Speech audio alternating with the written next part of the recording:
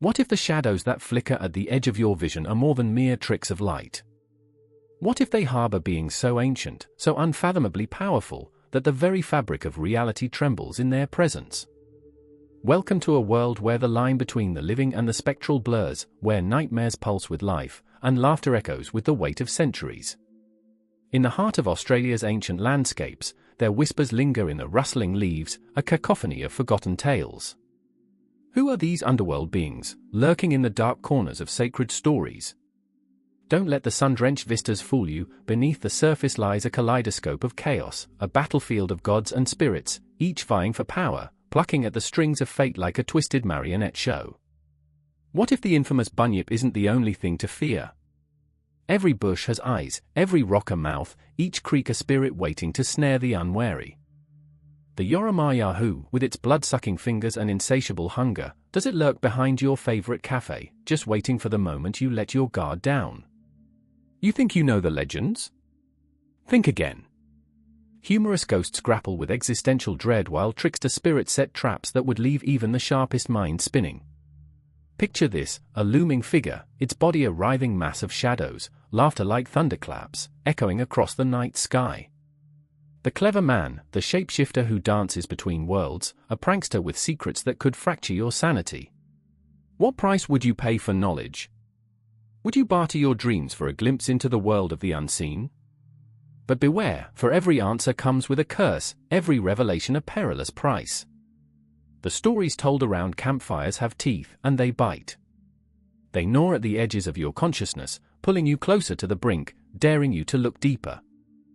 What if the legends are warnings, not stories? What if the underworld beings are not just figments of imagination, but one sleeping giant stirred from their slumber by the apathy of a modern world? Enter a landscape where ancient lore collides with the absurd, where the specters of the past chuckle at your ignorance. From the sky to the earth, they are woven into the very marrow of this land. Dark comedies unfold under the starlit sky, revealing a tapestry of life that mocks the simplicity of your understanding. Every word, every twist, pulls you closer to the cliff's edge of madness. Can you resist the urge to plunge into this abyss of ancient wisdom and modern folly? Or will you find yourself ensnared in the web of forgotten knowledge, gasping for breath as the shadows close in, their laughter ringing in your ears? The clock ticks ominously. Time is running out. Every moment spent in ignorance is a moment lost to the chaos that awaits. Will you turn back, or will you step into the unknown, where the ultimate truth lies cloaked in shadows, just beyond your reach? The night was thick with silence, a heavy cloak draped over the land, when the ground beneath me trembled, as if it held secrets too heavy to bear. I stood among the ancient trees, their gnarled branches clawing at the sky, roots twisting like serpents beneath the earth. The air crackled with an unspeakable energy, a warning, a beckoning. I could hear her voice, soft yet piercing, echoing through the dark. "Come back," it whispered, "come back to where the shadows wait." Mara was lost, and my heart thudded like a drum in my chest. I remember the way she used to laugh, a sound that could light even the darkest corners of the world. Now, that laughter felt like a distant memory, buried beneath the weight of grief.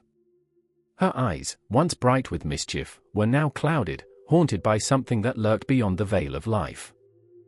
The underworld, they called it, a place that was not merely a destination but a presence, a shadow that wrapped itself around the living, tightening its grip with each passing moment. I remember the stories told around the fire, the flickering flames casting dancing shadows that wove tales of the Dreamtime. The elders spoke of the undergrowth, a vast expanse filled with spirits, those who had wandered too far, those who had forgotten the way home. They were trapped in an endless loop, caught between the worlds, their cries a chilling harmony that echoed through the night. I could feel them, the presences around me, pressing in closer, whispering secrets meant only for the brave or the foolish. Then there was Jira, my brother, who wore his heart like a shroud. He had always been the protector, but now he was a restless spirit, a man haunted by the choices he'd made. "We have to save her," he said, his voice trembling like the last leaf clinging to a branch. He gripped my shoulder, and I could feel the heat radiating off his skin, mingling with the cool night air. His eyes were wild, searching mine for the strength he believed I possessed. But what did I have to offer? I was drowning in my own uncertainty, a mere echo of who I once was. With every beat of my heart, I felt the pull of the underworld, drawing me closer to the precipice. I remembered the nights when we played beneath the stars, weaving dreams from the constellations, blissfully unaware of the darkness that lay just beneath the surface. The cosmos felt alive then, each star a soul, each constellation a story. But now, the stars seemed like distant witnesses, indifferent to our plight, watching as we teetered on the edge of something unfathomable. "Do you hear that?" Jira's voice broke through my reverie, a tremor of fear hidden beneath his bravado. He pointed toward the shadows encroaching upon us, their forms indistinct yet undeniably present. I could feel them, those who had crossed over, their whispers clawing at the edges of my consciousness. They were a chorus of sorrow, weaving through the night like smoke, impossible to ignore. "Mara!" I called out, my voice trembling like a fragile leaf caught in the wind. The silence that answered was deafening, a reminder of the void she had left behind. With each breath, I felt the world shift, the very ground beneath us thrumming with a pulse of its own. Time bent and twisted, and the memories flooded back, the day Mara had slipped away, that fateful moment when the light had dimmed in her eyes. She had been my anchor, my guiding star, and now the darkness threatened to consume us both. "We can't let her stay there," Jira insisted, his grip tightening on my arm, raw desperation etched across his face. "We have to pull her back, bring her home." But how? The underworld was more than just a place, it was a force, a consuming tide that could swallow whole those who dared to disturb its peace. I remembered the stories, the cautionary tales that spoke of the dangers that awaited those who ventured too deep into the shadows. Each tale seeped into my mind like ink on parchment, blurring the lines between reality and myth. "What if it's too late?" I whispered, my voice barely audible above the rustling leaves. "What if we lose ourselves trying to save her?" The night grew colder, and I felt a chill creeping into my bones, deeper than the night air. Shadows twisted around us, curling and unfurling like smoke, and I could almost see the figures emerge, their faces mere reflections of the past. "I remember," I murmured, "the stories of the ones who tried to cross over. They never returned." Jira's face hardened with determination, the fire within igniting something fierce. "Then we'll be different. We'll find her." I could see it in his eyes, a flicker of hope teetering on the brink of despair, a flame that refused to be snuffed out. And in that moment, something shifted. My heart raced, pounding like a war drum, as I felt the weight of our connection, the bond that had been forged through years of laughter, tears, and love. We were not just siblings, we were warriors, bound in the fight against the darkness seeking to claim our Mara. Yet, the underworld loomed large, a looming presence that shrouded our resolve in doubt. The stories whispered truths that sent shivers down my spine, of those who had ventured too far, lured by the siren song of lost souls. "What if we become like them?" I feared, a tremor of panic rippling through me. The shadows seemed to thicken, their whispers growing louder, drowning out my thoughts with promises of despair. "Together, we can face it," he said, his voice a lifeline thrown into the abyss. I took a deep breath, feeling the weight of history pressing down upon us, the spirits of our ancestors urging us forward, a chorus of voices echoing through the ages. The cosmos felt like a spinning wheel, each star a reminder of the choices that lay ahead. The moment hung in the air, heavy with possibility, as the night deepened around us, a blanket of darkness that promised both danger and revelation. Shadows danced around us and I could feel the pull of the underworld, a haunting melody calling us to the edge of the world as we knew it. Jira and I, bound by blood and fate, stepped forward, hearts racing, ready to confront the shadows that awaited us. The weight of the unknown loomed, but we had each other, an unbreakable tether that refused to let the darkness consume us entirely. And so we moved forward, into the heart of the night, our souls intertwined with the whispers of the past, stepping beyond the threshold where the living and the lost met. The journey was just beginning, the silence pregnant with anticipation, as we prepared to face whatever lay ahead. The silence was deafening, broken only by the rustling leaves that whispered stories of the ancient ones.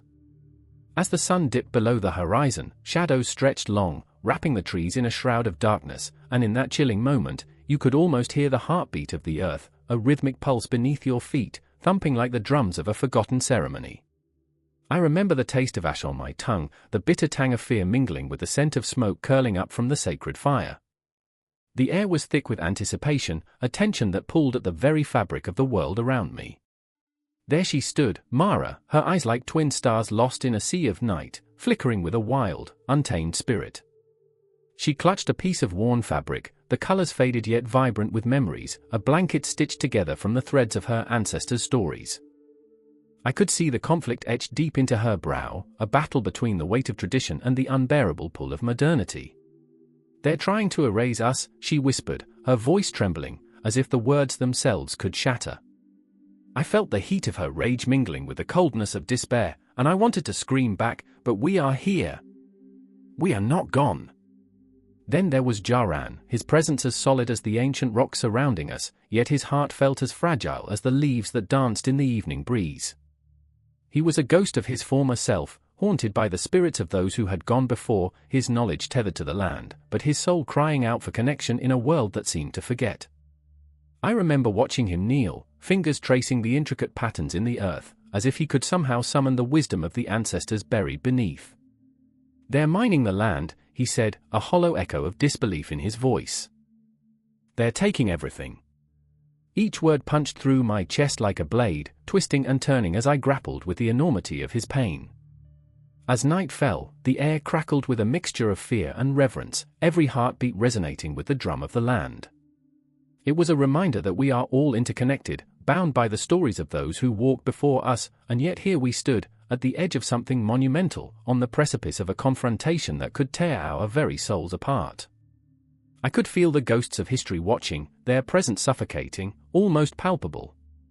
Mara stepped closer, the fabric clutched tightly in her fists, a lifeline amid the chaos. "We have to fight for what's ours," she implored, her voice rising like the winds that swept through the trees, carrying the weight of unspoken prayers. "The spirits are restless, and we cannot let them down." Each word felt like a sacred incantation, binding us together in a moment of shared determination. In that moment, I could see her passion igniting a fire within me, an ember that sparked a flicker of hope, but the fear of what we might lose loomed like a thundercloud overhead. Time warped around us, stretching and contracting in ways that felt almost surreal. I remember the stories told by the elders, tales of the Dreamtime where the earth was shaped by ancestral beings, a world vibrant and alive with spirits. The stars above twinkled with the echoes of their laughter and tears, holding the weight of our past, present, and future. "Can you feel them?" I asked Jaran, my voice breaking the heavy silence. "Can you feel the pulse of the land?" But his gaze was distant, lost somewhere in the vastness of the cosmos, battling his own demons. The tension was thick enough to slice, and I could see the shadows of doubt creeping into Mara's eyes. "What if we fail?" she murmured, the vulnerability that slipped through her fierce exterior unraveling the threads of my own courage. "What if we lose everything?" I felt the heat of her tears, the weight of our shared fears hovering in the air like a storm on the horizon. "Together, we are stronger," I replied, though my heart quivered, unsure if I could truly believe my own words. As the moon rose high, casting an ethereal glow over the land, I could almost hear the distant whispers of the ancestors urging us forward, their voices woven into the very fabric of the night. The tree swayed, and I felt the brush of their spirits against my skin, a reminder of the resilience that flowed through our veins. We were not alone, we had each other, and the haunting memories of those who had come before us. The confrontation was brewing, a tempest of emotion swirling like a cyclone ready to unleash its fury. I remember the night we first gathered, a collective that felt both fragile and fierce, standing against the tide of erasure. Mara's voice rang out, a siren's call that pierced through the darkness. "We fight for our stories, our existence." Each word echoed like a heartbeat, resonating with the very essence of who we were. I felt the weight of history pressing down, and I knew that this moment would not only define us but would ripple through time, echoing in the hearts of generations to come. I looked to Jaran, whose gaze flickered with the fire of defiance, and I felt the surge of strength within myself. "No more silence," I declared, the words igniting a flame that began to burn fiercely in the depths of our souls. "No more erasure." The air crackled with electric energy, a charge that felt alive, and I knew, in that moment, we were ready to rise against the shadows, to reclaim our place in the tapestry of existence woven from the stories that shaped us. But as we stood there, on the brink of our reckoning, the shadows lengthened, whispering secrets and doubts, and I couldn't help but wonder if the ghosts of our past would guide us or haunt us. Every heartbeat echoed with the weight of the world, every breath heavy with the memory of those who fought before us. And in that haunting silence, I realized that this was just the beginning, a thread in the endless unraveling of our journey, one that would lead us not only through the darkness but into the light. A flicker of flame shatters the night's velvety blanket, casting long shadows over the cracked earth, where two figures stand poised, bodies taut, hearts racing. The air is thick, a charged silence vibrating with unspoken fears and ancient echoes. I can almost feel the weight of their ancestors pressing down on them, urging, listening, waiting. This is not just a moment, it's a collision with the eternal, a whisper from Dreamtime, crackling in the firelight. I remember the first time I heard the old stories, the way they danced in the air like smoke, curling into shapes that threatened to escape my grasp. They told of beings who walked the earth long before us, of the rivers that sang tales of creation, of stars that flickered with the laughter of spirits. Everything held meaning, every stone and leaf, but tonight, the stories twist uneasily like a snake coiling in the shadows. The younger one, Jorah, clutches a worn-out talisman, its fabric frayed, a remnant of hope. Her eyes, dark and stormy, betray a heart full of doubt. What if they don't listen, she whispers, voice trembling like the flames before her. What if the Dreamtime has forgotten us? The weight of her words settles in my chest, a stone sinking deep. She stands on the precipice of belief and despair, teetering on the edge of a chasm filled with her fears. Beside her, Koa, her elder brother, hovers like a guardian spirit. His jaw is clenched, a fortress against the rising tide of anxiety. He remembers too vividly the elder's warnings, the thinning veil between their world and the one filled with shadows. We cannot abandon them, he insists, voice low and fierce, like the rumble of distant thunder. We are the keepers, and they must know we're still here. But with each heartbeat, the echo of the past pounds louder against their chests. The Dreamtime is restless, and the night is alive with its whispers, a cacophony of voices urging them to remember. The fire crackles, spitting embers into the air like tiny stars rebelling against the night. I can almost see the spirits swirling among them, each flicker a reminder of a history that thrums beneath the surface, waiting to be honored. Shadows dance across their faces, flickering between fear and determination, as if the very fabric of reality is hanging in the balance. I remember my own moments of doubt, standing beneath a sky so vast it made me feel infinitesimal. I used to think of the Dreamtime as a distant echo, something I could never quite grasp. But as I listen to Jorah and Koa, I feel its pulse, a rhythm that connects us all, a heartbeat of sorrow, joy, loss, and resilience. Close your eyes, Koa urges, his voice a gentle command, laced with urgency. Listen to the land. The world falls away, and suddenly, beneath the cacophony of night, I hear it, the whispers of ancestors, the rustling of leaves telling stories of old, the laughter of children long gone playing in the grass. My heart quickens, I am swept into a current, a tide of memories that isn't mine, yet feels achingly familiar. Jorah's breath catches.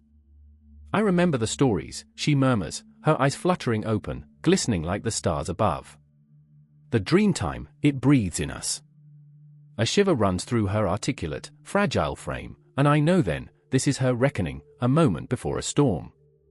The weight of her lineage, of generations past, crashing over her like waves against a cliff. She has the power to awaken the spirits or let them slip further into obscurity, and the choice is choking her. Koa senses her turmoil.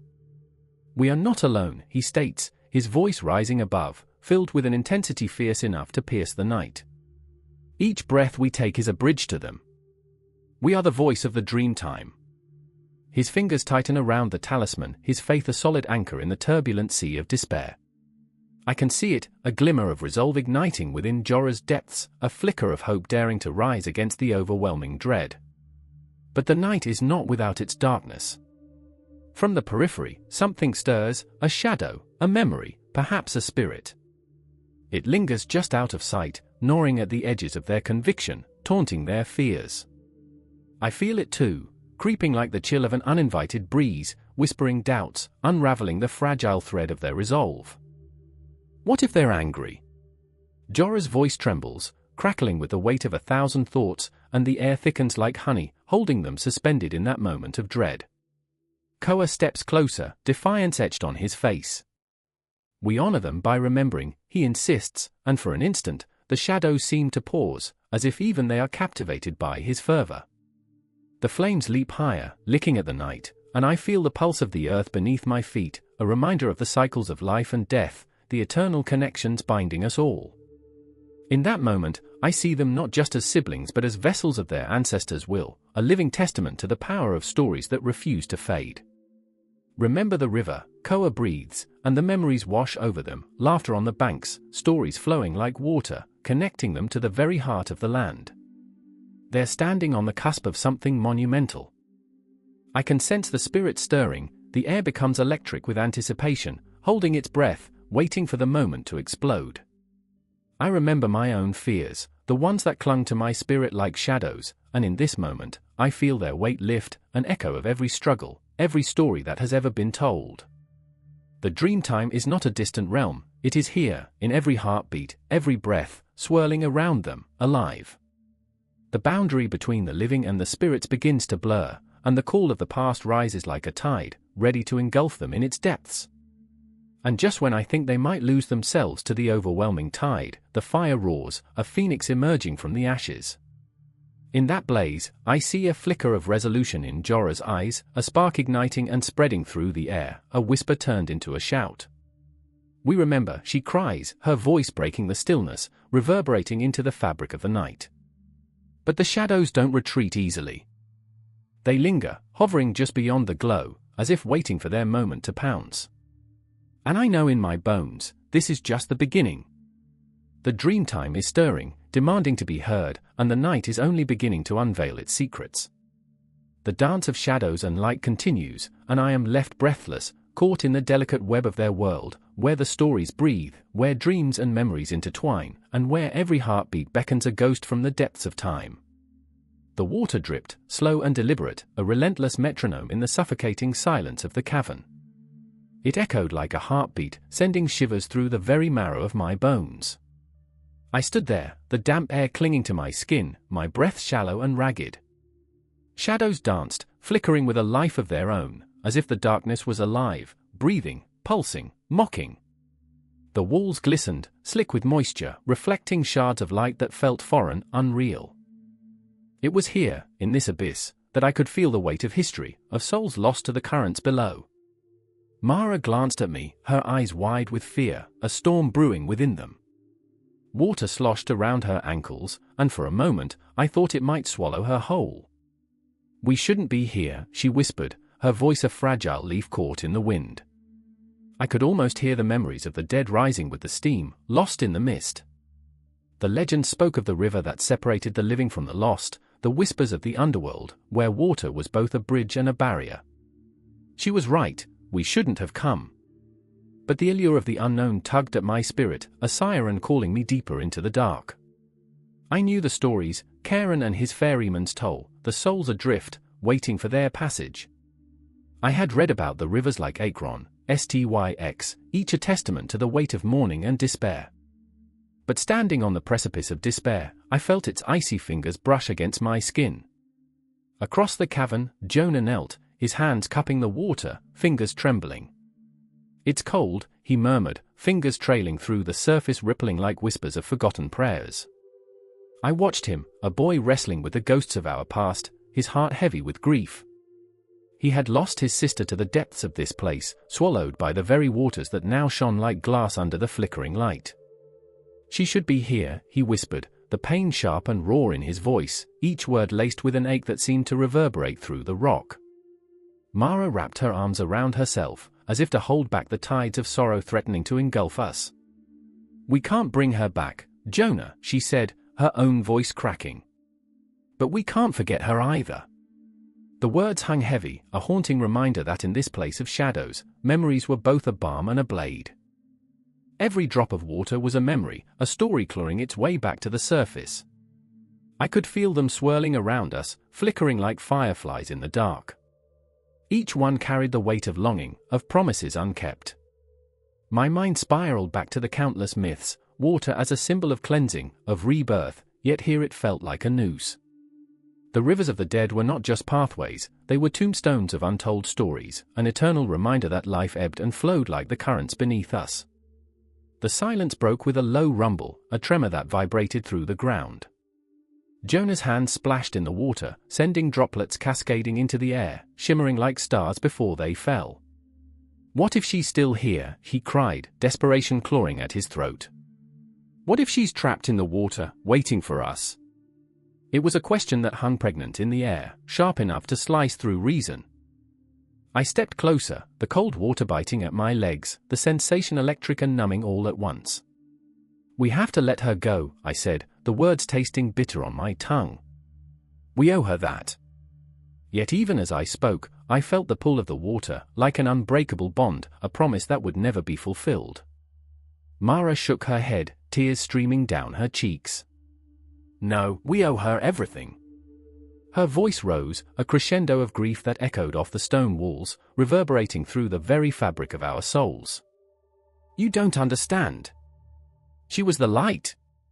She was," her words faltered, drowning in the agony of loss. "She was our hope." Hope, such a fragile thing. It flickered under the weight of despair like a candle in a storm, threatening to extinguish with every breath. The water swirled around us, dark and foreboding, whispering secrets we weren't prepared to hear. I could feel it beckoning, the call of the underworld pulsing beneath the surface, resonating with our pain, our fear. It reminded us that in this realm of shadows, we were but echoes of what once was. Jonah, lost in the depth of his sorrow, leaned closer, the water now lapping at his hands. I reached for him, panic rising as I saw him teeter on the edge of something darker. "Jonah, don't!" I shouted, my voice cutting through the thick atmosphere like a knife. "You can't let it take you." The undercurrents were strong here, the water had a way of seducing even the purest of hearts into its depths. But he didn't listen. "I can feel her, Mara," he cried, the desperation clawing at his throat. "She's here." The water shimmered, glistening in the faint light, an invitation to the lost and the broken. I felt my heart race, the water was alive, a siren song that promised solace but delivered only despair. In that moment, I was struck by the reality of our choices. We stood at a crossroads, the weight of our grief pushing us deeper into the shadows. I remembered the myths, the stories of those who had crossed the waters, forever altered by the experience. I remembered how water, in all its forms, was both a giver and a taker, a mirror reflecting our innermost fears and desires. And then, in the cacophony of emotions, I saw it, the shimmer beneath the surface, a fleeting silhouette that sent a chill racing down my spine. The air grew heavy with unspoken words, the water now a living entity, a beast lurking in the depths. "Mara, Jonah," I whispered, the fear clawing at my heart. "We need to leave. Now." But the pull of the water was relentless, every heartbeat echoing in the cavern, every breath laden with dread. The shadows joined us, swirling and whispering, a chorus of lost souls urging us forward, deeper into the unknown. Each second ticked away like the beat of a dying heart, and I knew we had to confront the darkness before it consumed us whole. So we stood there, at the brink of an abyss, water swirling around our ankles, hearts pounding in time with the relentless rhythm of the dripping cave. We were lost, not just in the cavern but within ourselves, our fears clawing at our insides, begging to be heard. And all around us, the weight of water whispered its secrets, a reminder that some stories never truly end, they only transform, sinking deeper into the darkness. The moon hung low, a swollen eye peering through dark clouds, casting ghostly shadows on the rugged outback. The air was thick, vibrating with an electric tension, as if the very ground was holding its breath. Then came the scream, a raw, desperate wail that shattered the stillness, sending chills down my spine. I felt it in my bones, something was lurking in the unseen, a presence that twisted the night into a twisted playground of fear. I remember the first time I heard the stories, whispered at the campfire, voices cracking with excitement and trepidation. The Yowie, a creature of legend, half man, half beast. My heart raced at the thought, but I was burdened with skepticism. That was before I found myself here, in the heart of the untamed wilderness, where the trees loom like ancient sentinels and the shadows dance with whispered secrets. A crack echoed in the distance, sharp as glass. "Did you hear that?" Claire's voice trembled beside me, her eyes wide, reflecting the flickering light of the fire. She was the skeptic, always armed with science, yet here, her skepticism was wavering. I could see the flicker of doubt igniting her fear. "It's probably just a kangaroo," she muttered, but I could see the truth in her quaking hands. "Yeah, right," I scoffed, though my voice cracked under the weight of my own doubt. I was here, adventurous, brave, ready to face the unknown but tethered by an unshakable dread. The Yowie haunted me, not just as a myth but as a reflection of every fear I had ever buried. Then there was Sam, standing a few paces away, his back turned to us, a hulking silhouette against the firelight. He was the believer, eyes bright with fervor. "You have to respect the Yowie," he'd said earlier, his voice low, reverent. "It's not just a monster, it's a guardian of this land." But now, the bravado in his tone was fading, replaced by a palpable tension. I could sense his thoughts spiraling into a vortex of anxiety. "I remember," he started, but the words crumbled, caught in his throat. Memories of his childhood, tales shared by a grandfather who spoke of the creature with both fear and awe. Sam's belief was a shield, but tonight it felt like a frail barrier against the encroaching darkness. Another crash, closer this time. My heart thundered, an omnipresent drumbeat of dread. I turned to Claire, our eyes locking in a silent pact of fear. That's when we saw it, a hulking figure, silhouetted against the moonlit backdrop. I froze, breath hitching in my throat. The Yowie. It loomed, a monstrous shadow, its eyes glinting with an intelligence that sent shivers down my spine. "Run!" Sam shouted, breaking the spell. The command hung in the air, potent with raw urgency. We bolted, hearts racing, fear propelling us deeper into the woods.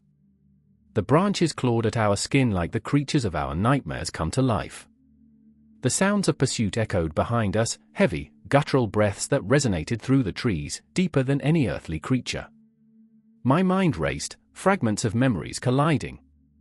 The fables of the Yowie's strength, its ability to blend with shadows, and the whispers of those who claimed to have seen it and lived to tell the tale. Or, worse yet, those who hadn't. I stumbled, the ground giving way beneath my feet, and Claire caught me, her grip fierce and determined. "We can't stop. We have to keep moving."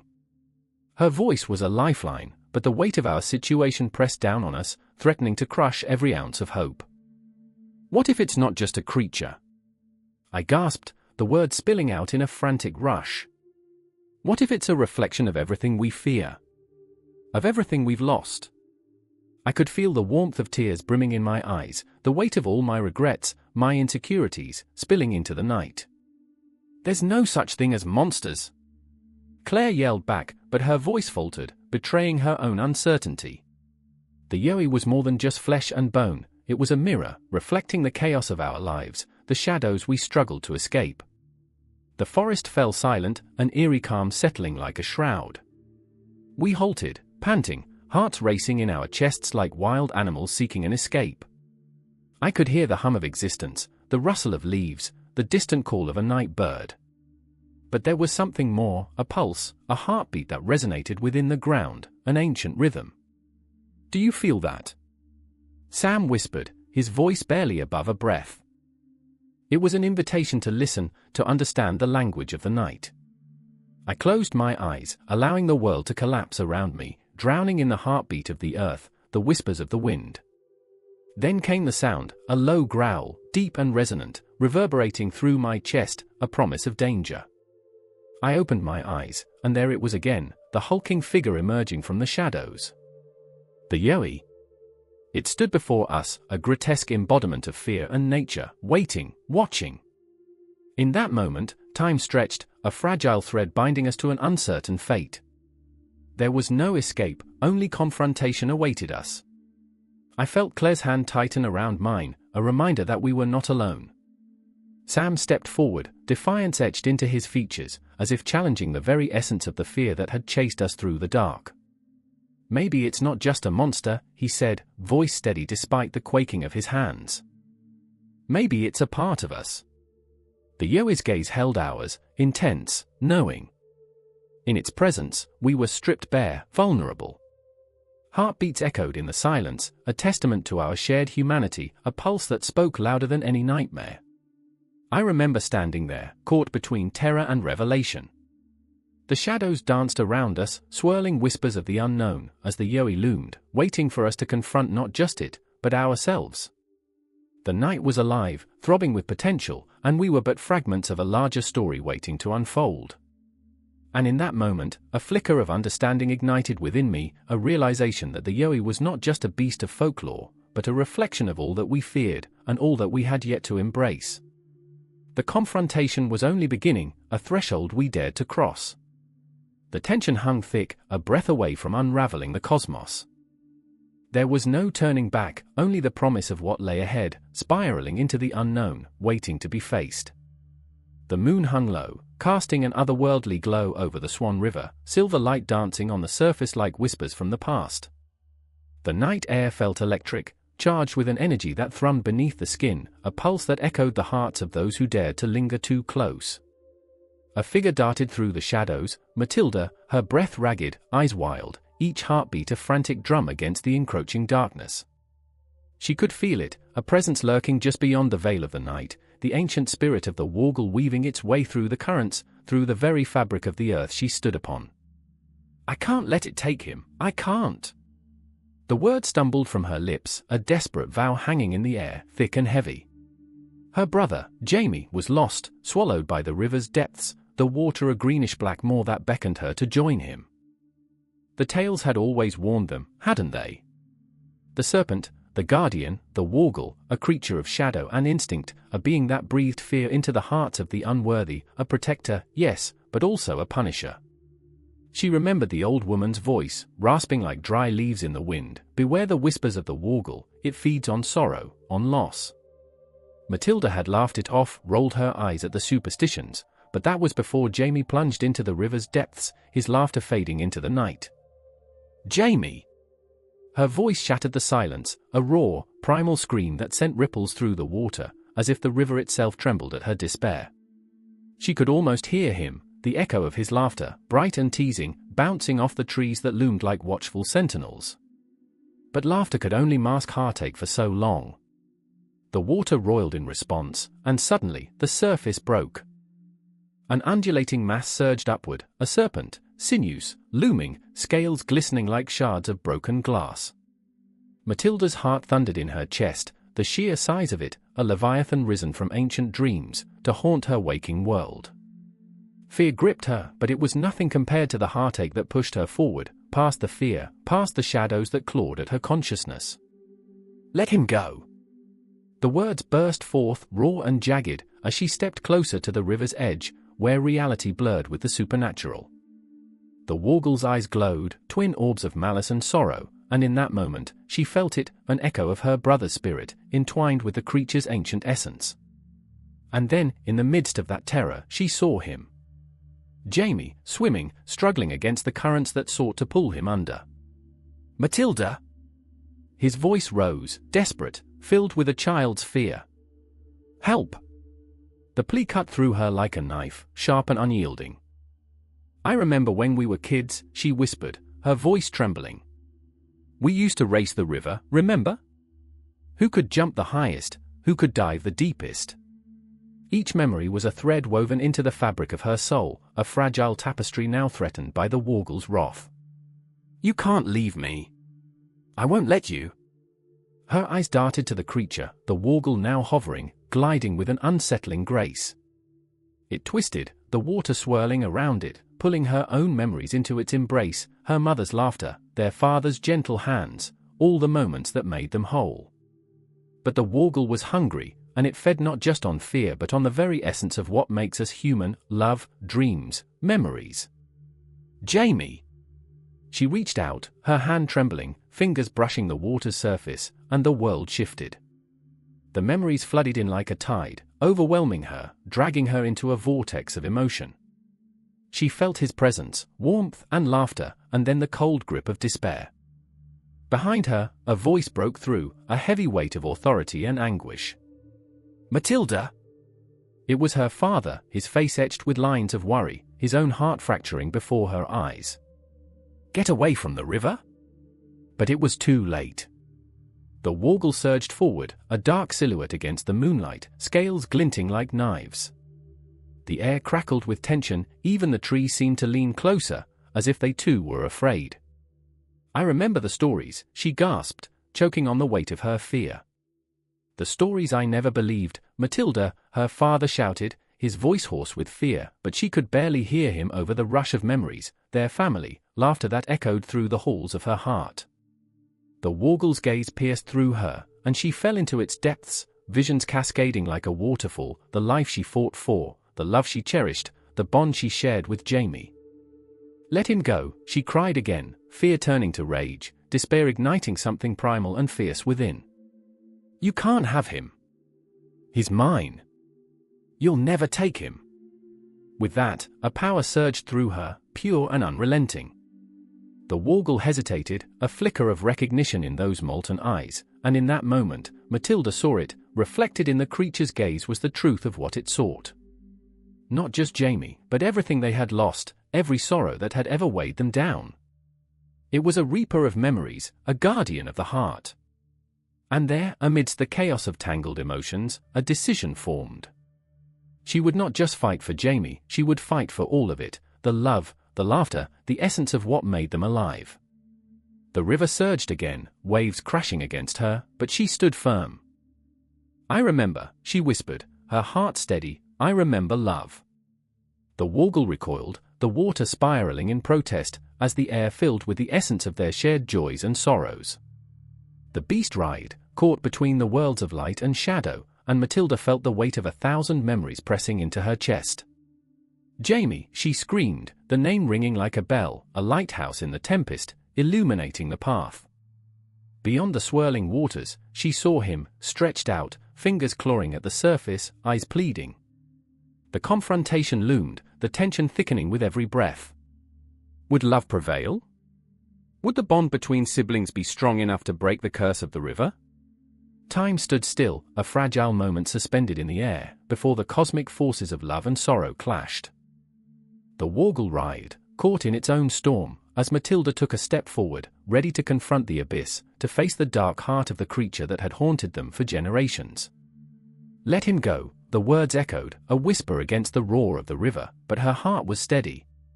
The battle had begun, each heartbeat reverberating through her soul, a promise that would not be broken. The dance of fate was unfolding, a delicate balance between love and loss, and she would not back down. Nothing would end here, it was only the beginning. A shiver ripples through the night, a whisper of the unseen. The moon hangs low, a watchful eye draped in the thin veil of clouds, and the earth pulses beneath the feet of two figures teetering on the edge of despair.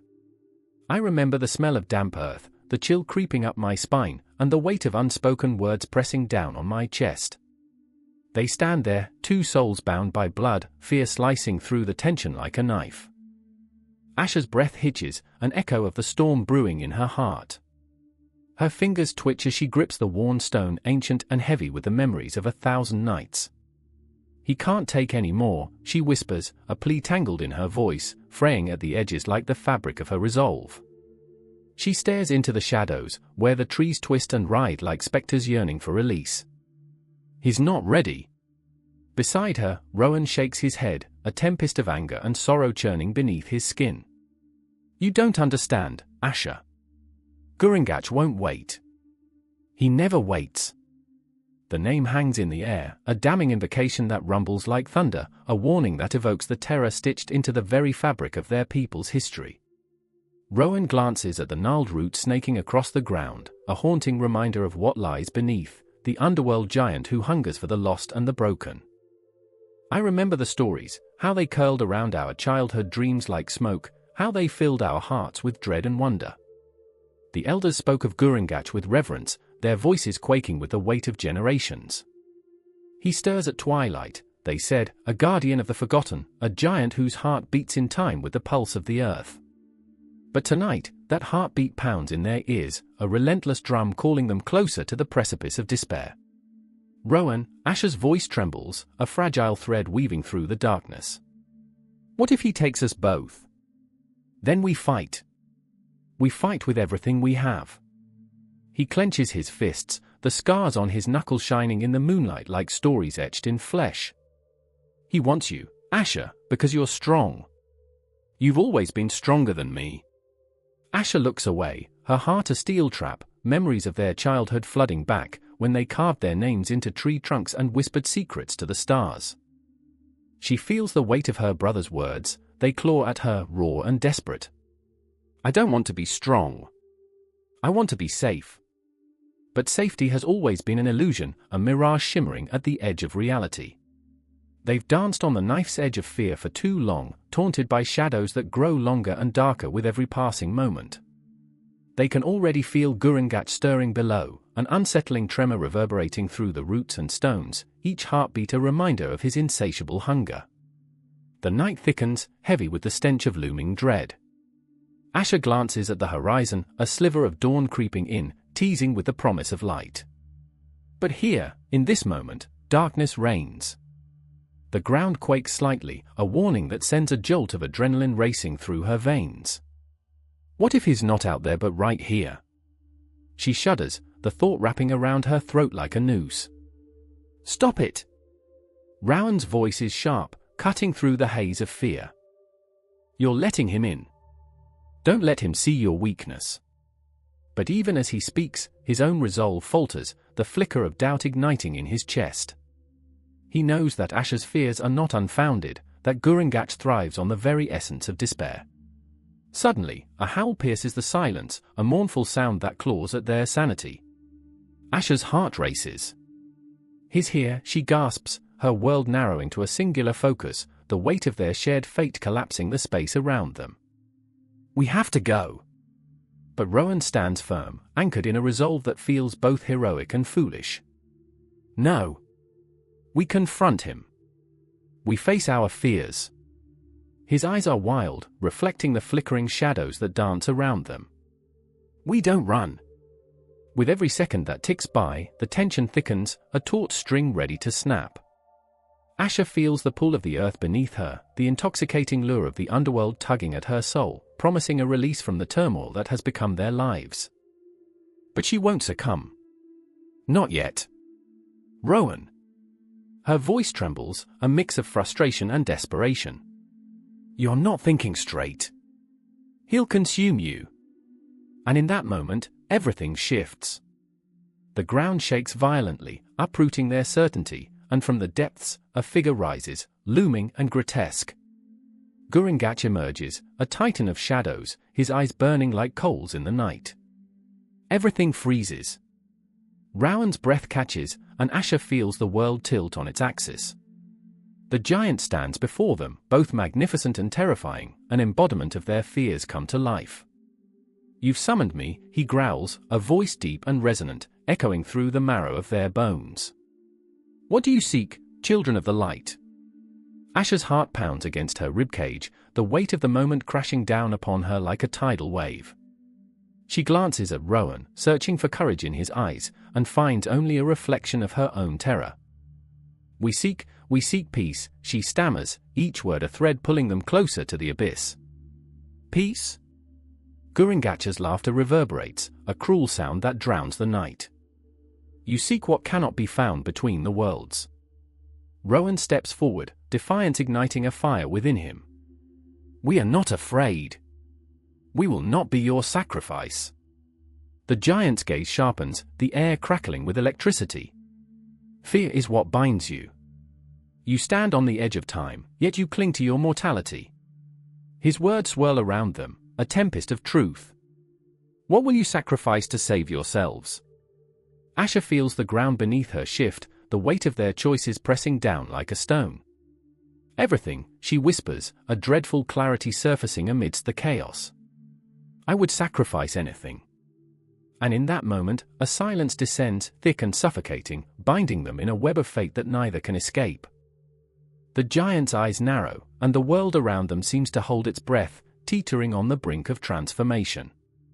In the distance, the first light of dawn begins to creep in, yet here, in the heart of darkness, the battle is just beginning, a clash of wills, a heart-wrenching confrontation between light and shadow, hope and despair. Gurungach looms larger than ever, a reminder of the depths they must face, the choices that will haunt them forever. And I remember, time stretches, a thin thread between what was and what could be, as they stand at the precipice, ready to confront the unthinkable, their hearts racing against the shadows. The journey ahead is fraught with peril, yet beneath it all lies a flicker of hope, a yearning pulse that refuses to be extinguished. The clock ticks, the night lingers, and the story unfurls, unraveling with a raw, visceral intensity that echoes like thunder in the silence. The stillness of the night was oppressive, like a thick blanket smothering life itself. The moon hung low, a ghostly orb casting silver shadows across the still waters of the Billabong. I shivered, not from the cold, but from the whispers that danced on the wind, stories of a creature lurking just beneath the surface. The water rippled, teasingly, as if something, or someone, was stirring in the depths, waiting for the right moment to rise. I remember the thrill of fear, that electric jolt that surged through my veins, igniting every nerve ending. The locals spoke of the bunyip, an ancient terror, a beast of nightmares that haunted these very waters. Children giggled nervously as they recounted tales around bonfires, eyes wide with fascination and dread. I remember those nights, the way the flames crackled, the way the shadows twisted and turned, whispering secrets of a creature that was half legend, half reality. And then there was Millie, her laughter like music, yet tinged with a sadness that hung heavy in the air. She was drawn to the Billabong, her restless spirit seeking solace in the murky depths. I could see it in her eyes, the unquenchable thirst for answers that danced just out of reach. As we stood there, the water's edge beckoning, I knew she felt it too, the magnetic pull of the unknown, the fear that gripped her heart and made her soul ache. But oh, Millie was fierce. She challenged the shadows, defied the whispers. "It's just a myth," she would say, her voice steady, though her hands trembled. "A story made up by those too afraid to face the truth." Yet, I saw the flicker of doubt that crossed her face, a fleeting moment when the bravado fell away, replaced by the raw terror that lay beneath. Then we had Sam, the skeptic, the voice of reason wrapped in a cloak of cynicism. He rolled his eyes at the legends, dismissing them with a wave of his hand like they were nothing more than a pesky fly. "Legends are for children," he'd scoff, leaning back against a tree, arms crossed. But I could sense his fear, the way he shifted uncomfortably when the topic turned to the bunyip. Deep down, he feared what he couldn't explain, and that made him all the more tragic. As the sun set, the air grew thick with tension, and I feared the night would swallow us whole. It was then that the first scream pierced the silence, a sound so primal, so filled with terror, that it sent shivers racing down my spine. The sound echoed through the trees, sharp and jagged, cutting into the very fabric of the night. Millie's eyes widened, her breath hitching in her throat. "What was that?" Before I could answer, the water erupted in a violent splash, sending ripples cascading across the surface. I felt my heart race, a drumbeat of dread pounding in my chest, drowning out reason. The shimmering surface danced with something dark and large, something alive that pulled at the edges of my vision. In that moment, time twisted, slowed to a crawl. I remember the feeling of desperation. I wanted to reach out and hold onto the fleeting fragments of reality. The air thickened, and the shadows lengthened, creeping closer, arms outstretched, as if they were alive. Then, it happened. The water exploded, and a monstrous figure heaved itself onto the shore, a creature that was no longer just a story. Its scales glistened, slick with the dark water, and its eyes glowed with an otherworldly hunger. It was a nightmare made flesh, the embodiment of every fear that ever lurked beneath the surface. Millie stumbled backward, and Sam's bravado shattered like glass. I could see it in his eyes, the flicker of disbelief morphing into sheer terror. The atmosphere crackled, and I understood in that moment that legends were not born from nothing, they were whispers of truth, echoes of fear that had lived in the hearts of generations. The bunyip stood before us, a grotesque amalgamation of feature that clawed at the edges of sanity. I remember the way it breathed, ragged and heavy, as if it had risen from the depths of some primordial nightmare. the ground trembled beneath its weight, and I felt the world shift, the certainty of reality twisting into something dark and unfamiliar. "Run!" I screamed, my voice raw, vibrating with panic. But the words were lost in the chaos that ensued. Millie's scream mingled with the chorus of the night, and Sam was already moving, his legs pumping, driven by a primal instinct. I felt a pull, a desperate need to stay, to understand the terror that had become flesh before us. But as I turned to see Millie's wide eyes, filled with a mixture of wonder and fear, something in me snapped. I ran. The darkness closed in, every shadow whispering, every rustle of leaves like a taunt. The trees twisted into grotesque figures, mocking our flight, and in that moment, I knew I could never escape the haunting memory of that beast. The bunyip, a myth or a reality? It didn't matter anymore. The lines had blurred, and all that was left was the overwhelming weight of fear that settled like a fog in my chest, a reminder that some stories are born from truth, and some truths are best left buried. As I raced into the night, the world around me a blur, I felt the breath of the bunyip on my neck, an unrelenting reminder that some legends refuse to die. And in the dark corners of my mind, I knew this was only the beginning. The confrontation had only just begun, and the bunyip was not done with us yet. The shadows stretched, the water whispered, and I could feel it there, waiting, hungry for the next heartbeat of fear to rise. The air was thick with the stench of earth, the kind that clung to your lungs like a desperate secret. I stood, frozen, beneath the canopy of simmering stars, the silence around me suffocating. Each tick of the night felt like a countdown, an ominous drum echoing in the marrow of my bones. Shadows danced in flickers of firelight, and I could see Tidalik sprawled on the ground, his belly swollen like a balloon, a grotesque mockery of the life that once thrived around him. He had consumed the water, the sacred water that nourished our land, and now it was gone. I remember how the elders had warned us, their voices woven with worry. Water is not just a resource, it is a lifeblood. Their words echoed like the mournful song of a lost spirit, and now I felt the weight of that truth crashing down on me. I could see Ellie, her face twisted in anguish, her hands digging into the dry earth as if trying to unearth the water that had been swallowed whole. "What have you done, Tidalik?" she cried, the desperation in her voice slicing through the air. A sound so raw it made my heart ache, the sound of someone who had lost everything.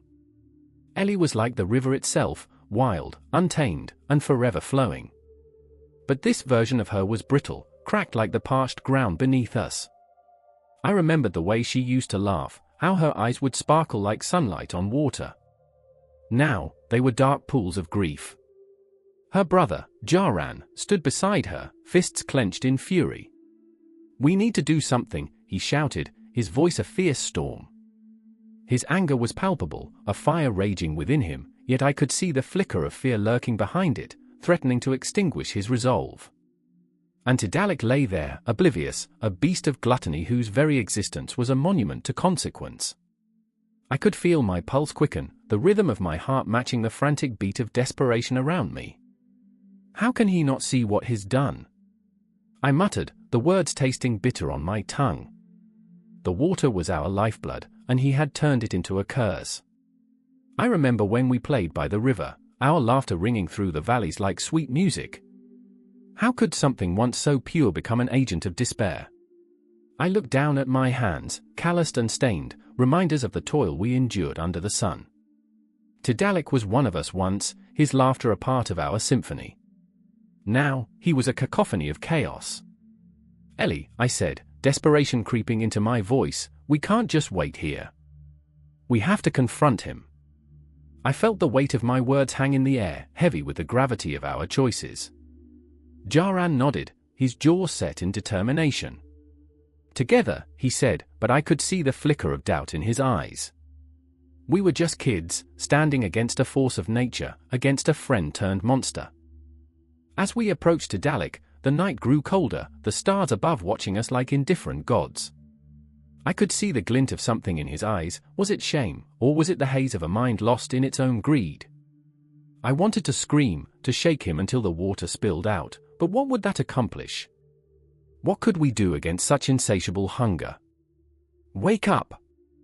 Ellie shouted, her voice rising above the hush of the night. It echoed like a plea, a cry for redemption. Tidalik stirred, his massive form shifting as if in response to her call, but the light of recognition never flickered in his eyes. Instead, he let out a low, rumbling laugh, a sound that sent shivers down my spine. "What trouble are you three causing?" he mocked, oblivious to the devastation he had wrought. I felt anger bubble within me, a wildfire igniting in the pit of my stomach. "You've taken everything, Tidalik. Everything we loved." My voice cracked, the weight of my emotions pressing down on me like stones. "The animals are dying, the plants are withering. Do you not understand?" I could feel my heart racing, the blood pounding in my ears like a war drum, a call to arms against the emptiness that surrounded us. Then, I saw it, the moment Tidalik's laughter faded, replaced by a flicker of confusion. For a brief second, I thought I saw a glimmer of remorse, an echo of the boy who once chased us through the fields, the friend we had shared secrets with. But then it was gone, buried beneath layers of gluttony and disregard. Ellie stepped forward, her voice trembling yet fierce. "You don't own the water, Tidalik. You've stolen it, and now it's time to give it back." Each word was a ripple, shaking the very ground beneath us, igniting something that had long been dormant. I could feel the air crackling, charged with tension as if the universe held its breath. Tidalik's eyes narrowed, and for the first time, I saw a hint of fear. The reality of our words seeped into him, and the weight of his choices hung like a dark cloud. But would it be enough? Could a glimmer of remorse overpower the shadows of his greed? Time stretched, each second an eternity, and I felt myself teetering on the edge of despair and hope. The darkness around us was an echo of the darkness within, and as I watched my friends confront the impossible, I knew we were faced with a choice that would change everything. "Please, Tidalik," I whispered, my voice barely a tremor. "Remember who you are. We need you." The plea hung in the air, a fragile thread woven from love and desperation, and in that moment, I realized that this battle was not just for water, it was for the soul of our community, for the spirit of friendship that had once bound us. As the confrontation deepened, the shadows around us seemed to thicken, pressing in closer, hungry for the outcome. I could feel my heart racing, each beat a reminder of everything at stake. The stars above flickered, bearing witness to our struggle, as if the cosmos itself held its breath in anticipation, waiting for the tides of fate to turn. And just like that, the night hung suspended, a moment caught in time, a confrontation between greed and the spirit of togetherness, a battle that would ripple through the very fabric of our existence. The moon hung low, a sliver of silver slicing through the night sky, casting trembling shadows over the murky waters of the river. My heart pounded as I stood at the bank, its surging whispers echoing in my ears, taunting me with the stories of the Muldiawank, the river monster that haunted our dreams and our waking moments. I remember how it felt, the chill that crept up my spine, the way the air thickened, heavy with tension, as if the very world held its breath, waiting. "Do you hear it?" cried Ilara, her wide eyes reflecting the watery depths, filled with both fear and an almost maddening curiosity. She was my sister, caught between the thrill of the unknown and the dread that clawed at her insides. Her voice quivered, breaking the silence like glass shattering on stone. I wanted to pull her back, to shield her from whatever darkness lurked beneath the surface, but I couldn't. I was just as ensnared in this haunting tale, this living nightmare. "I remember the stories, Ilara," I whispered, my voice barely breaking the stillness. The way they spoke of the Muldiawank, how it waited, how it watched. The river swirled around us, a living entity, inviting and foreboding all at once. I could almost imagine its breath, hot and foul, rising from the depths, wrapping around us like a lover's embrace gone wrong. "Stop it, Rylan," she hissed, her breath quickening. "You're scaring me." I wanted to reach out, to comfort her, but my own terror was a weight I couldn't shake off. We were tethered to this moment, fear binding us together in a fragile thread, hanging over the precipice of the unknown. The night air crackled, and in the distance, a low growl rumbled, reverberating through the ground like a heartbeat. My pulse quickened, matching the rhythm of the river as it whispered tales of dread, a promise of the Muldiawank, waiting just below the surface, a shadow beneath the water's skin. I could feel it in my bones, the unease coiling tighter and tighter, like a serpent preparing to strike. Mother told us to stay away, I murmured, a futile attempt to cling to sanity. Was it the stories or the truth that haunted me? I felt the weight of our ancestry pressing against me, the fear that had been passed down like a cursed heirloom. What if it's real? Ilara's gaze drifted beyond the riverbank, where the trees leaned closer, their gnarled branches stretching like skeletal fingers into the night. What if it isn't? Her voice trembled with defiance, but it was a bravado laced with uncertainty. The river answered her with a splash, a sudden wave that surged towards us, icy fingers reaching for our ankles.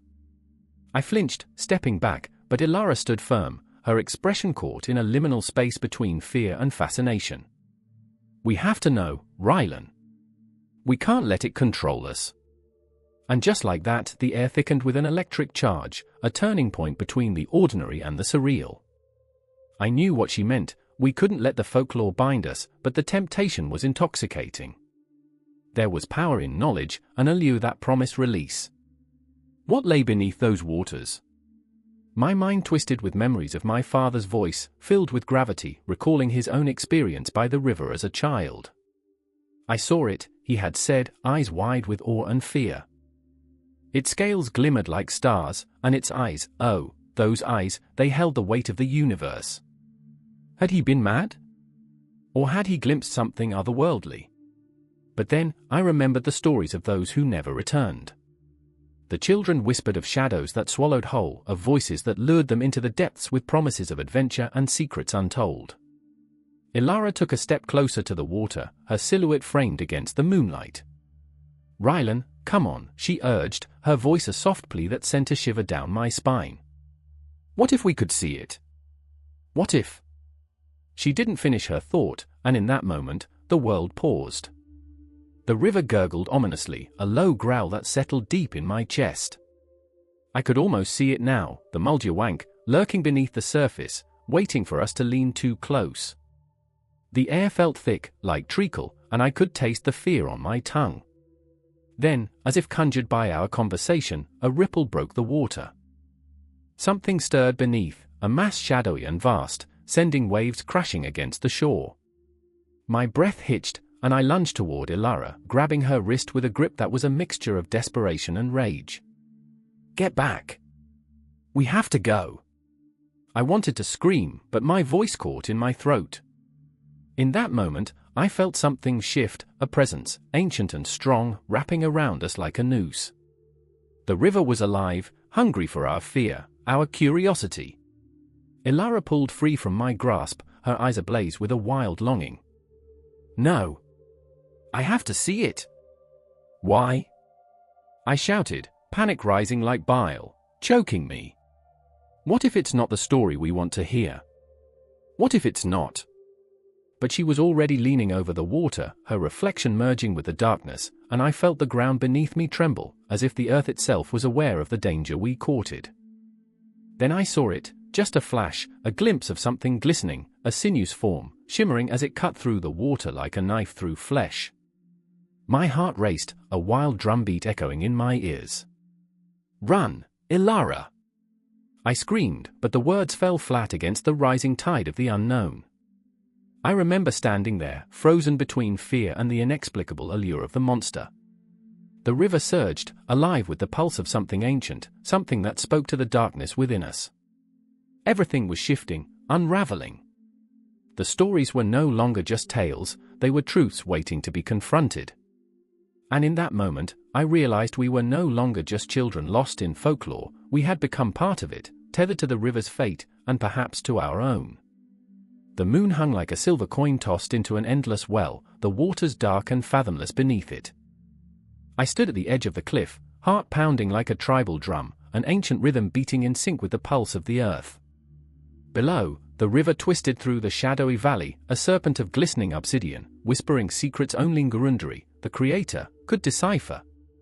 I could almost hear him, his voice a low growl, urging me to step closer, to listen, to surrender. But fear, raw and electric, snaked up my spine, anchoring me to the ground.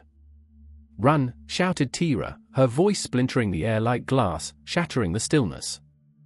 Her eyes wide, reflecting the terror coursing through her.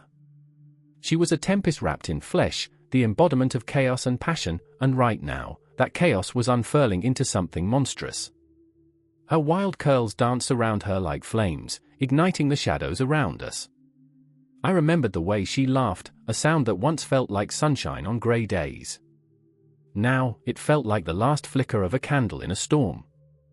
I glanced at our third, Yarrick, a brooding figure cloaked in his own shadows. Always the steadfast one, he stood firm, rooted in place as if the earth itself conspired to hold him there. I could see the conflict swirling in his eyes, a tempest of loyalty and fear. "Tira," he said, voice barely above a whisper, each word weighed down by the gravity of unsaid things. "We can't leave him. Not like this. Not like this." The words echoed in my mind, a bitter reminder of all we had lost. Ngurunderi was our creator, but he had become something else, something darker. I could feel the pull of his presence, a gravitational force dragging at my heart, reminding me of the stories he'd woven into our lives, the tapestry of creation now fraying at the edges. He had once walked among us, a benevolent spirit, shaping the land with each step. But the underworld had whispered to him, offering promises coated in shadows, and now he was lost within its depths, a ghost haunting his own legacy. "Listen to me." Tira's voice cracked, fear spilling out like the river below. "He's not the same. He's been changed. We have to go. We have to save ourselves." I felt the weight of her words, each syllable heavy as stone. A part of me screamed to flee, to abandon this descent into madness, but another part, a darker, deeper part, yearned to understand, to confront the abyss that had consumed our creator. The underworld had a way of twisting emotions, turning love into desperation, and loyalty into devastation. And then I remembered. I remembered the stories my grandmother told me, her voice a melody of nostalgia. "Ngurunderi walks the river of souls," she had said, each drop of water a memory, a choice, a heartbeat. The river we stood by, the same river that had borne witness to so many lives and so many deaths. Did it not call to me, promising revelations if I dared to listen? I took a step forward, the ground crumbling beneath me, a warning from the earth itself. I could feel the weight of the cosmos, the stars above watching, waiting, judging. "Yarrick," I breathed, my voice barely a whisper, what if he's calling us? What if we're meant to go?" The air shifted, thick with tension, and Yarrick's gaze pierced through the night. "And what if he's become the monster that haunts our dreams?" His words were like daggers, sharp and unforgiving, carving a chasm between us. Tira shook her head, her curls whipping around her face, a whirlwind of emotion. "You don't understand. He's not our creator anymore. He's a shadow in his own skin." Darkness pressed in, wrapping around us like a suffocating blanket, and I felt the pull of the underworld, a siren song echoing through the night. I remembered the stories again, the tales of those who had ventured too far, too deep, into the realm of shadows. They returned, yes, but they returned as husks, empty shells of who they once were. I could feel my heart racing, the rhythm matching the tempo of the swirling chaos around us. Suddenly, the river roared, a deep growl rumbling from its depths, and I saw him, Ngurunderi, emerging from the water, his form wreathed in mist, eyes aflame with a hunger that could consume entire worlds. My breath caught, the air thickening with the weight of realization. He was both creator and destroyer, the polarities of existence clashing in one being. "Help me," he called, voice echoing like thunder across the valley. It curled around my heart, squeezing tight. I could see the flickers of the man he used to be, a glimmer of warmth buried beneath layers of darkness. "I am lost." Tira stepped back, fear pulling her away from the precipice of the unknown, while Yarrick's resolve faltered, wavering like a flame in the wind. "We can't do this," Tira cried, her voice raw, breaking against the edges of panic. "He's not our Ngurunderi anymore. He's a trap." But I stood there, rooted to the ground, a single thought echoing in my mind, what if we could pull him back from the brink? What if love could conquer the shadows? Memory swirled around me, childhood laughter, warmth of the sun, the scent of jasmine in the air, the fragments of a life we once cherished. Each heartbeat was a reminder of everything we had fought to protect. "Ngurunderi!" I shouted, voice breaking, flinging my soul into the void. "We are here. We will not abandon you." The river shimmered, the depths roiling as if caught between two worlds. His eyes locked onto mine, a storm brewing within, reflecting the struggle of countless souls. I felt Tira's hand on my shoulder, a grounding force, urging me to step back, but I couldn't. I wouldn't. "Together," I said, my heart racing. "We can bring him back. We have to try." And in that moment, the shadows began to stir. The air crackled with energy, and the river surged, pulling us into its depths. The world around us faded into darkness, yet in that abyss, I felt the warmth of hope flickering, a fragile flame against the cold embrace of despair. As we plunged into the underworld, the darkness beckoned, waiting to consume us whole. It whispered promises and fears, a cacophony of memories swirling around us. We were not just facing Gurundari, we were confronting the very essence of creation and destruction, a dance as old as time itself. And so we plunged into oblivion, our hearts entwined with the fate of a creator lost, each heartbeat echoing in the silence that followed. The journey had just begun, a spiral into chaos that would force us to confront our deepest fears, our greatest desires, and the unrelenting shadows that danced just beyond the light. The ground quaked beneath our feet, a low rumble that vibrated through the very marrow of our bones. I stood frozen, my heart a wild drum in my chest, as shadows twisted in the flickering light of the dying fire. Something ancient was stirring. Somewhere deep below, the rainbow serpent writhed in its dark, damp lair, its scales slick with the weight of ages. The air crackled with anticipation and dread, like the moment before a thunderstorm breaks, the stillness pregnant with chaos. Beside me, Kaya's breath hitched. Her eyes, wide and luminous, reflected the firelight, yet there was a darkness lurking just beneath the surface, a fear that clawed at her throat. "We shouldn't be here," she whispered, her voice trembling like a fragile leaf in the wind. I knew this fear. It was a shadow I had chased for too long, a specter that had haunted my dreams. But the pull of the underworld was stronger now, a siren song that echoed in our bones, promising answers we dared not seek. The voices of the past murmured around us, stories of ancestors who had danced with the serpent, who had felt its pulse in the soil, who understood the balance between the living and the dead. I remembered my father, his laugh ringing like a bell as he recounted tales of the rainbow serpent, a figure of life and death, creation and destruction. "You must honor it," he'd say, his voice grave, "or it will take what is precious." I remember, oh, how I remember, the way his eyes darkened with the weight of his own unfulfilled promises. "Do you feel it?" Kaya's voice shook me from my reverie. "It's angry." She stared into the flickering shadows, her fingers digging into the earth, nails scraping against the hard ground like a frantic heartbeat. Something was shifting in the air, a dense, electric tension that wrapped around us like a noose. And then, like a gasp, the world changed. A figure emerged from the shadows, a gaunt spectre cloaked in rags that whispered secrets of the void. His eyes, hollowed and deep, bore into us. "You seek the serpent," he rasped, voice a gravelly echo of despair. "It is not the answer you think it is." The weight of those words hung between us, an ominous fog that draped over our shoulders. Kaya shivered, her spirit flickering like the dying embers of the fire. "What do you know of it?" she asked, her voice steadier than her heart.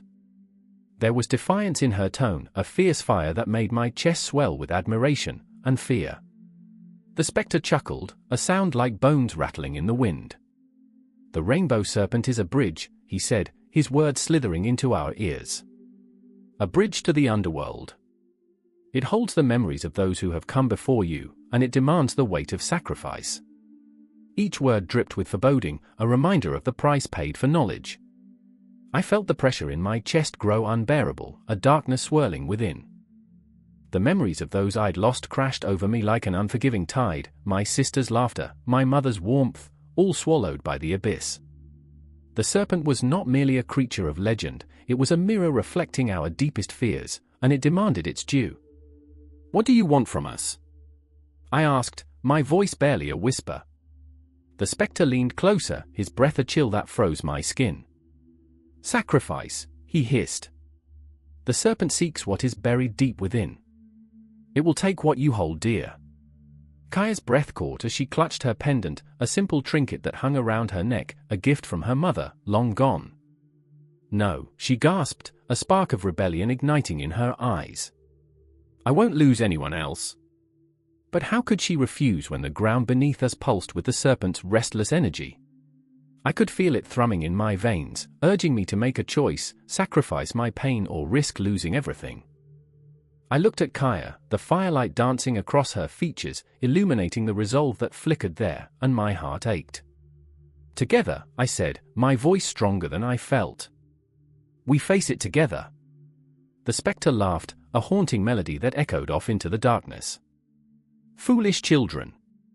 The serpent does not abide by your rules. As if summoned by our defiance, the ground rumbled violently.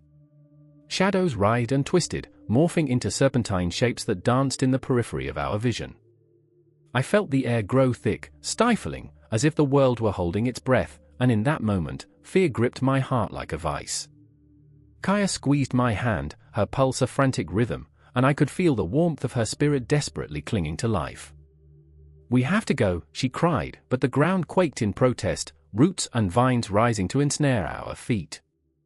No, I said, defiance blooming in my chest. We confront it. The shadows coiled around us, whispers swirling like smoke. I could almost see the serpent, a sinuous shape, glistening with the promise of life and the threat of annihilation.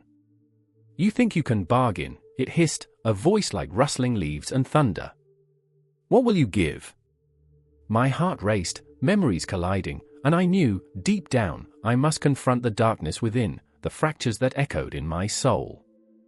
It was the only way to break the cycle, to protect Kaya, to honor my lineage. I remembered my father's words, ringing true, a lesson tattooed on my heart, the only way to live is to confront the shadows.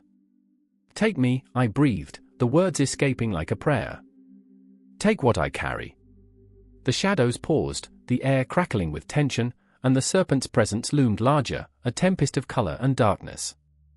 Kaya's grip tightened around my hand. No, she cried, her voice raw, but it was too late. The choice was made, and the underworld beckoned. In that flickering moment between light and darkness, I felt the weight of eternity.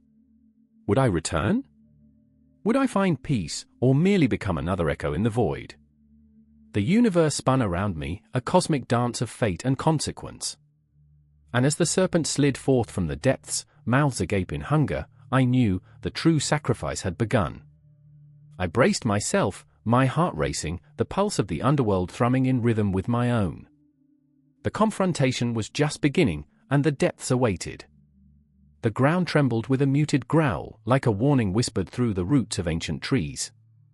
I stood there, heart thudding against my ribs, watching shadows twist and coil like smoke as night fell over the land.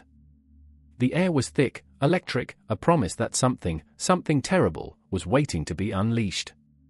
I could hear it in the rustle of leaves, the way the moonlight flickered like a heartbeat, quickening with every breath drawn. Fear wrapped itself around my throat, constricting, suffocating. I felt it in my bones and in the marrow of my soul. Tonight was not just another night, it was a reckoning. They were coming, the Jangawul sisters, guardians of the underworld, woven from the fabric of nightmares and reverence. I could almost see them, their forms shifting in the dark, draped in shadows, eyes glimmering like shards of broken glass. They carried the weight of our memories, our regrets, our sins, and they were here to collect. Their laughter, high and wild, echoed through the trees, pulling at the threads of my sanity. It was beautiful and terrifying, a siren song laced with sorrow. I remember the way they used to dance in the moonlight, free and untamed. But tonight, that laughter was a knife, cutting deep into the heart of what I thought I knew. There was no joy in the air, only a chill that seeped into my bones. I glanced at my sister, Myra, standing just a step away. Her hands were clenched into white-knuckled fists, face pale as the moon above us.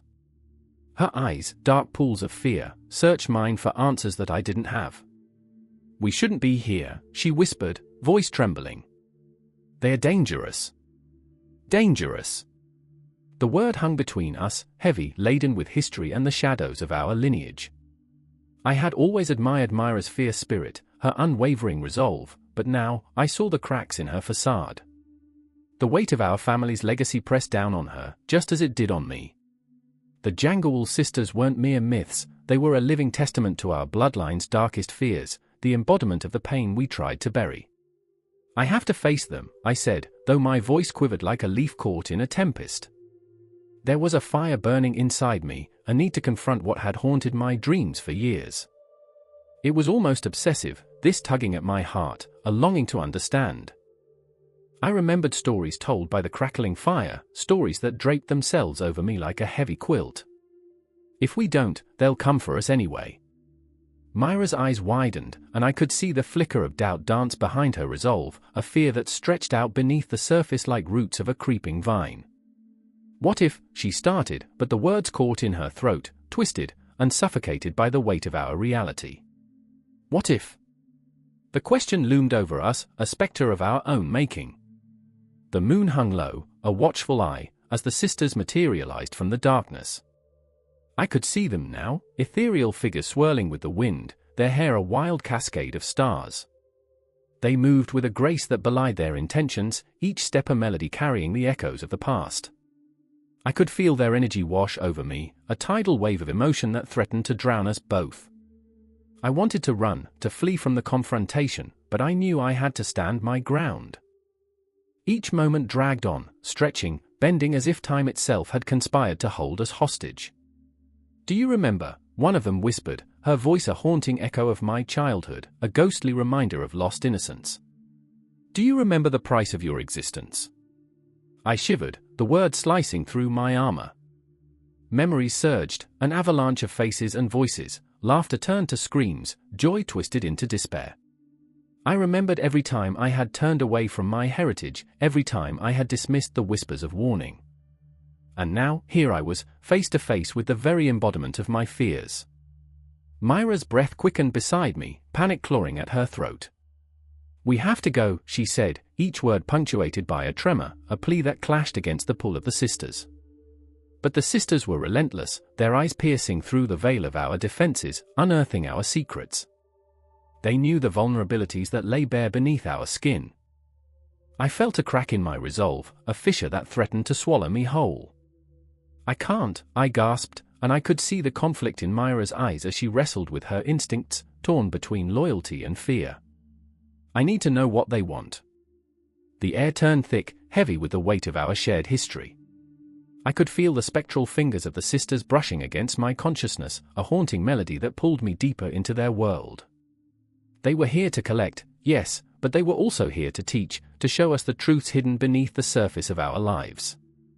"What are you willing to sacrifice?" another sister asked, her voice lilting, echoing through the hollow of my heart. I felt my pulse race, a drumbeat of fear mixed with determination. There was a price to be paid, and it loomed like a shadow over us, dark and consuming. I remembered the faces of those we had lost, the sacrifices of our ancestors. Each loss was a thread in the tapestry of our existence, woven with both love and tragedy. "I don't know," I whispered, the words barely escaping my lips. I looked at Myra, her face a canvas of turmoil. In that moment, I realized we were bound by more than blood, we were connected by the weight of our choices, the ghosts of our past. We were standing on the precipice, teetering between what was and what could be. The sisters circled around us, weaving tales of love, loss, and the relentless passage of time. The air grew thick with emotion, a palpable tension that sparked like static electricity. I could see their forms shimmering, like mirages in the heat of a burning sun, and I was drawn into their dance, a dance of fate and longing, of fear and acceptance. "Remember," one sister murmured, her voice a gentle caress, a whisper that wrapped around my heart. "You are not alone." It was a promise, a thread of hope that intertwined with the darkness. As the night deepened, the shadows stretched, and the confrontation loomed, the moment when our truths would collide with the weight of the past. The sisters, the guardians of the underworld, were here, but so were we, with our fears, our dreams, and the unbreakable bond forged by blood. The air crackled with anticipation, the weight of choice heavy on our shoulders. I took a breath, steadying myself, ready to face what lay ahead. This was only the beginning, a dance with shadows, a reckoning with our past and the ghosts that haunted us. The sisters awaited, their eyes shimmering with secrets, their laughter echoing through time, daring us to confront the darkness within and beyond. The air crackled with an electric tension as the moon hung low, cloaked in a shroud of ominous clouds. The night whispered secrets, every rustle in the dark felt like a shiver running down your spine. I stood at the edge of the forest, heart pounding, wrapped in a cloak of dread. The shadows danced around me as if beckoning, urging me to step forward into the unknown. I could hear the echoes, the voices of the ancients, faint but unmistakable, calling from the depth of the underworld. "Why did you come?" The voice was gravelly, like stones grinding against each other, and it clawed at my very essence. Lena, my sister, stood beside me, her face pale as the ghostly light of the moon. I could see the fear swirling in her eyes, two pools of uncertainty reflecting the chaos raging inside our souls. She gripped my arm, her fingers laced tight, a lifeline in the storm. "I'm not ready for this." "I remember," I whispered, the memories flooding back like a tide, relentless and unforgiving. I remember Dad telling stories about our ancestors, how they wandered through the underworld, gathering strength for us. Each sacrifice, each whisper of pain, it was all for us. My voice cracked, the weight of those memories threatening to crush me. I could almost see their faces, etched in the darkness, flickering like candle flames, ghostly and beautiful. But the underworld was not a sanctuary. It was a labyrinth filled with shadows that hungered for the living, a haunting reminder of what we had lost, and what we were bound to face. The clock in my mind ticked louder, time slipping through my fingers like sand. Each second pulled me deeper into the abyss. "Do you think they're watching?" Lena's voice trembled, a thin thread of hope laced with fear. "They sacrifice so much. What if they're disappointed in us?" She looked away, I scanning the horizon, lost in a world where the living and dead intertwined like roots beneath the earth. I remember, the words poured out, a desperate attempt to anchor us. Grandma used to say that our ancestors walk with us, that they guide us through darkness. But I feel them. I feel them watching. My gaze shifted to the trees, looming like ancient sentinels, their gnarled branches stretching towards the sky, a twisted homage to the weight of history. A rustle, a sudden burst of movement, sent adrenaline surging through us. I turned just in time to see a figure dart between the trees, a fleeting shadow that vanished before I could comprehend. The air thickened, charged with a mixture of dread and excitement. "Did you see that?" Lena gasped, her grip tightening. "What if it's a spirit? What if they want something from us?" Her voice was a tremor, a fragile thread on the verge, caught between fear and a desperate yearning for connection. "It's not just spirits," I murmured, recalling the tales of ancient rites, how ancestors sought to communicate through dreams, through omens. "It's our past, Lena. It's woven into our very being." I felt the swell of emotion, a storm brewing within me. The ancestors were not just watchers, they were voices echoing through time, begging to be heard. The forest seemed to pulse with life, each rustle a heartbeat, every whisper a plea. I stepped forward, drawn by a force beyond comprehension. "Wait!" Lena cried, but I couldn't stop. I was lost in a trance, pulled by the gravity of the past, the gnawing need to connect with those who came before us. Each step felt like stepping on the graves of my ancestors, heavy, sacred, fraught with an urgency I couldn't articulate. And then, in the thick silence of the night, I saw them. Faces, flickering like candle flames, emerged from the shadows, each one a testament to the sacrifices made, the lives lived and lost. They looked at me with eyes that pierced through the veil of time, their expressions a tapestry of longing, pain, and unwavering love. "Will you remember us?" one whispered, a voice like rusted metal, scraping against my heart. "Will you carry our stories forward?" The question echoed in the stillness, reverberating through the very fabric of my soul. I stumbled back, fear and sorrow colliding within me. "Yes," I stammered, the promise a shiver that ignited every nerve. "I swear I will. I will remember." But the shadows shifted, dark tendrils weaving through the air, and suddenly I was drowning in a sea of grief. Lena's voice broke through the haze, a lifeline in the tempest. What if we can't bear their weight? What if their pain becomes ours? Her vulnerability struck me like a physical blow. I turned to her, desperation threading through my words. We honor them by living. By embracing life, even amidst the darkness. In that instant, the world seemed to explode into fragments, memories spilling out like a broken vessel, each piece a reflection of our shared history. I was suffocated by the enormity of it all, my ancestors' joys, their sorrows, their unfulfilled dreams swirling around us. And just as suddenly, the figures began to fade, slipping back into the darkness like smoke dissipating in the wind. A chill wrapped around me, a reminder of the fragility of existence. They need us, I gasped, the realization hitting me with the force of a tidal wave. Their stories are alive, but we have to carry them. We have to remember, but the words faltered, caught in my throat, as the shadows swallowed the last vestiges of their presence. Lena's eyes shone bright with tears, a mirror reflecting the turmoil within us both. I remember, she whispered, a raw invocation of everything we held dear. I remember the stories. I will carry them with me. But the darkness, it's so hard. I reached for her hand, squeezing tightly, a pledge of solidarity in a world steeped in uncertainty. The night loomed heavy, the clock of fate ticking ever onward, each heartbeat echoing the weight of our ancestors' legacy. As the forest closed in around us, shadows thickening, I felt the pull, the tightrope of existence stretching between our past and future. It was a line woven with hope and despair, each step a reminder that the journey was never truly ours alone. The ancestors walked with us still, urging us to embrace the light amid the darkness. And as we stood at the precipice of the unknown, our lives entwined with shadows and dreams, I knew this was only the beginning. The stories of the dead intertwined with the living, an eternal cycle, a dance of remembrance that would never truly cease. The air was thick, suffocating, as the midnight silence shattered into a cacophony of anguished cries. I gasped, staring into the black abyss of the shadows that loomed, deep and hungry, just beyond the flickering light of the ancient torches. I could feel the pulse of my heart hammering in my chest, a frantic metronome keeping time with the unrelenting dread. I remember the weight of fear pressing down on me, as if the very ground was conspiring to keep me shackled. Maya stood beside me, her eyes wide, reflecting the orange glow of the flames that danced like restless spirits. She clutched her pendant, a silver nono, an artifact steeped in whispered legends and dark promises.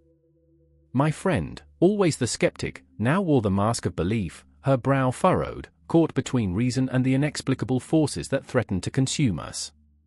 What if they come for us? She murmured, her voice trembling like a leaf caught in a storm. I wanted to tell her it was just a story, a fairy tale spun by the elders to frighten children into obedience. But the air was electric, crackling with the threat of something otherworldly. And there was Elia, our mutual friend, perched precariously on the edge of sanity. You don't understand, do you? He spat, his words sharp as a blade. These spirits aren't just stories. They're real, so real they can smell your fear.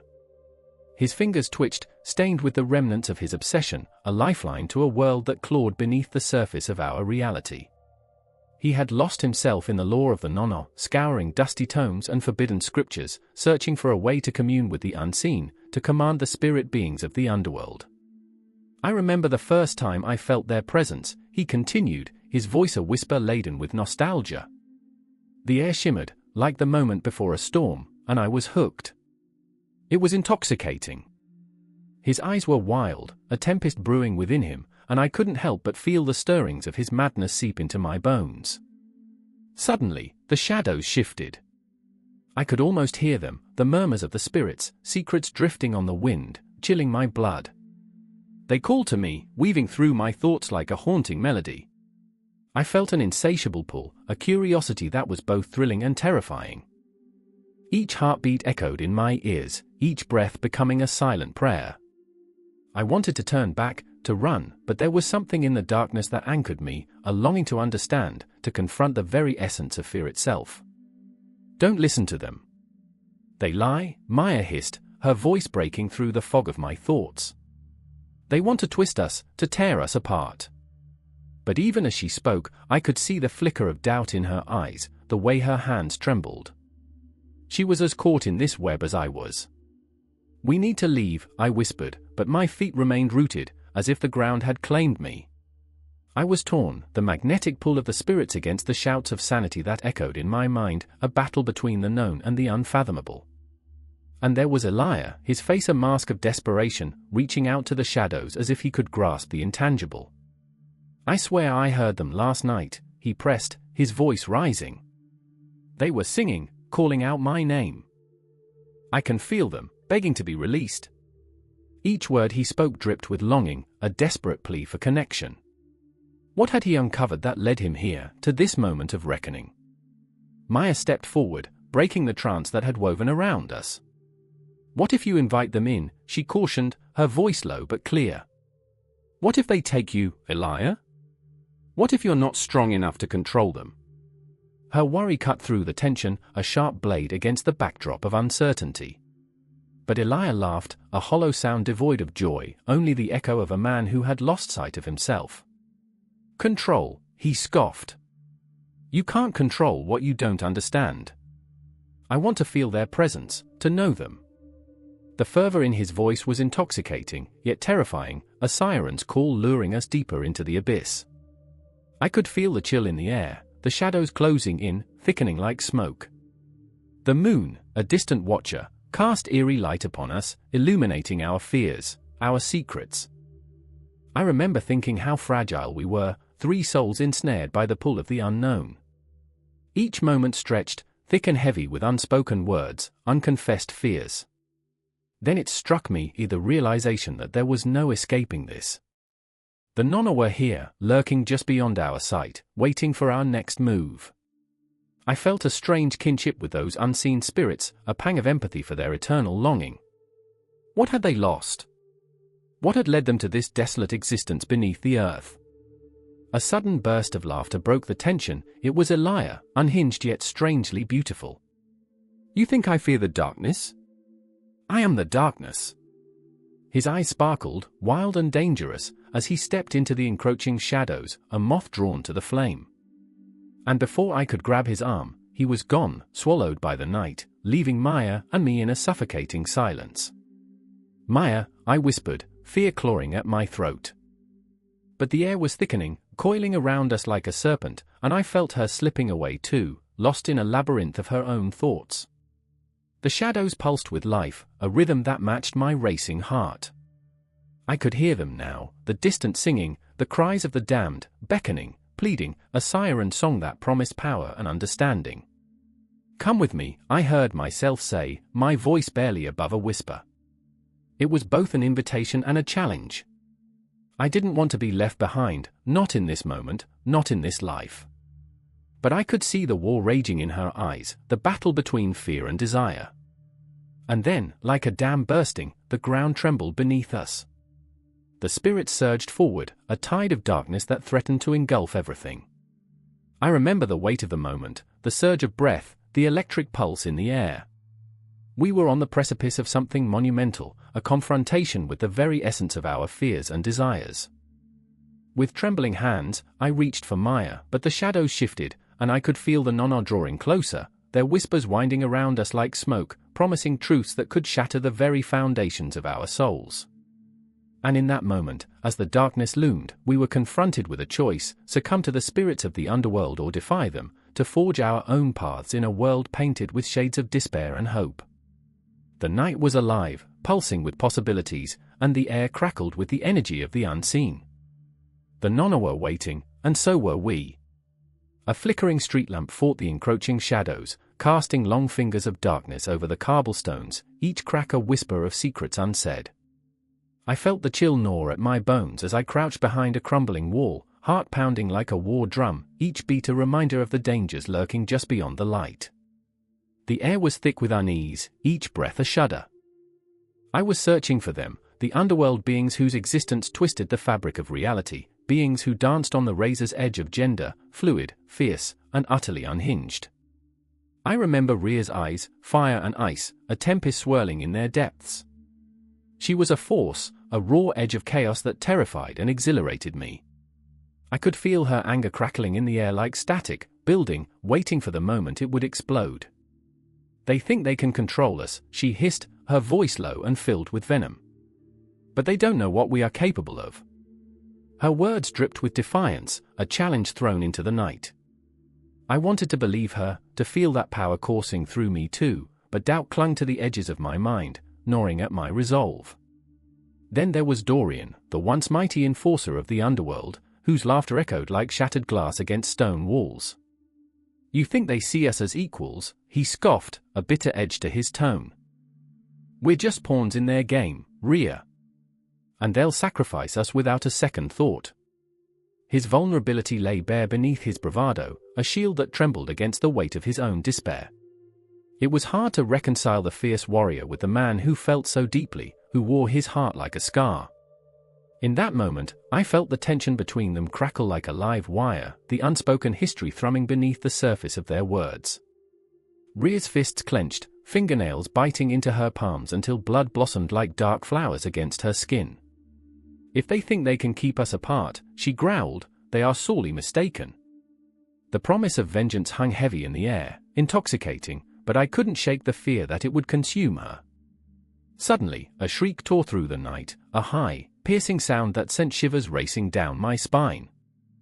My heart leapt into my throat as I glanced at Rhea and Dorian, who exchanged a knowing look, a shared understanding that drew them closer, like moths to a flame. I felt like an outsider, an intruder in this world where loyalty was both a weapon and a curse. I remember, I whispered, my voice barely audible over the pounding of my heart, when I believed in the stories, the ones that said love could conquer all, that we could rise above the shackles they placed upon us. But here, in this moment, with fear clawing at my throat, those stories felt like distant echoes, fading faster than the light of day. The darkness was alive, breathing, hungry for souls to swallow. What do you remember? Rhea shot back, her eyes gleaming with challenge. That fear is a cage? That love is a luxury we can't afford.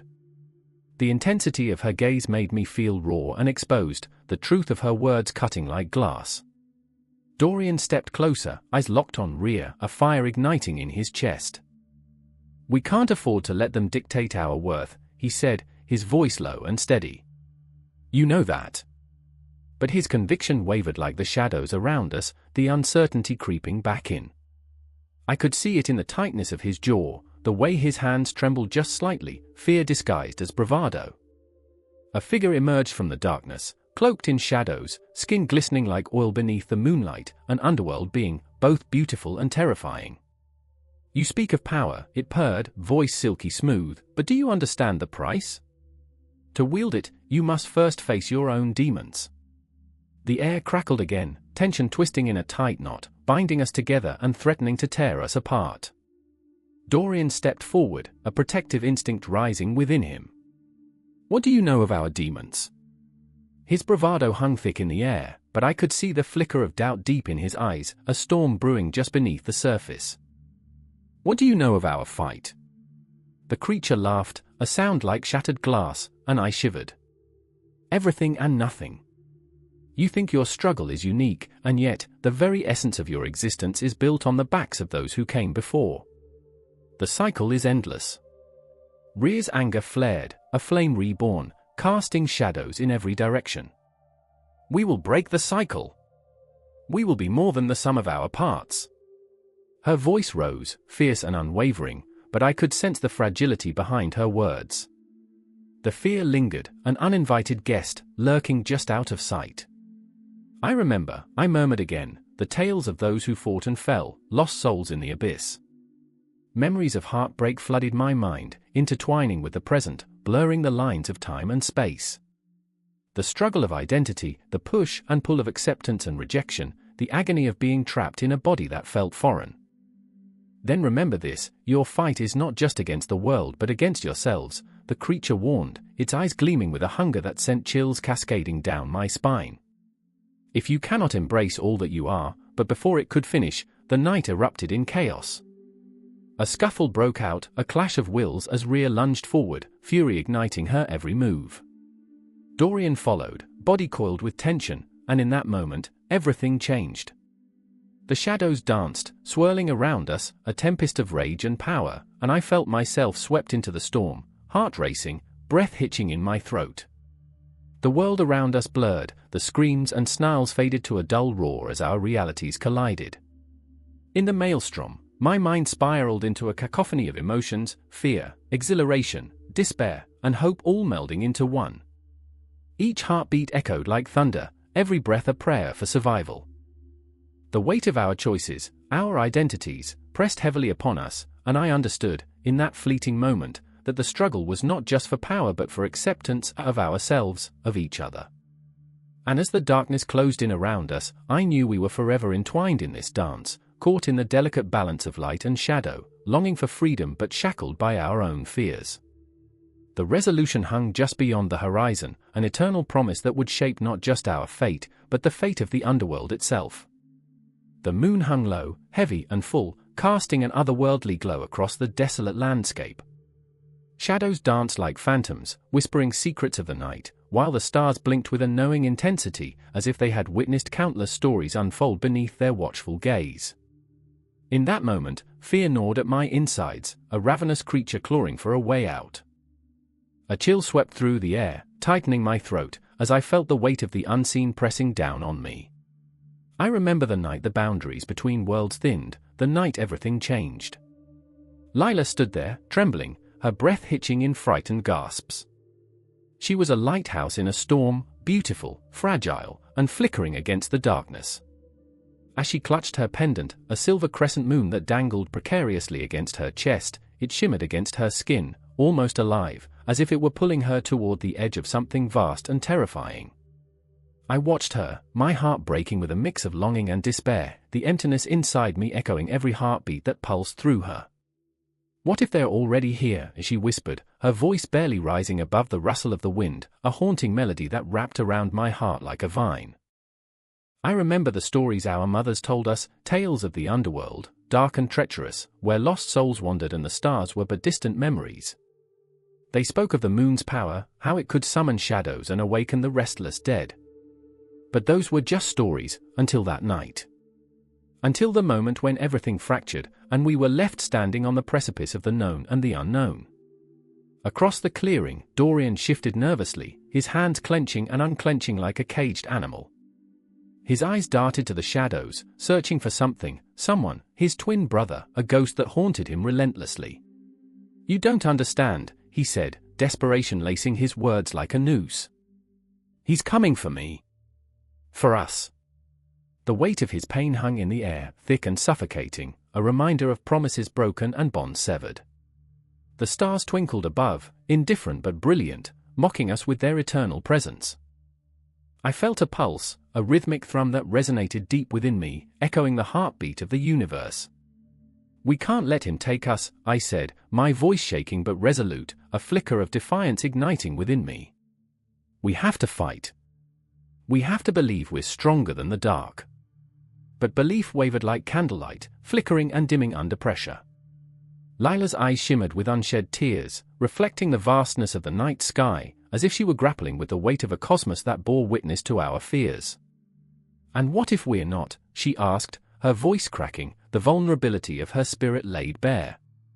The moon watched us, a silent sentinel, judging, waiting.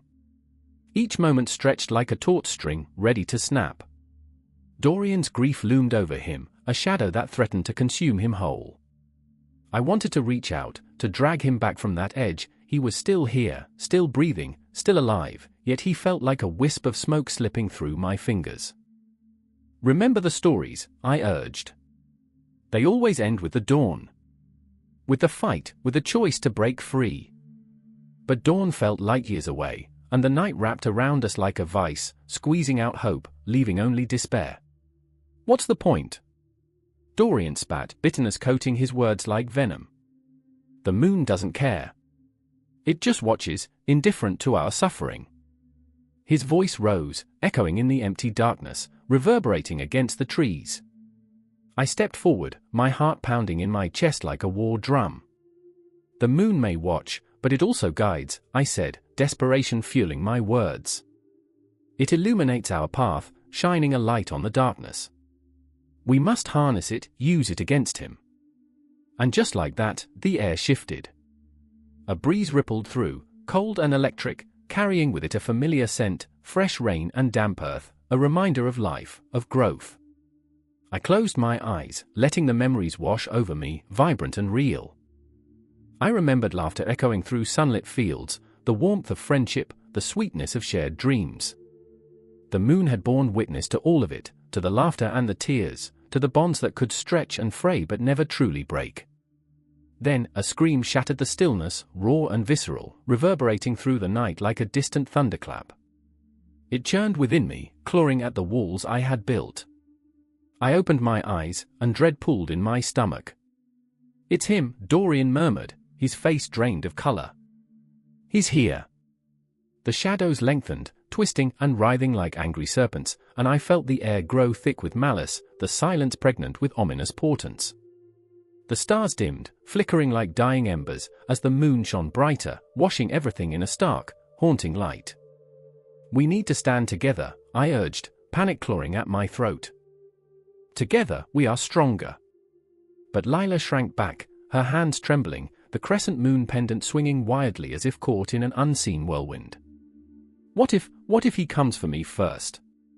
The question hung in the air like a noose, each of us afraid to answer. Something shifted in the darkness. I could feel it like a pulse, an energy, a presence, a storm brewing just beyond the veil of our reality. We must make our choice.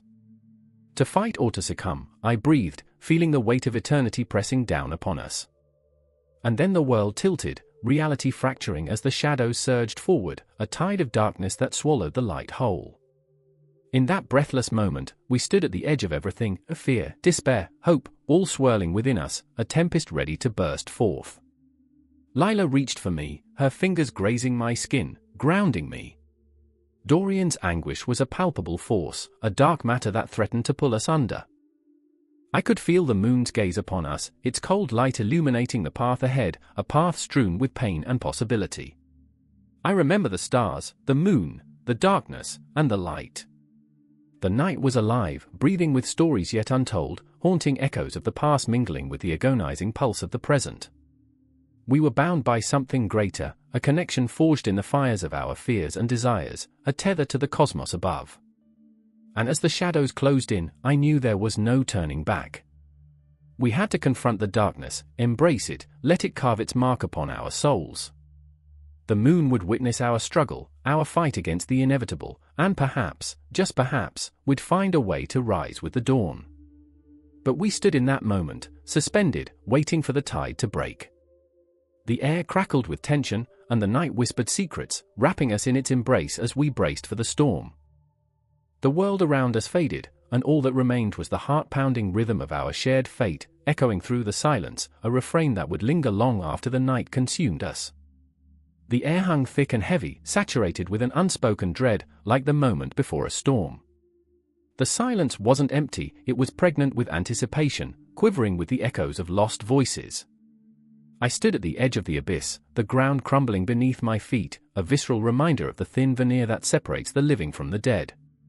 My heart raced, each pulse reverberating in my skull as my breath stuttered, caught somewhere between fear and the weight of memory. There, in the darkness, was Aria, her eyes wide, reflecting the luminous threads of the songlines that wound through the underworld. Each note trembled in the air, a haunting melody that beckoned and repelled in equal measure. She was my sister, my tether to this world, yet she danced too close to the shadows. Each step she took felt like a silent plea for salvation or perhaps surrender. I wanted to reach for her, to pull her back from the brink, but fear gripped me, tighter than any chain. "Do you feel it?" she whispered, her voice a ghostly echo of our childhood laughter. "The music of the lost? They're here, they're always here." Her fingers twitched, tracing invisible patterns in the air, conjuring up echoes of the songlines that held stories of our ancestors, stories of loss and of longing. I wanted to believe in them, to find comfort in their tales of the past, yet each note felt like a knife, slicing through the fabric of my reality. I closed my eyes, but the darkness only deepened, pulling me into a chasm of memories, of nights spent searching for solace beneath the stars. Tobias stood off to the side, his jaw clenched, eyes darting around as if the shadows were alive, eager to swallow him whole. My best friend, my confidant, and now a man haunted by his past. "This isn't right," he muttered, his voice thick with desperation. "We aren't supposed to be here. You can't trust the song lines, Arya. They'll lead you to the dead, to the darkness." But Arya only smiled, a haunting smile that didn't quite reach her eyes. What if the darkness is where we find the truth?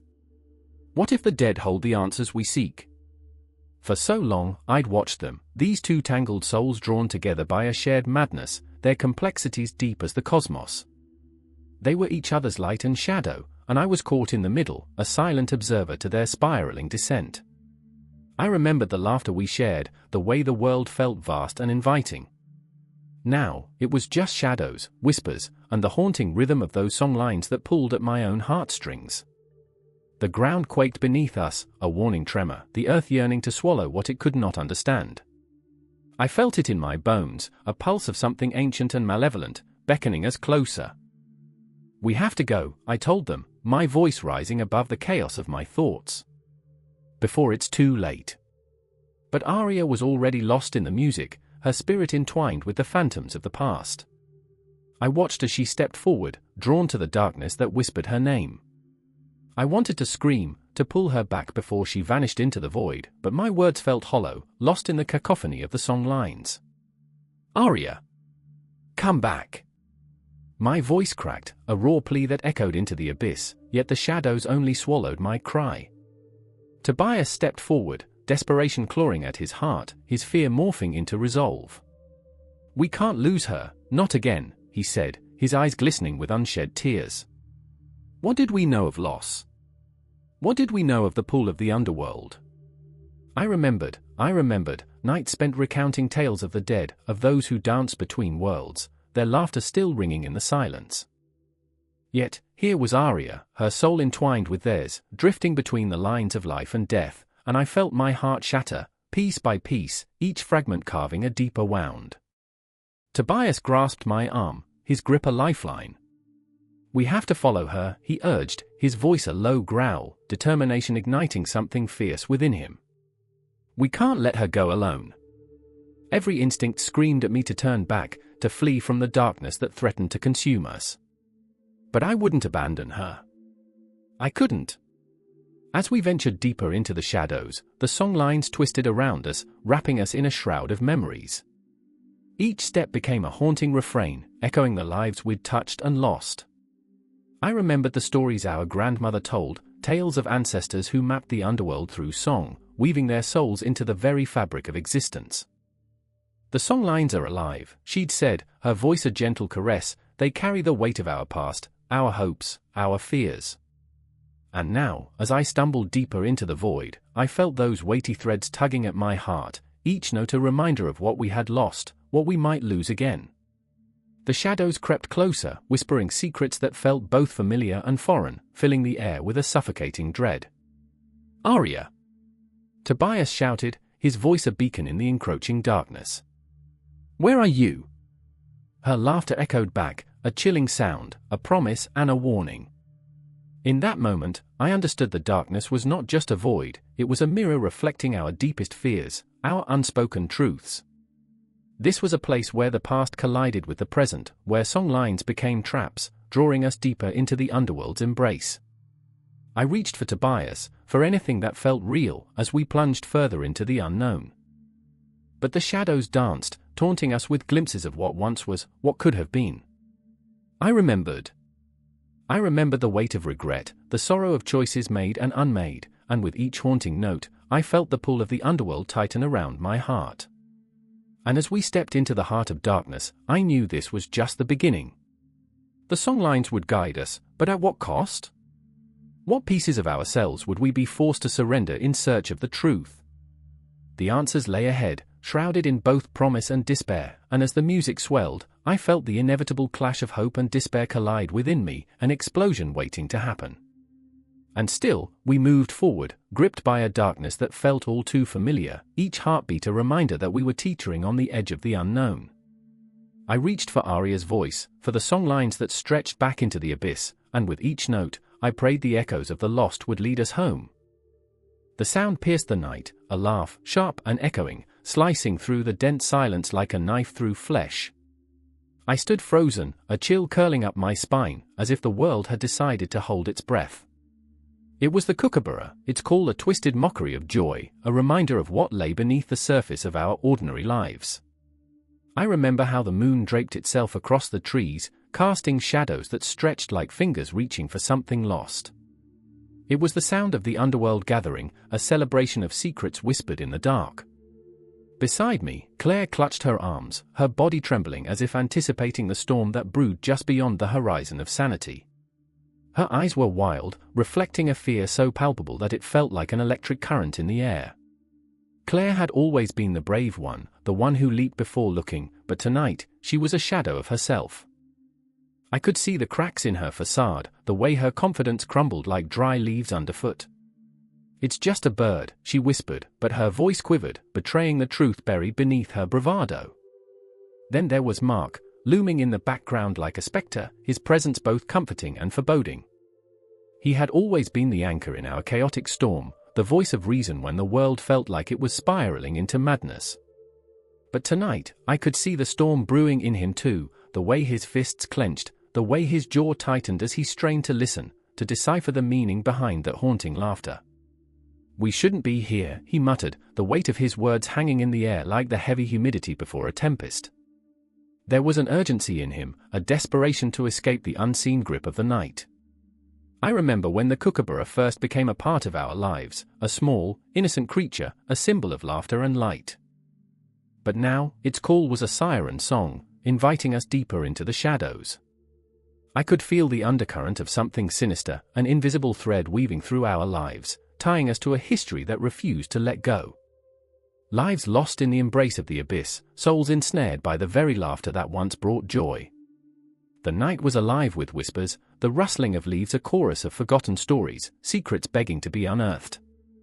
I felt a pull in my gut, a gnawing sensation that something was terribly wrong. The kookaburra, perched high in a gnarled tree, gazed down at us with an unsettling knowingness. Its eyes glimmered like shards of broken glass, reflecting our fears back at us. "It's just a bird," Claire repeated, but the tremor in her voice revealed the lie beneath. I glanced at Mark, the weight of his gaze heavy on my heart. "What if," I started, the words catching in my throat. That what if hung in the air, a ghost of all the possibilities looming over us. What if the kookaburra was more than just a bird? What if it was a harbinger of something darker, something waiting just beyond the veil of our understanding? The laughter rang out again, a chilling crescendo that echoed through the trees, wrapping around us like a shroud. Each call felt like a countdown, a reminder that time was slipping through our fingers like sand. I could feel my heart racing, pounding against my ribs like a desperate plea for freedom. The shadows danced, their movements frenzied and chaotic, whispering the secrets of the past, urging us to listen. "Let's go," Mark said, the command barely above a whisper, but I could hear the storm brewing behind it. It was a plea disguised as authority, a stirring of instinct that cut through the night like a blade. But Claire shook her head, her eyes fixed on the kookaburra as if she were entranced. "No," she breathed. "It's calling to us. Don't you hear it?" And in that moment, I felt the fissure widening between us. I could see the allure of the bird, feel its magnetic pull, but I also sensed the peril lurking beneath. I remembered the stories, the ones that told of the kookaburra as a trickster, a deceiver who reveled in chaos. "It's a trap, Claire," I said, my voice hoarse, pleading. "It wants to lead us into darkness." But the laughter echoed again, a siren song that drowned us in its melody. I watched as Claire's body relaxed, her fear melting away like ice under a relentless sun. The shadows enveloped her, whispering sweet nothings, promising her a world beyond the pain. "I can't leave it," she murmured, her voice a mere breath. "I can't let it go." And just like that, the air thickened. I could feel the weight of the underworld settling around us, like a thick fog that blotted out the stars. The kookaburra watched, its laughter a cruel reminder of the choices we faced. Mark's determination ignited. "We have to pull her back," he urged, stepping forward, but I felt the hesitation in his heart. He could sense it too, the gravity of the moment was pulling him, tugging at his resolve. The atmosphere crackled with tension, anticipation hanging heavy as we teetered on the edge of a precipice. Please, Claire, I begged, my own voice trembling. You're stronger than this. Fight it. But she stood there, entranced, a marionette dancing to a tune only she could hear. The shadows danced around her, laughed with her, and in that moment, I knew we were battling more than just a bird. What did it mean, the kookaburra and its call? Was it a gateway to something greater or merely an echo of our own buried fears? With every heartbeat, the laughter grew louder, more insistent, drumming into our souls until every thought was swallowed whole. The night stretched infinitely before us, and I felt the walls closing in, the darkness creeping closer. I could see Mark's desperate gaze flicker between Claire and the kookaburra, the conflict tearing at his insides like a riptide pulling him under. I wanted to reach for him, to hold on to something real as the world around us frayed at the edges, but my feet felt rooted to the ground, tethered by the weight of the night. And just when it seemed we were lost, the kookaburra let out one final, haunting laugh, a sound that echoed through the very marrow of our bones. It was a laugh that promised both freedom and despair, joy and sorrow, life and death. Let's go! Mark shouted, and I saw the flicker of resolve ignite in his eyes. In that moment, the tension snapped, and we charged toward Claire. I could hear the frantic beating of my heart as we reached for her, desperate to pull her back from the edge of the abyss. But the kookaburra screamed, a fierce wail that echoed through the trees, and I knew this was only the beginning. The night held its secrets close, and the confrontation had only just begun, the shadows swirling around us, promising that the story was far from over. The wind howled like a wounded beast, tearing through the jagged peaks where shadows danced, alive and hungry. Somewhere in the distance, a raven cawed, a sound layered with grief, echoing against the emptiness of the twilight sky. I stood on the edge of a precipice, heart pounding as I watched the sun sink into the earth, blood-red and ominous. I could almost hear the whispers of ancestors carried on the breeze, urging me to remember, to confront the darkness that lay beneath the surface of our lives. I remember the weight of the silence that descended when they told us about the death. It was a heavy weight, like the suffocating blanket of fog that cloaks the valley at dawn. My brother, Eli, crumbled at those words, his hands trembling, fingers digging into the earth as if trying to anchor himself against the tide of despair. No, no, not her, he whispered, the agony clawing at his throat, threatening to strangle him. I felt the ground shift beneath my feet, the world tilting as I took a step closer to him, but I was powerless against the tide of our grief. I remember my mother, once vibrant and full of stories, now a mere shadow of herself, her laughter replaced by a hollow echo that resonated through the empty rooms of our home. She sat by the window, staring at the place where the horizon kissed the earth, her eyes glazed, lost in memories that flickered like dying embers. The light captured her in its gentle grasp, a cruel reminder of what had been. Death is not an end, but a doorway, she would say, her voice soft as the whispering leaves. But how could I believe her when every heartbeat echoed the truth of our loss? Eli would pace the dimly lit room, restless energy crackling around him like static. What does it mean? He would shout, desperation lacing his words. To die? To leave us like that? His eyes, wild and frightening, searched mine for answers I did not have. I wanted to reach out, to pull him back from the ledge of his sorrow, but I was teetering too, a fragile thread connecting us in this shared void. The night wrapped around us, thick and suffocating. I glanced at the clock, its ticking a constant reminder of time slipping away, second by agonizing second. Tick, tock, tick, the sound pulsed in my ears, drowning out my thoughts. I remember the stories our elders told, of spirits journeying through the afterlife, of the earth's embrace welcoming those who had passed. They spoke of the stars as guides, shimmering above like ancient beacons. Yet here I was, unable to see beyond the pain, struggling to comprehend this cycle of existence. What do we do now? I asked Eli, my voice barely a whisper, afraid to disturb the fragile silence. And then it happened, the moment that shattered everything. Eli's eyes flashed with a fury that sent chills racing down my spine. We honor her, he declared, his voice rising above the stillness, anger, and sorrow coiling into one unrecognizable emotion. We confront it. We do not shy away. In his eyes danced a fire I had not seen before, a ferocity that ignited something deep within me. But it was the kind of fire that could consume, that could destroy. I wanted to scream, to tell him that confronting death was like walking into the jaws of a beast, but the words lodged in my throat. Instead, I found myself nodding, the weight of our decision heavy upon us. Together, we ventured into the night, the moon a ghostly sentinel watching our every move, its light casting our shadows long and thin, like the memories of those who had walked before us. The air felt electric, charged with unspoken fears and the weight of unacknowledged grief. Every step echoed like a drumbeat, reverberating in my chest. I could feel the spirits lingering around us, their forms swirling in the corners of my vision. I could almost hear their whispers, urging us forward, a mix of comfort and warning. Embrace it, they seemed to say. Do not fear the darkness. We arrived at the sacred ground, the earth beneath our feet alive with energy, pulsing with the stories of those who had gone before.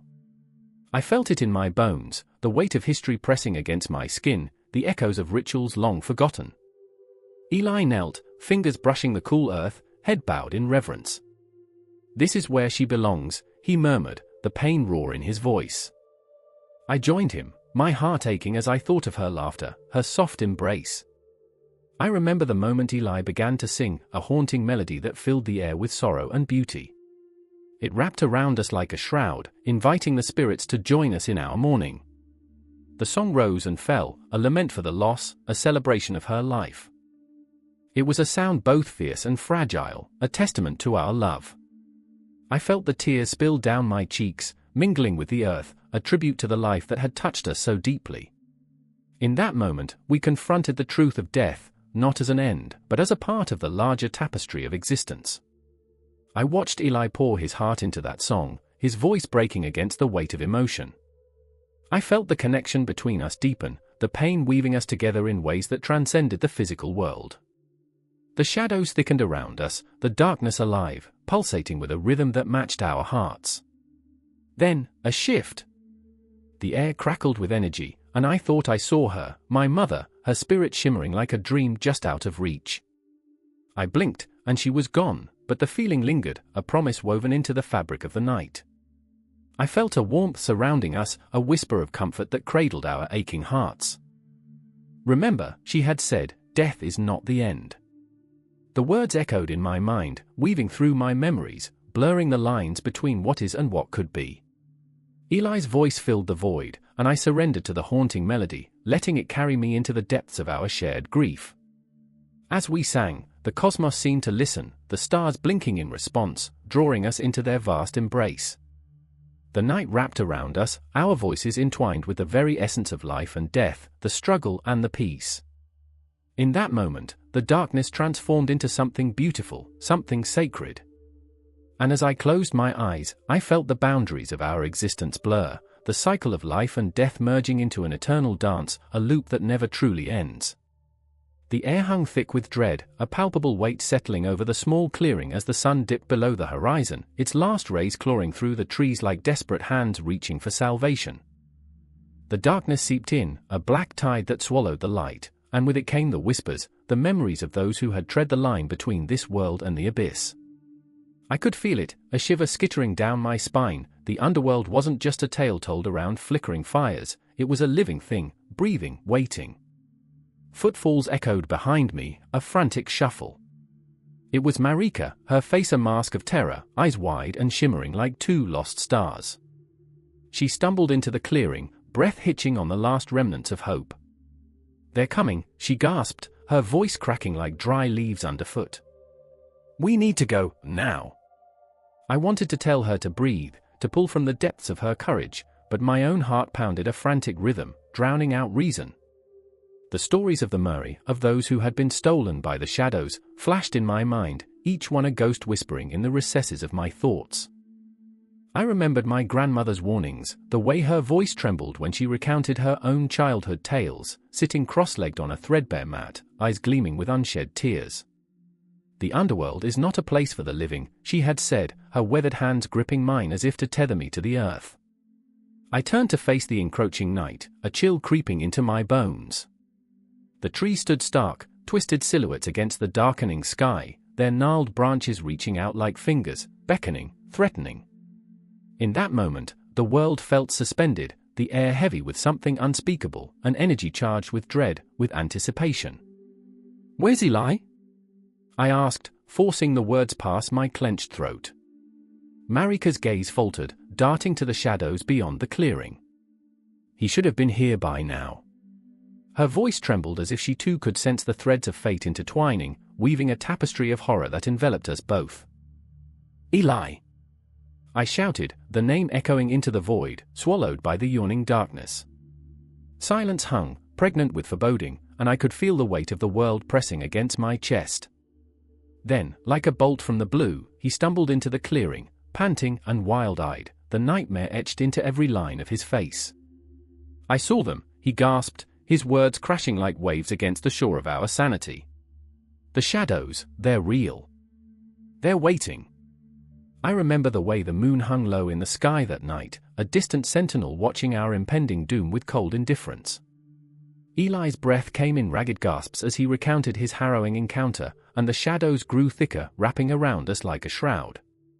"It's not just stories," he whispered, his voice barely a breath. "It's a warning." I felt the ground beneath us shift, a tremor of unease vibrating through the earth, an omen of the chaos yet to come.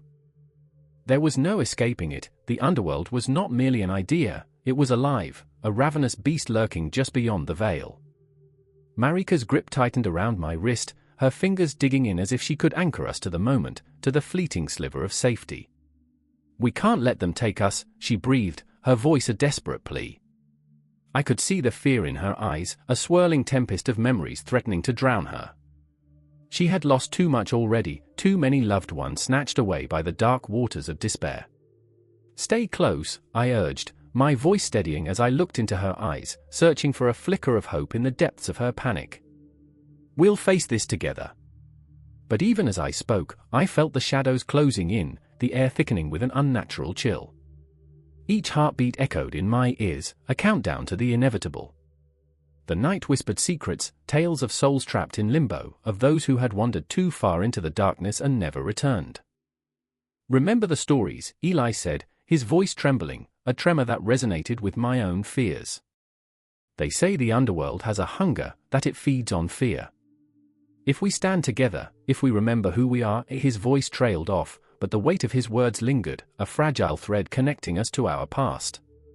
I remember the dreams I'd had, visions of the underworld, painted in shades of grey and despair. The stillness of its sprawling plains, the echoes of anguished cries drifting through the ether. It felt like a warning, a prophecy woven through the very fabric of our existence. And then it happened. A rustle, a whisper of movement, and the shadows leaped forward, a cacophony of despair and anger, swirling like a storm. I could feel the cold grip of fear tightening around my throat, stealing the breath from my lungs. The darkness surged, hungry and relentless, and I knew in that moment that the underworld was not just a ghost story, it was our reckoning. "Run!"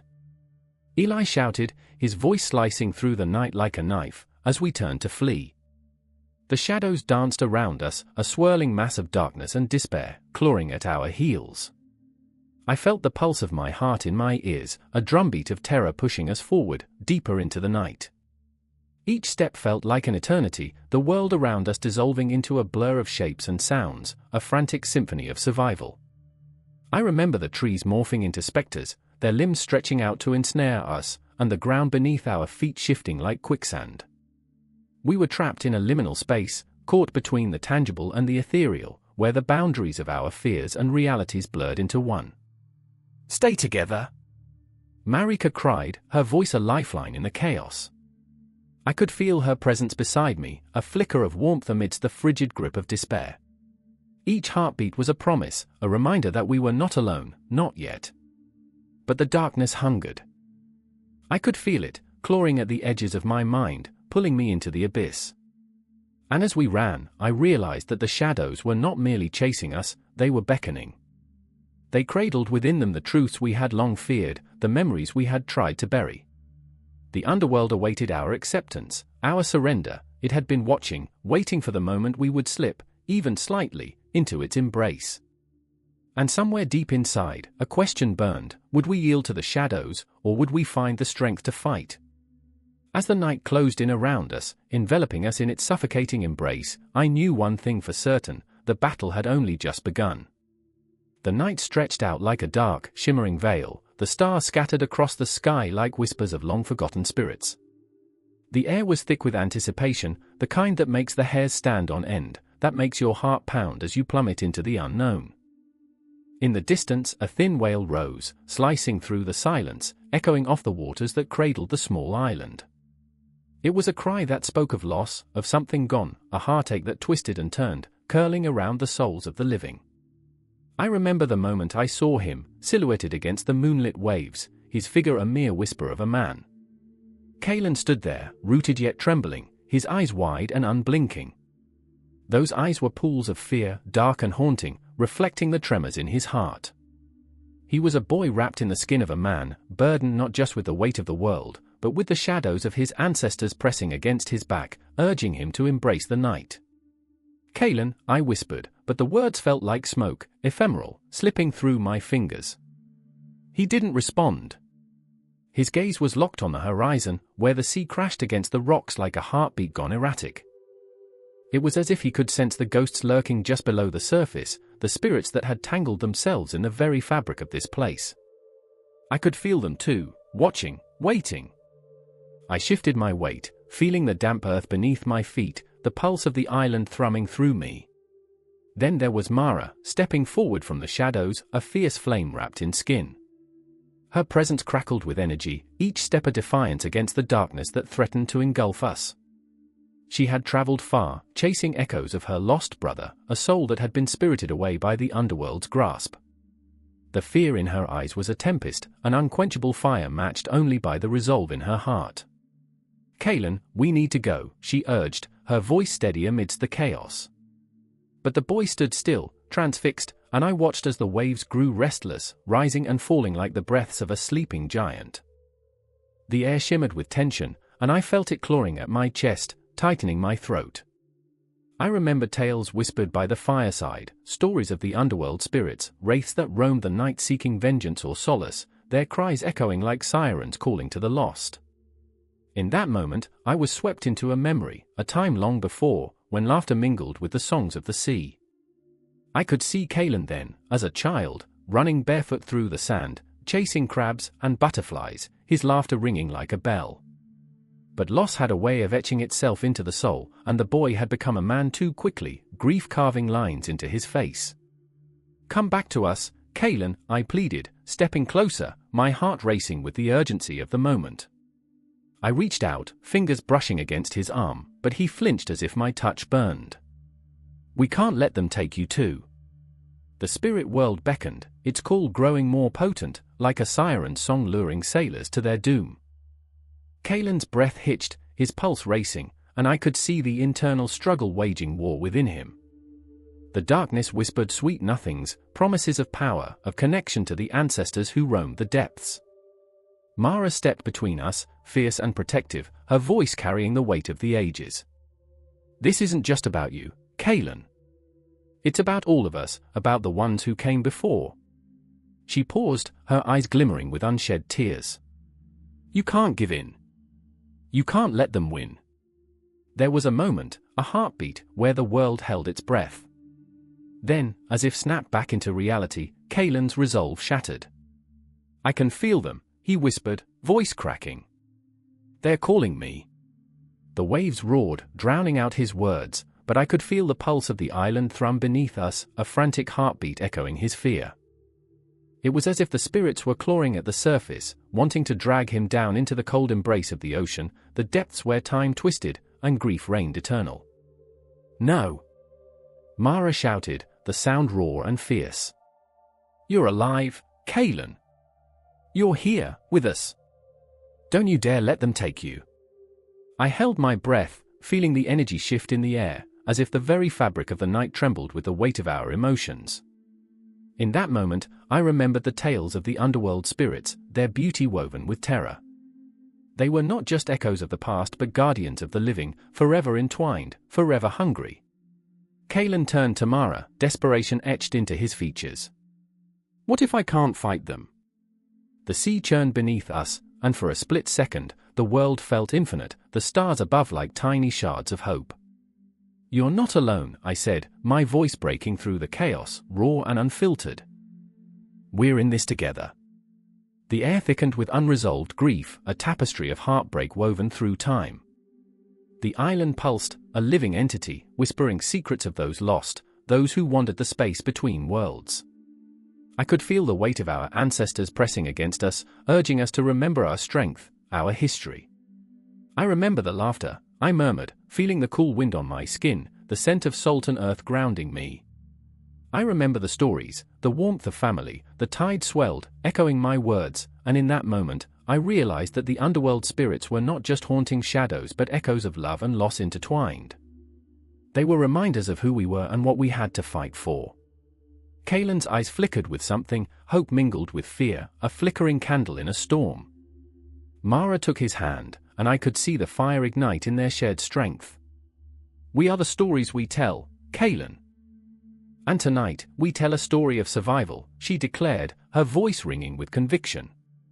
And so, as the spirits danced on the edge of our reality, as the waves crashed in a frenzied rhythm, we stood together, three souls entwined in a battle far greater than ourselves. The night wrapped around us like a shroud, but with it came a pulse of defiance, a heartbeat whispering that we would not be claimed so easily. The air crackled with anticipation, and as the moon rose higher, casting its pale glow on the tumultuous sea, we took a step forward into the unknown, the darkness still whispering behind us, but our hearts were resolute, beating as one against the haunting call. The wind howled like a wounded animal through the crumbling stone walls, carrying with it the scent of damp earth and despair. Shadows danced in the corners of the room, twisting and warping, merging into grotesque forms that lurked on the periphery of vision. I could feel my heart pounding, a primal drum echoing in the silence, as I stood there, cloaked in an air thick with tension, preparing for what was to come. Mara, her face pale as moonlight, knelt on the cold ground, fingers trembling over the ancient symbols drawn in ash. Her breath was shallow, almost a whisper, yet every word she muttered felt like a declaration in the emptiness that surrounded us. "I remember," she began, her voice breaking, "the stories my grandmother told me about the ones who came before us. The ones who walked between worlds." Each syllable was a thread, weaving an invisible tapestry that bound her to a heritage both revered and feared. Behind her, Daniel paced like a caged beast, his hands balled into tight fists. "You think this is going to work?" he snapped, eyes darkened by frustration and a flicker of disbelief. "You think you can just call them? Just like that?" He threw a hand towards the gathering storm outside, where lightning split the sky, illuminating the contours of his face, sharp, haunted. He was the skeptic, always questioning, always fighting against the tide of tradition that threatened to drag him into the depths. Mara, with her long chestnut hair hanging like a curtain, seemed to embody something much larger than both of us. She had learned the ways of the old rituals, had seen visions that spiraled into madness and clarity like a serpent eating its tail. "They can hear us, Daniel," she said, urgency creeping into her tone. "They are always listening." Her body trembled as if the very act of speaking their names could shatter the fragile barrier between our world and theirs. And then there was me, a witness caught in the chaos, tethered to both. I could feel the weight of my own fears pressing down against my chest, choking back the words I longed to scream. I had tried to remain the anchor, the rational voice in the storm, but as I watched the atmosphere thicken, I felt my skepticism waver, slipping through my fingers like fine sand. "Do you really want to do this?" I whispered, my voice low, pleading. I wanted to protect them from the darkness that beckoned, but the truth flickered in my mind like the erratic flame of a candle, illuminating the truth I had buried. We were all drawn to the shadows. The clock in the corner ticked relentlessly, each second a heartbeat, reminding us of the time slipping away. I remembered the last time we had tried to reach through the veil, the chaos that unfolded, a chorus of voices rising from the depths, echoing our deepest fears and desires. We had summoned something, that much was clear. But what had answered? And at what cost? Mara took a deep breath, her lips forming a silent prayer. As she began to chant, the room shifted, vibrating with an energy that hummed beneath my skin. I watched her, mesmerized, as her face contorted in concentration, each phrase a key turning in a lock that led to an unfathomable abyss. I felt the air grow heavy, saturated with the remnants of life and death, a mosaic of emotions swirling around us. Daniel's skepticism cracked. "What if they don't come?" he murmured, more to himself than to her. I could feel the tension in his voice, that fragile string on the verge of snapping. He was paralyzed between belief and disbelief, the weight of tradition pulling him forward while reason urged him to flee. Everything felt like it was spiraling toward a precipice, and we were teetering on the edge, hearts racing. But then, as if the universe had conspired to answer our call, a chill swept through the room like a whisper from the past. The shadows thickened, coiling around us, and in that breathless moment, I felt the presence of something other, a ripple in reality. The air crackled, and the candles flickered violently, their flames dancing like frantic souls caught in a storm. I remembered the way the world felt on that night, electric and terrifying, where every heartbeat synchronized with the pulse of the unknown. Mara's voice rose, unwavering, reaching out with desperate tendrils toward the other side. "Come to us," she cried, a mixture of fear and longing spilling from her lips. "We seek your wisdom, your insight." The silence that followed was deafening. It wrapped around us, a suffocating embrace. In that void, memories danced, my grandmother's laughter, the fading light of twilight, the sound of waves crashing against the shore. I was lost in the echoes, caught between the past and the present, where time felt fluid, slippery. Daniel's gaze darted to the shadows, and I could feel his heart racing, each thump a reminder of our humanity. "Don't let them in," he shouted suddenly, panic lacing his voice, but it was too late. The thin veil between our world and theirs thinned, and a presence surged forth, dark and intoxicating. I could feel them watching, their eyes like pinpricks of light in the abyss, drilling into my very soul. A rush of emotions washed over me, fear, exhilaration, hope, all intertwining in a chaotic dance. The ritual had begun. As the air thickened, I glanced at Mara, her eyes wide, reflecting something ancient and haunting. I remember, she breathed again, but this time it was different, urgent, as if she was reaching for something just beyond our grasp. What were we summoning? What truths and horrors awaited us beyond the threshold? The cacophony of voices began to swell, a haunting lullaby laced with sorrow and laughter, each note vibrating through the marrow of my bones. I looked at Daniel, whose defiance was melting away, replaced by a flicker of understanding. We stood at the precipice of something vast and incomprehensible, three souls woven into an intricate web of fate, teetering on the brink of revelation and terror. And then, in a breathless moment of clarity, I realized this was not just about communicating with the underworld, it was about confronting our own shadows, the parts of ourselves we feared to acknowledge. The ritual was a mirror reflecting our deepest truths, and I felt it, a pulse, a heartbeat, a connection that transcended time and space. As the shadows loomed closer and the air crackled with the weight of unspoken words, I could only wonder what awaited us in the darkness. Would we find solace, or would we be consumed? In that moment, I knew this was just the beginning, a spiral that would plunge us deeper into the unknown, pulling us into a dance with the very essence of existence itself. The clock ticked ominously, a relentless heartbeat echoing in the stillness of the darkened room. Outside, the wind howled like a wounded beast, thrashing against the walls of the ancient stone house. Inside, Maya stood frozen, her breath shallow, caught between shadows and whispers. The air was thick with the scent of damp earth and something metallic, a reminder of what lay beneath. She had always believed in the power of dreams, their ability to unveil the hidden, to speak the truths we dared not face. But tonight, her dreams had turned into nightmares, and the boundary between the two blurred with each passing second. "I can't let them take me," she murmured, her voice a fragile thread straining against the weight of impending despair. The shadows danced around her, flickering like memories that refused to settle. She could feel them closing in, the souls lost in the underworld, their hushed echoes clawing at her mind. They had stories to tell, stories of pain and longing, shadows of their former selves reaching out from the abyss. And tonight, they were hungry. Just then, a scream cut through the night, a shrill, piercing cry that resonated deep within her. It belonged to Elias, her younger brother, whose spirit flickered like a candle in the tempest of darkness that surrounded them. Every scream he uttered felt like a knife twisting in her heart. Maya. His voice was raw, laced with terror. They're here. They see us. With a jolt, she turned, her heart racing as she rushed toward him, the floor creaking under her feet, the shadows slithering around her like serpents. Elias curled in the corner of the room, his wide eyes glistening with unshed tears, reflecting the chaos that enveloped them.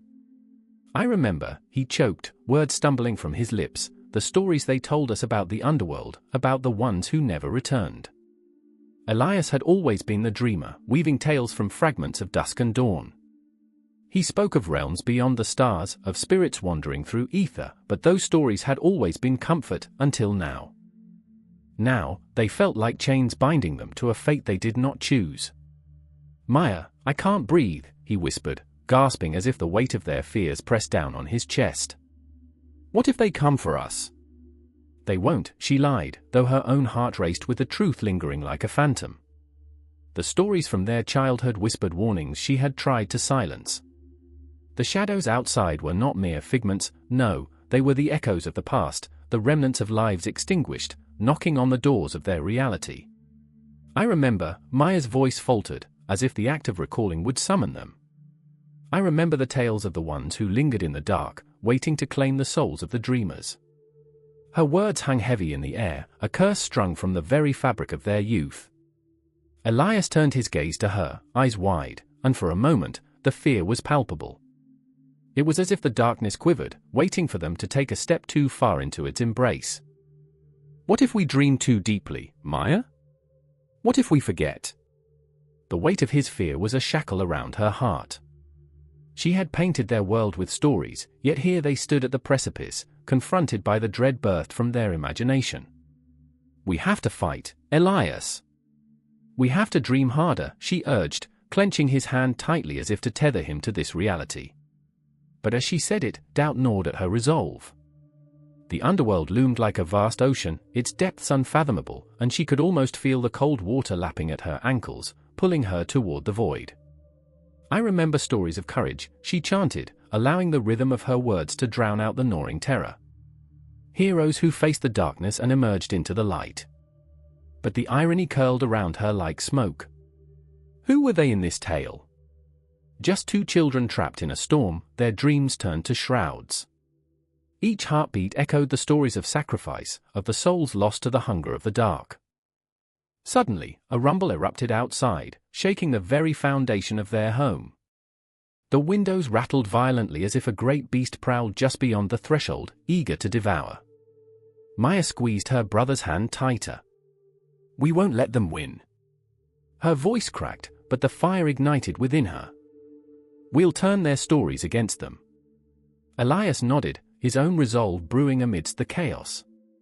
We'll show them we're not afraid.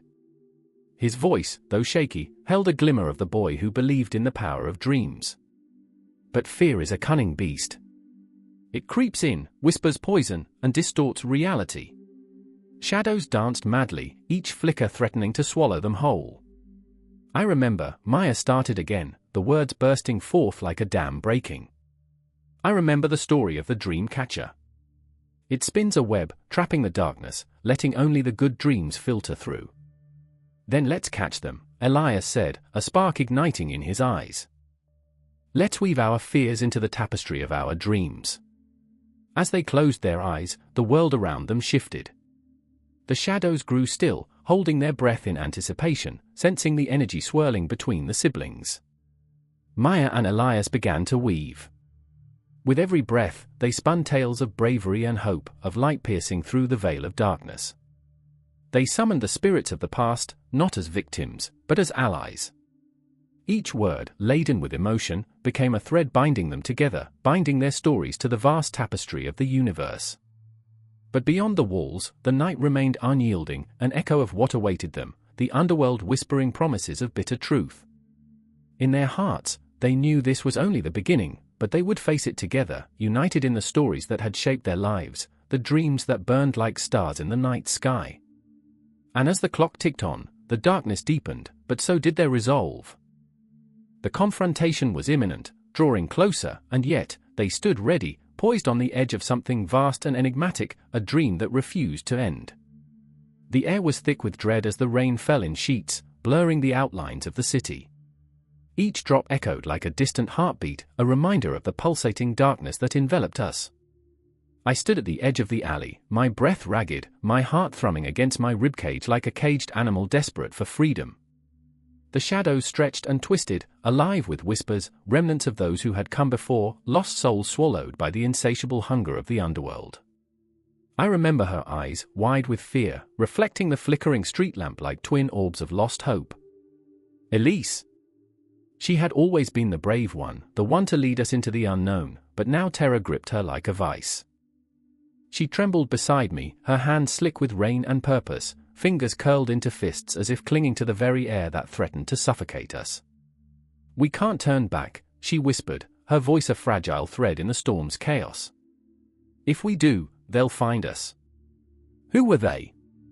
The serpentine creatures of the underworld, of course. A name that rattled through our dreams like a sinister lullaby, echoing with the promise of doom. I had laughed them off once, those stories we told over bonfires, the legends we indulged like guilty pleasures. But now, as the storm raged, I felt their presence, a cold slither of despair creeping up my spine, and I knew, deep down, this was no mere tale. "Stay close," I urged, even as my own resolve wavered. I could hardly see the path ahead, but the stench of fear was palpable, coiling around us like the serpent spoken of in hushed tones, their scales shimmering beneath the surface of reality. I could feel their weight in the air, their eyes watching from the shadows, waiting for the moment of weakness when they would strike. And then there was Marco, the reluctant warrior who never wanted to be part of this nightmare. I could see him across the alley, hands shoved deep in his pockets, brows knitted together in a futile attempt to mask the anxiety coursing through him. He was the anchor to my storm, my heart tethered to his, even when he doubted every step we took. "This wasn't what I signed up for," he said, barely audible over the rumble of thunder. His voice quivered, but there was an edge, a hint of defiance. "I wanted a life, not this." I remember the weight of those words. It was a plea wrapped in frustration, an echo of our youthful dreams turned to ash. We had longed for adventure, for the thrill of living on the edge, but now the precipice loomed before us, dark and endless. "We're alive, Marco," I said, though I could feel my own conviction waning. "We have to fight for it." Lightning streaked across the sky, illuminating the alleyway in stark clarity for a heartbeat before plunging us back into darkness. And in that moment, I saw them. Slithering forms, glistening under the rain-soaked pavement, twisting around each other like lovers caught in an eternal embrace. They moved with a grace that sent chills dancing down my spine, their eyes glinting with an otherworldly hunger that was both beautiful and terrifying. "Did you see that?" Elise gasped, and the tremor in her voice pulled me from my trance. "They're real." I nodded, breath hitching. Fear gripped my throat like a vice, and I felt the weight of the world pressing down on my chest. The serpentine creatures were here, and they were hungry. My pulse quickened, an erratic drumbeat against the symphony of rain and shadows, and I could feel the pull of the unknown, a dark gravity that promised salvation and destruction in equal measure. But in that moment of despair, I caught Marco's gaze, his dark eyes, wide with the realization that we were standing at the threshold of something far greater than ourselves. Whatever these creatures were, they had a purpose, a reason for being. "We can't let them win," he said, his voice steady now, filled with a resolve I had never seen before. A single tear slipped down Elise's cheek, a testament to the fear that suffocated her spirit. "What if we don't make it?" she whispered, the vulnerability in her voice slicing through the tension. "Then we fight," I replied, feeling the weight of her gaze on me, begging for reassurance. "And if we fall, we do it together." And that's when the first of the creatures lunged from the shadows, a slick mass of scales and razor-sharp teeth, aimed for Marco. I screamed, a raw, primal sound that shattered the stillness, my body moving before my mind could catch up. I pushed him aside, feeling the rush of air as the creature whizzed past. Time slowed, and for a moment, I was suspended in the tumult of chaos. The rain fell harder, drowning out the cries of the lost and the laughter of the living. Darkness enveloped us, thick as a shroud, and I felt the cold breath of the underworld on my skin, a whispered promise of what lay ahead: betrayal, fear, and perhaps even redemption. With every heartbeat, we teetered closer to the edge, drawn into the depths where the serpents writhed and danced. "Run!" I shouted, but my voice was swallowed by the storm. The shadows pulsed with life, the air crackling with energy as the creatures swarmed, a sinuous mass of terror. Heart pounding, I turned to Elise, who stood frozen, eyes wide with horror. "Elise, move!" But she didn't, she couldn't, her soul caught in the web of dread. The ground shook beneath us, and I felt the very fabric of reality unraveling, the world crumbling into chaos. I remember the taste of fear, metallic and bitter on my tongue, the electric thrill of survival igniting a fire within me. No more running, no more hiding. We had come too far to turn back now. The serpentine creatures circled us, an undulating tide of despair and defiance, and in that moment, I felt the weight of everything we had lost, our hopes, our dreams, our very lives. But in the depths of that darkness, the spark of courage ignited. I thought of Marco, of Elise, of everything we had fought for. We would face the serpents together or not at all. The clock struck 11 and the world fell silent. No cars, no chatter, a void that felt like the breath before a scream. I stood beneath the night sky, a tapestry of stars stretching like a shroud over a restless city, each point of light a flickering ghost, an echo of forgotten lives. My heart raced, thumping like a war drum in my chest, drowning out the whispers of the wind. The air was thick with tension, charged with something ancient and primal. Tonight was different. Tonight, the underworld beckoned, its shadows clawing at the edges of my vision. Beside me, Lena shivered, her eyes wide as saucers, reflecting the cosmos above. Her breath quickened, misting in the cold air, and I could almost see the edges of her fear curling like smoke. "Do you feel that?" she breathed, the tremor in her voice pulling me closer. She was searching for comfort, but there was none to be had, not when the weight of the past hung so heavily in the dark. I remembered how we had laughed just hours before, the way her eyes sparkled with unshed tears of joy. Now, they darkened, skimming the surface of another reality, one where the night sky was not merely a backdrop, but a gateway. And then there was Jack. He stood a few feet away, his jaw clenched, fists tight at his sides, radiating the kind of energy that crackled like electricity. He was the storm, consistently at war with himself, and I watched as he wrestled with the demons that lurked just beneath his skin. "This is stupid," he muttered, almost to himself. "It's just a bunch of stars. Just lights."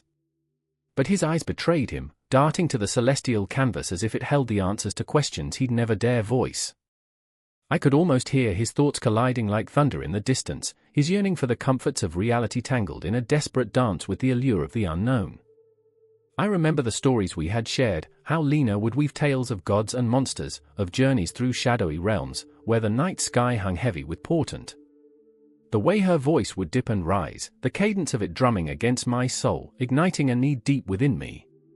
But now, those stories transformed, slithering into a nightmare. The underworld was breathing, waiting for us, and the stars above flickered knowingly, as if laughing at our naivete. Remember the way the ancients believed the night sky was a mirror? Lena's voice quivered, drawing me back. They thought the stars were the souls of the dead looking down on us, keeping watch. Her fingers danced nervously, tracing patterns in the air. I could see her mind racing, the connection between mythology and our reality sparking like fire. The thought chilled me to the bone. The souls of the lost, watching, waiting. Was that what we were doing here? Were we trespassers in their domain? "Stop," Jack shot back, anger simmering just beneath his surface. "It's just a story, Lena. Just bullshit." But his voice cracked, revealing the fissures in his bravado. I saw it, the flicker of doubt, the gnawing fear of being swallowed by the darkness we stood in. I wanted to say something, to bridge the growing chasm between us, but the words caught in my throat like shards of glass. Instead, I turned my gaze skyward, searching for constellations that felt familiar, yet strangely hostile. The stars pulsed, each one a heartbeat echoing through the vastness, and I couldn't shake the feeling that they were mocking us. Beneath that cosmic canvas, I felt the shadows shift, curling around my ankles, whispering secrets only the brave or the foolhardy would dare to listen to. They say the underworld is just a heartbeat away, I murmured, my voice barely a breath, yet it hung in the air like a spectre. Jack scoffed, but the way his shoulders tensed told me he was listening. I'd rather believe that those myths are just distractions. They're stories to keep us from confronting what's real. But deep down, I could see the cracks in his armor. We were all scared, dancing on the edge of a precipice. Above us, the night sky seemed to open up like a wound, and the universe bled its silence upon us. I remember, I whispered, feeling the weight of memories flood in, each one a ghost of a moment lost. I remember the old tales, how the stars were said to guide lost souls. How they became the lanterns for the wandering dead. The words tumbled from my lips like a confession, raw and unfiltered, and I could feel Lena's gaze latch onto me, her unspoken question hanging heavy between us. What if they're still guiding us? She dared to ask, her tone shifting from fear to something I couldn't quite decipher. Hope? Desperation?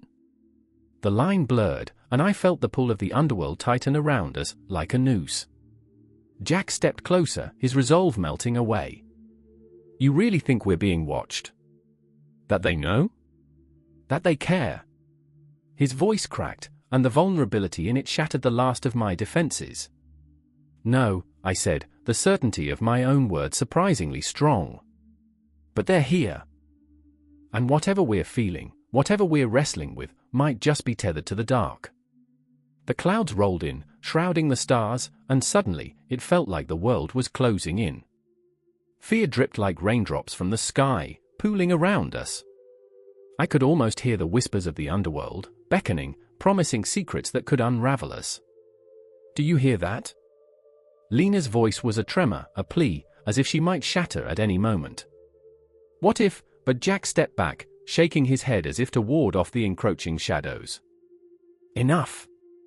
This isn't a joke. It's not a game. And just as he spoke, the wind howled, a mournful cry that echoed through the night. It carried with it the weight of all the unasked questions, the fears we dared not confront. I felt it in my bones, the urgency, the call of the underworld, whispering truths that could unravel us all. There was no turning back now, no safe retreat into the comforting embrace of ignorance. As the clock ticked on, the cosmos shifted. Time bled, and the night deepened. They were watching. The stars were alive, their stories woven into the fabric of our souls. All around us, the air thickened, and I wondered if we were more than just three souls beneath the night sky. Perhaps we were threads in a much larger tapestry, destined to collide with the dark, destined to confront the ghosts we carried within us. The underworld was not just a myth, it was a part of us, and tonight, it was calling our names. As the shadows crept closer, I took a breath, feeling the weight of the darkness yet to come pressing down on us all. The night was alive, and it demanded attention, our attention. It demanded that we listen. And as the air crackled with anticipation, I realized this was only the beginning. I remember the moment the shadows shifted, when the air thickened with a palpable dread. It was a night when the moon hung low, a gnarled grin that twisted the landscape into something unrecognizable. I stood at the edge of this forgotten city, its crumbling buildings like broken teeth jutting against the horizon. Every heartbeat echoed like a warning, each pulse a reminder that the underworld was more than stories whispered among the brave. It was alive, and it was hungry. My fingers trembled as I clutched the iron talisman hanging around my neck, a relic from a time when the line between the living and the dead was as thin as the fog that clung to the ground. I wished I had someone to share this moment with, but loneliness wrapped around me like a shroud. I was entangled in a world where shadows breathed and every corner held a secret. I could feel them watching, the beings of the underworld, shimmering just out of sight. Elena was there too, her heart a wild drum echoing the chaos lurking beneath her calm facade. She was searching for something, someone. Her brother had vanished, swallowed by darkness, and with every passing moment, fear twisted her insides like a vice. I can hear him, she murmured, voice trembling. He's calling me. But the frequency of her hope was frail, wavering. And then there was Reeve, a man of contradictions, clad in black leather and an arrogance that belied the fragility of his spirit. He laughed too loud, as if the sound could chase away the specters that haunted him. The underworld? Child's play, he scoffed, but the way his hands quivered betrayed a truth he dared not face. He was a trickster, both a seeker of thrills and a coward at heart, fearing not the dark but his own reflection within it. As we moved deeper into the city, the streets twisted like veins, pulsing with the memories of past lives. It was then that I remembered the tales my grandmother spun late at night, how different cultures painted their underworlds with colors of despair or hope. The Greeks spoke of Hades, a realm of shadows, whispering of souls lost and found. The Egyptians wove tales of Osiris, a god who ruled over the afterlife with a gaze that could pierce the veil of existence. Each story pulsed within me, a reminder that the beings of the underworld were not just figments, they were as real as the pain I felt in my chest. Elena stumbled, gasping as she caught herself on a crumbling wall. "Do you feel it?" Her voice was low, almost a plea. "They're here, can't you sense them?" The weight of her words pressed down on me like a stone, and yet, I felt it too, a cold breath, like fingers trailing across my neck, urging me to look back. The night thickened, a cloak of despair wrapping around our shoulders as we closed in on the heart of the city. I saw them then, silhouettes flickering, interspersed between the flickering street lamps, wraith-like beings with eyes that glimmered like dying stars. They were the lost, the forsaken, beings born from the sorrow of their own untold stories. "They're waiting," Reeve whispered, his bravado faltering. "Waiting for what?" I demanded, my voice breaking. A tremor danced through my body, and suddenly, the laughter that once rang out from his lips felt hollow. "For us to join them," he murmured, the weight of truth crashing down around him like a tidal wave. Elena's breath hitched, and I could see the pulse of her hope dimming, flickering like a candle in the wind. "No," she said, fierce yet fragile. "I won't let him go." There was a fire in her eyes, a flicker of determination that fought against the shadows that aimed to pull her under. But with every step forward, the shadows grew thicker, swirling around us like a tempest, threatening to snuff out the light. I could feel the darkness clawing at my sanity, whispering secrets not meant for ears that still dared to hope.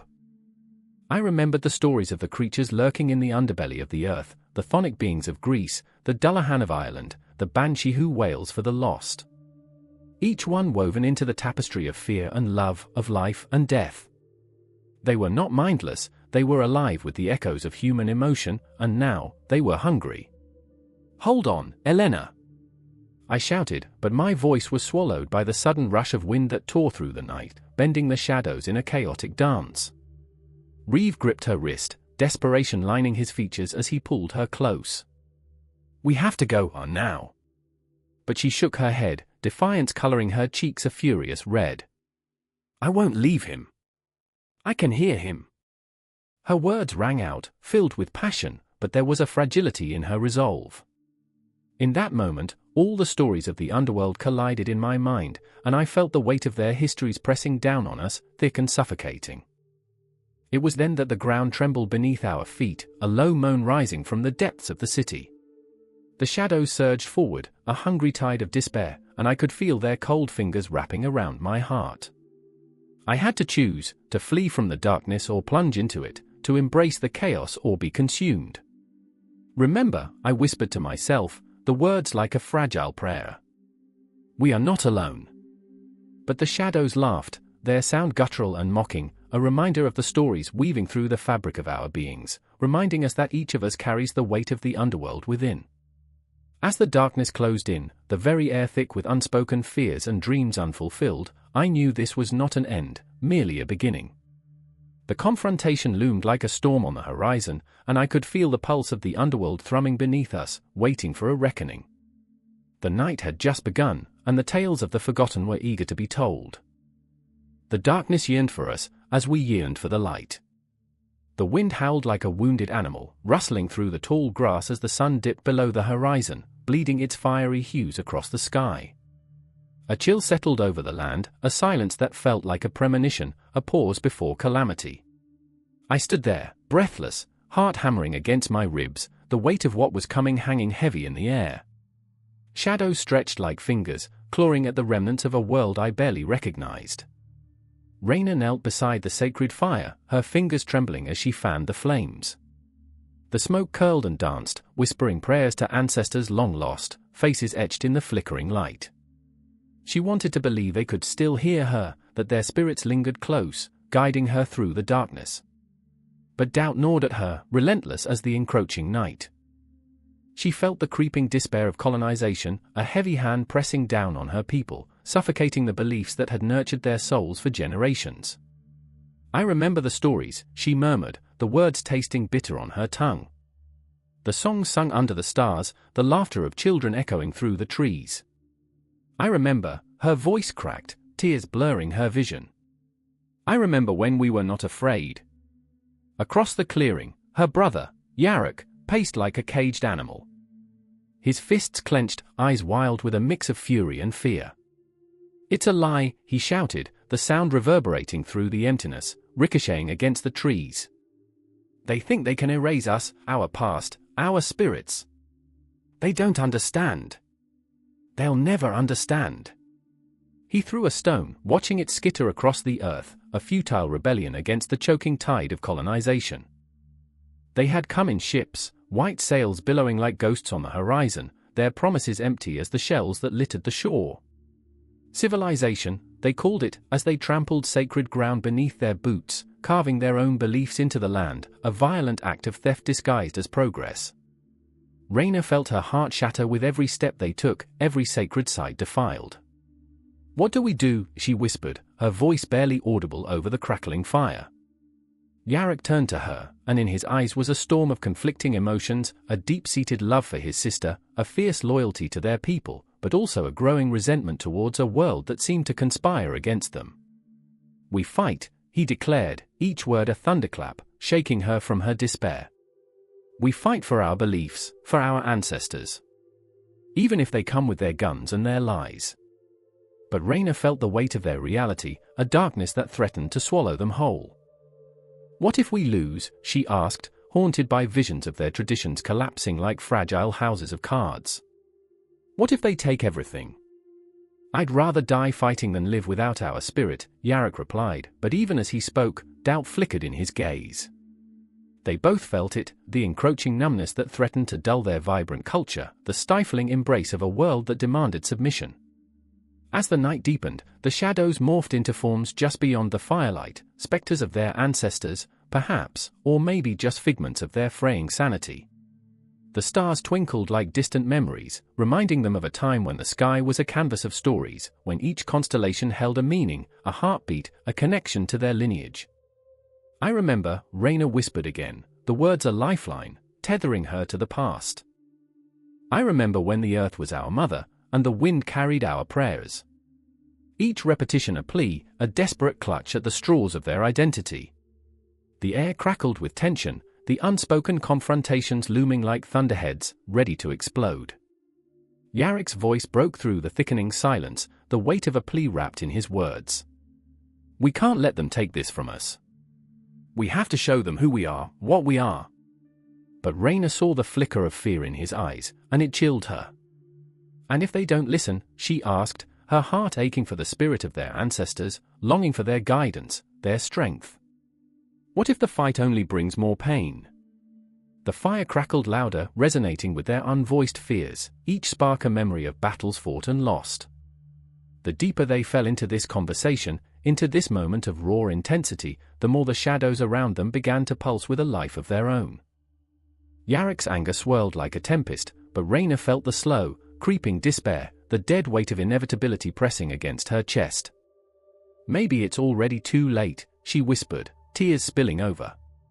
"Maybe we're already ghosts." The thought hung between them, heavy and suffocating. "No."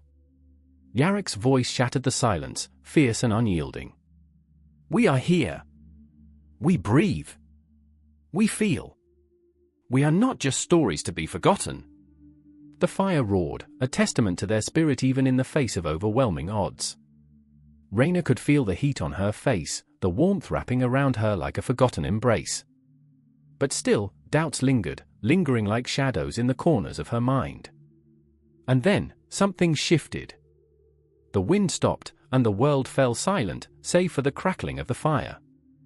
In that eerie stillness, it felt as though time collapsed, the past and present merging into a single, poignant moment.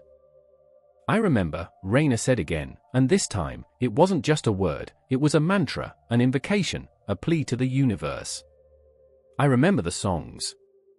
The air thickened with expectation, the shadows flickered, and the night deepened.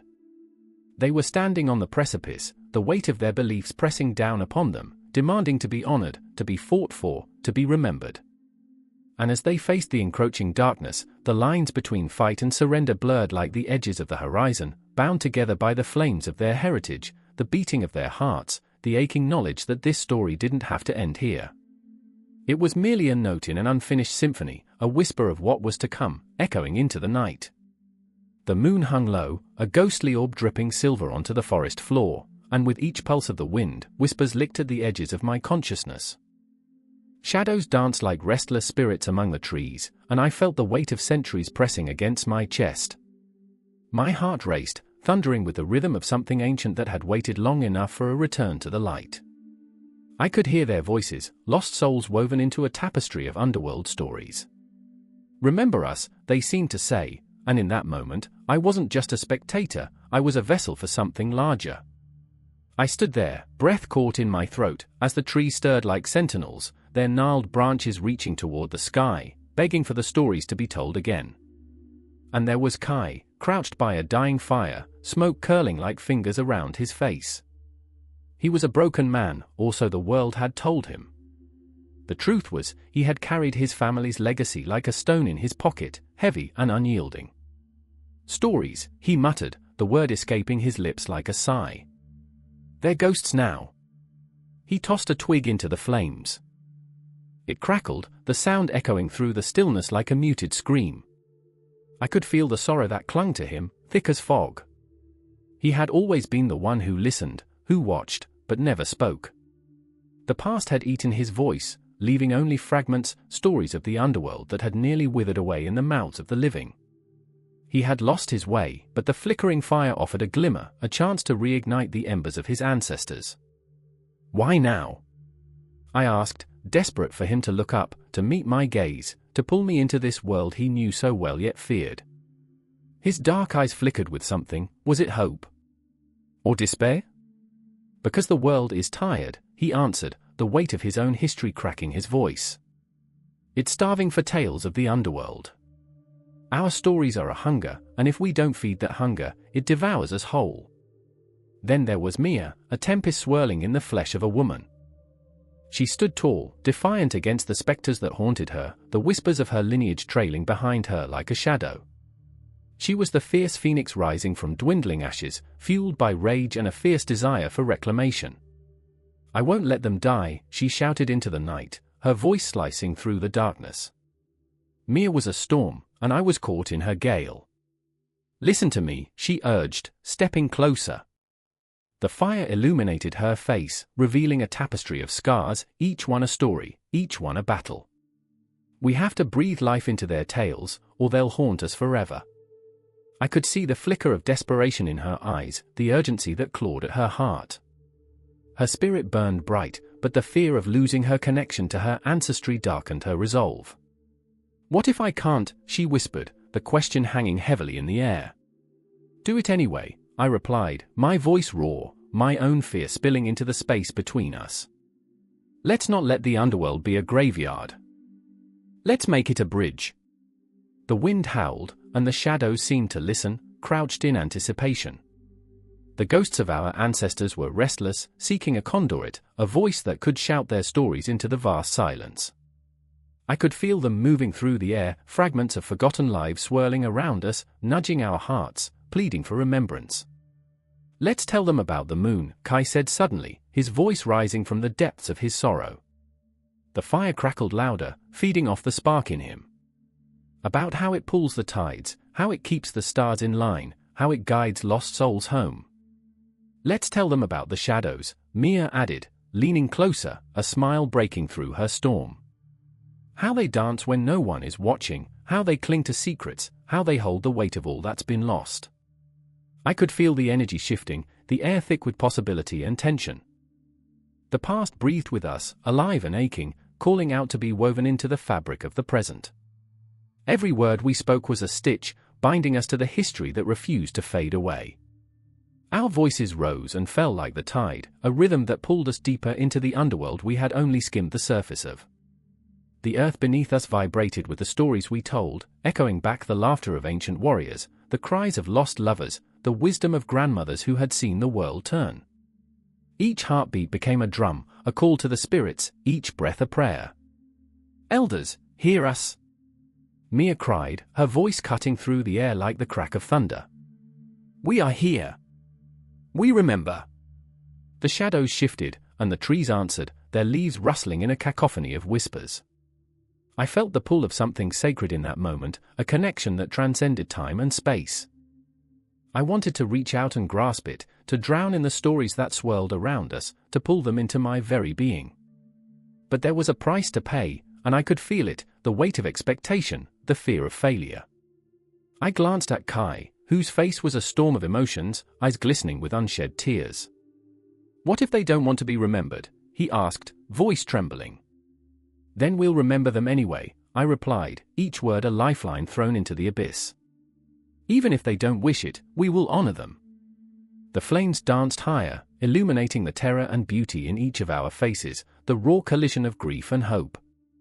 Together, we stood at the edge of the unknown, ready to plunge into the depths of the tales that beckoned us. A world of shadows and spirits, of forgotten dreams and heart-wrenching truths, lay ahead, a wild, dark expanse that promised both danger and salvation. In that moment, we were not just telling stories, we were becoming conduits for the pulse of our ancestors, for the souls that lingered in the twilight. The weight of their lives filled our hearts, and the fire burned brighter, fueled by the love and loss that had shaped us. The wind howled again, and we listened. We listened, and we remembered. The underworld had called, and we were ready to answer. The chill of the night air wraps around me, thick and suffocating, like the weight of 1,000 unspoken words. I stand in the dim light of the gallery, surrounded by paintings that pulse with life, yet echo with an unsettling silence. Shadows dance on the walls, flickering like the memories of ancestors long lost, while the scent of wet earth and sage fills my lungs, grounding me, yet propelling me into an abyss. I can feel it, the presence of the underworld beings that lurk in the corners of our history, waiting patiently, hungry for recognition. I remember the first time I saw her, Maya, her fingers stained with paint, the colors swirling like ghosts. She stood before her canvas, a storm of emotion swirling within her, battling the anguish of a lineage that had been severed, stripped bare by the hands of time and colonization. Her eyes, dark pools of sorrow and resilience, reflected the rage of her ancestors. "They are here, you know," she whispered, a tremor in her voice. "They demand to be remembered, to be painted." And in that moment, I felt the weight of her truth pressing against my chest, a heartbeat echoing through the stillness. Then there was Sam, a quiet soul with a scarred past, who spoke in the language of the forgotten. He carried the weight of his family on his back, generations of pain and pride intertwined.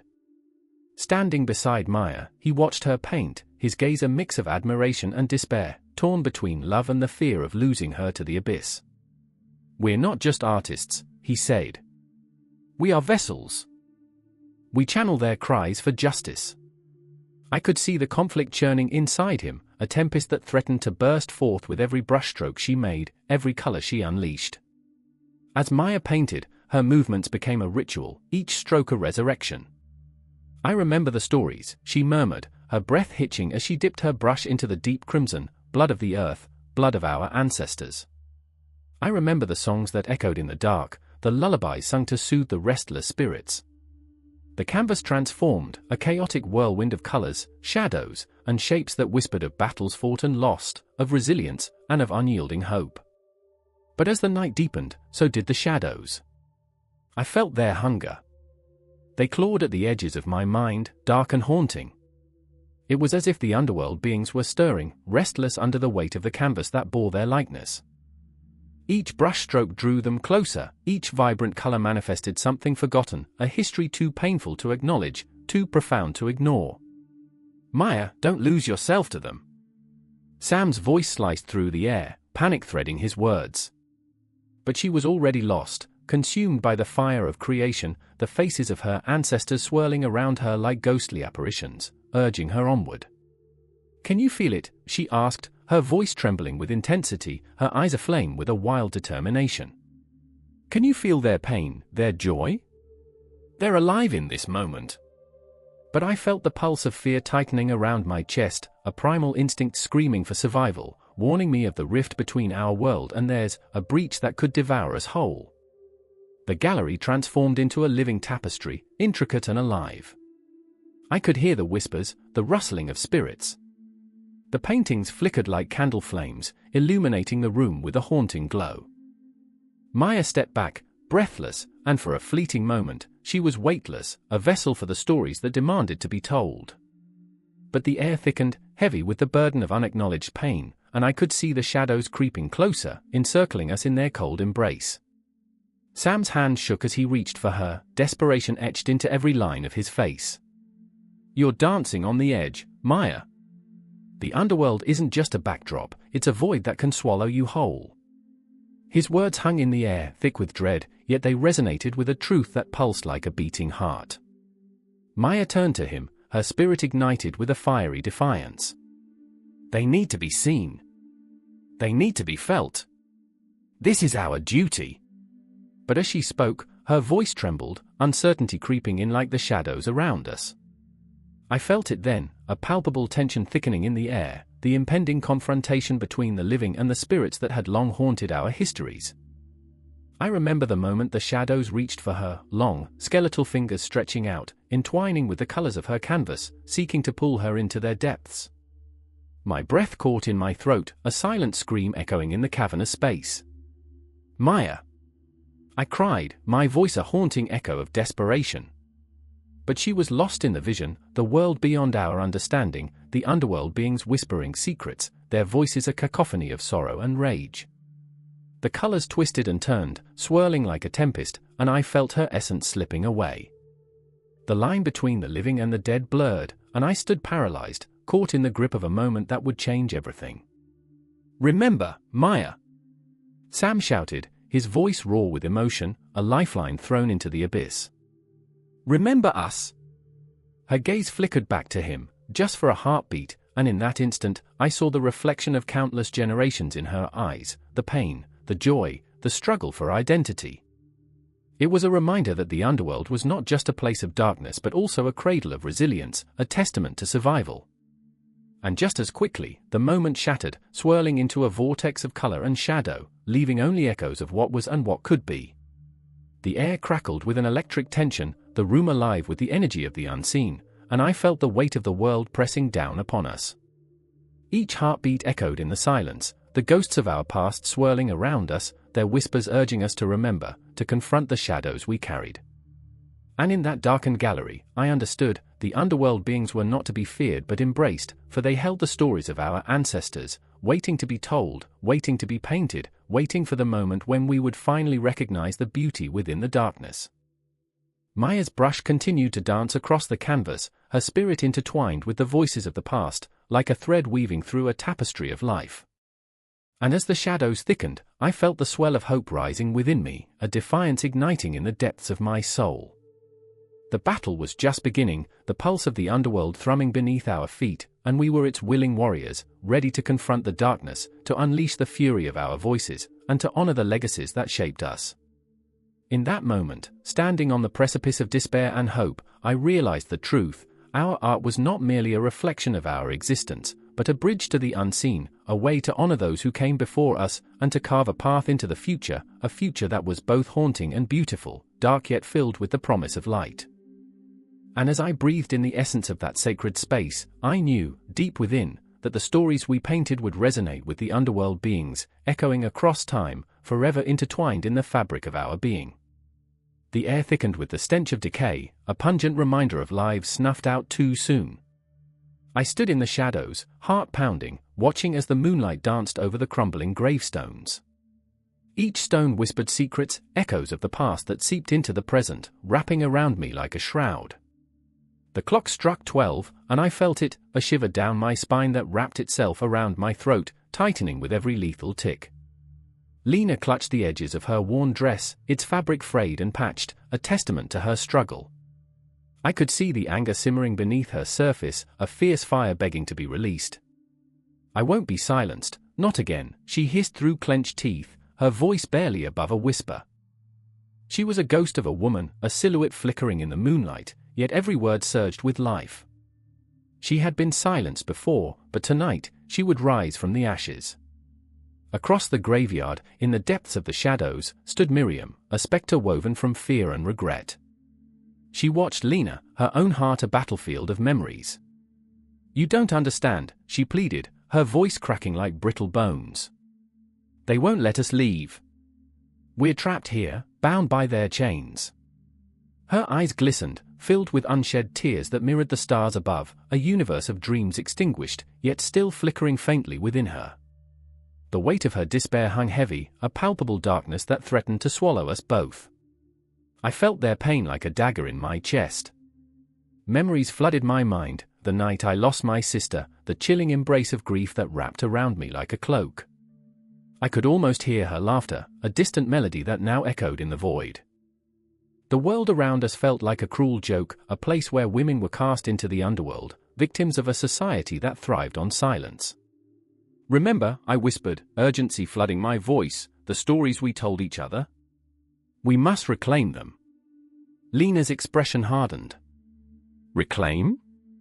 "They've buried our stories beneath the weight of their lies." She was fierce but fragile, a warrior with wounds too deep to see. I could sense the tremor in her hands, the fear of being unheard, unseen. "They think we're nothing," she spat, eyes flashing like shards of glass, "but we are everything." Miriam stepped closer, her shadows mingling with Lena's fierce light. "What if we don't survive this? What if we're just echoes? Ghosts in a world that forgot us?" There was a haunting beauty in her despair, a chilling recognition of the battles etched in her soul. The anguish dripped from her words, a slow poison that seeped into the very ground we stood upon. The night grew darker, the air heavy with unspoken truths. "I remember," I began, my voice trembling as I recalled the legends whispered among us, the powerful heroines who defied fate, daring to snatch their narratives back from the jaws of the underworld. "I remember the fire of their spirits, the way they clawed their way up from the depths, refusing to be shadows in someone else's story." With every word, the tension coiled tighter, a spring ready to explode. Lena's eyes sparkled with a dangerous determination. "Then we will be like them. We will fight."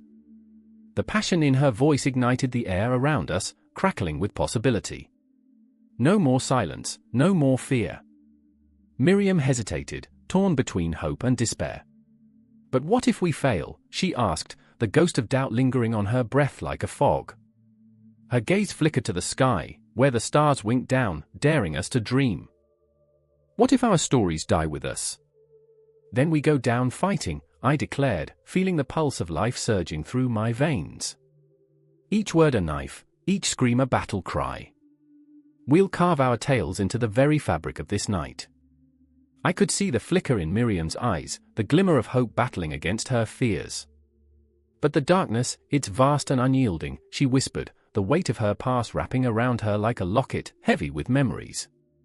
"I've seen what lurks down there. It's not just shadows, it's hunger. It feeds on us." "Then we feed it fire," Lena interjected, the power of her resolve cutting through the haze. "We blaze.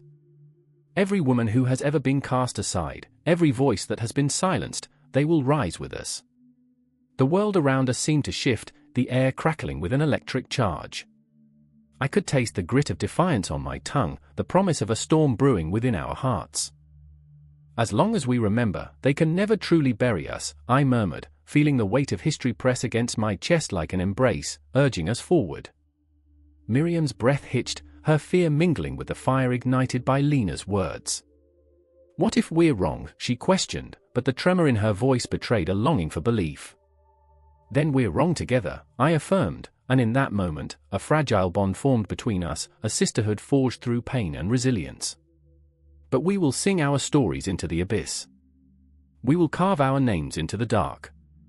I felt the pulse of the night beneath our feet, as if the universe itself was listening, waiting for us to unleash our truth from the fetters of silence. The stars, indifferent yet omniscient, blinked above us, a cosmic audience ready to witness our rebellion. And then came the wind, a cold, biting breath that stirred the shadows, beckoning us toward the unknown. It whispered of forgotten tales, of women who had battled the darkness and emerged not just alive, but transformed. Shadows danced around us, thick with the weight of our emotions, the echoes of our stories clawing at the edges of the night. I took a step forward, heart racing, knowing that the confrontation was near.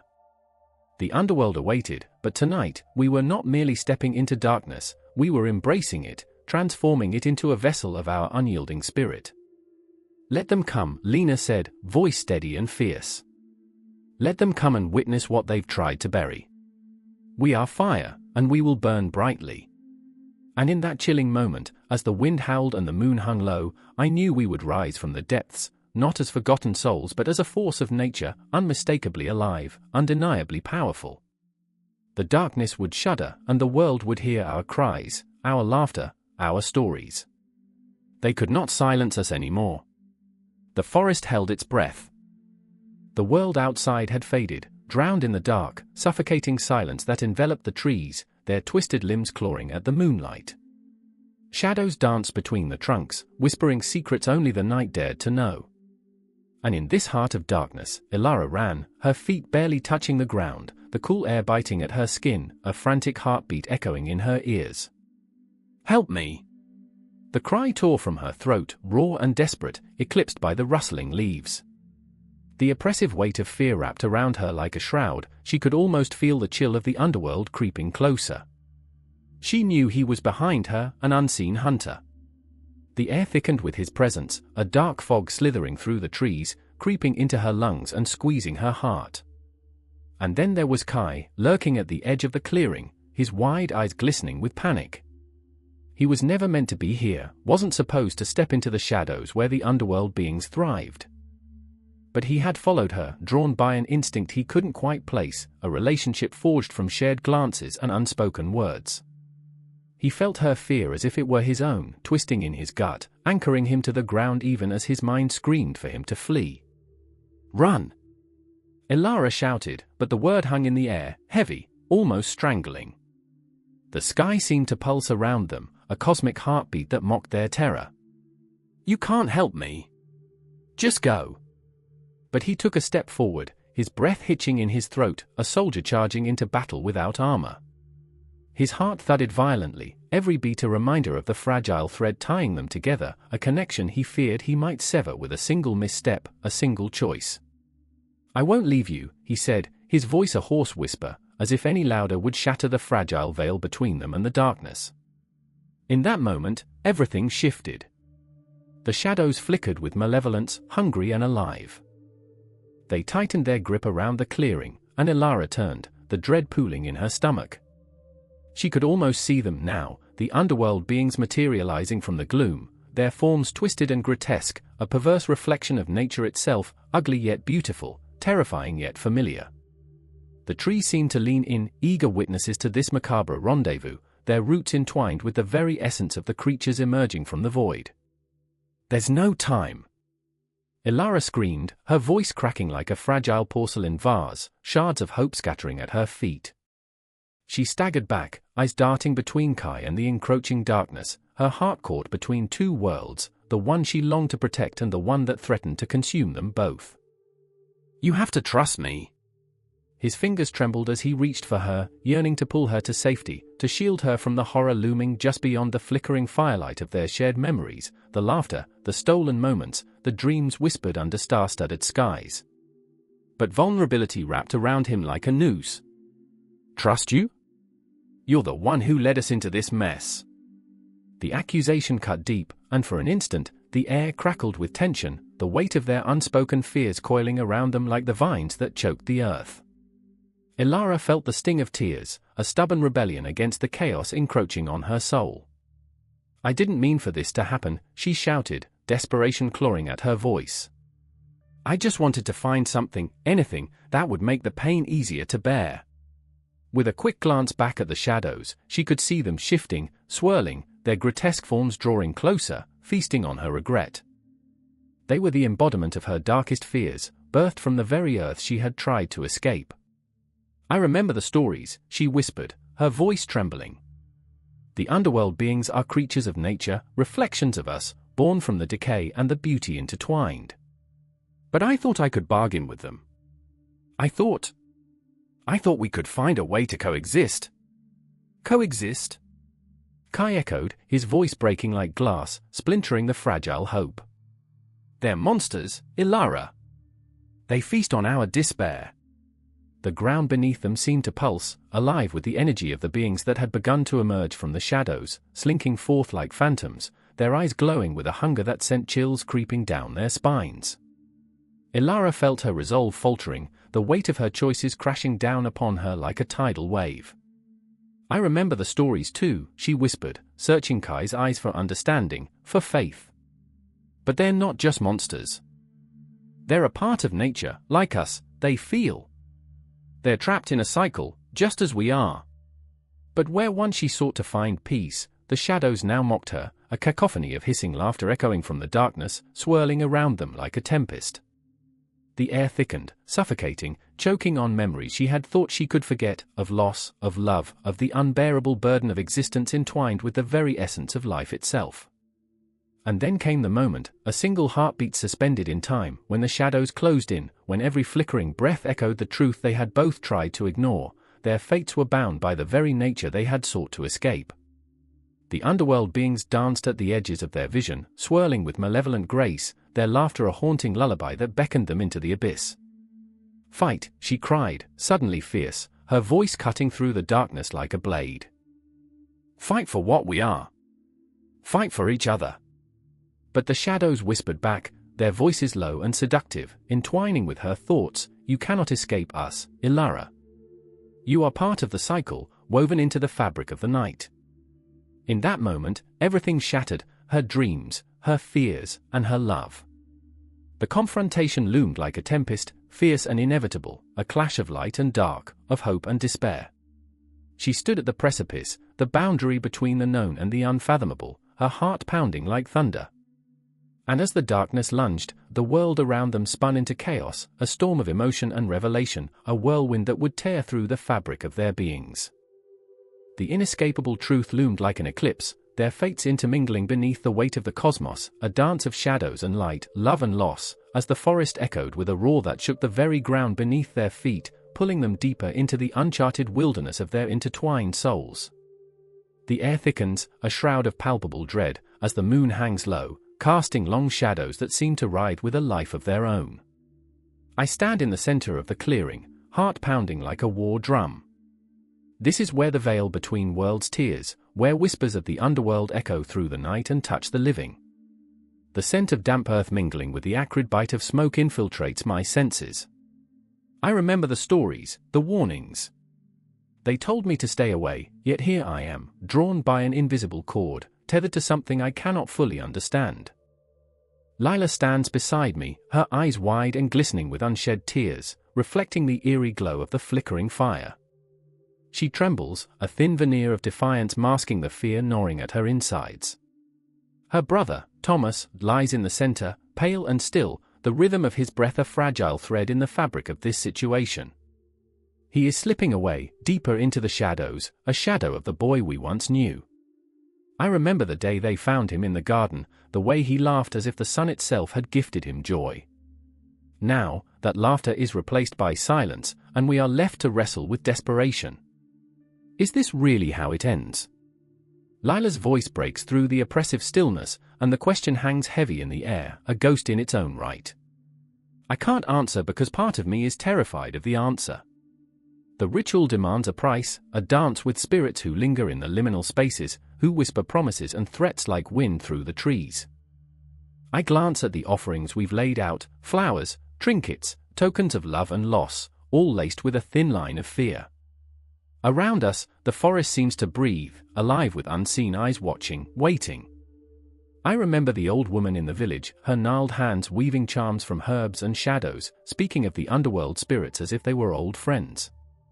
They can heal, but only if you are willing to pay, she had warned. I never thought we would be those desperate souls, teetering on the edge of belief and madness, willing to bargain with the dead. Yet here we stand, caught in this fragile moment, a heartbeat away from the abyss. Do you think they're here? Lila's whisper is a thread of hope wrapped in fear. I can't tell her that I feel them, the weight of their presence pressing on my chest, a drowning sensation that pulls at my resolve. I remember sprawling on the grass as children, counting stars, dreaming of what lay beyond. Was this what we wanted?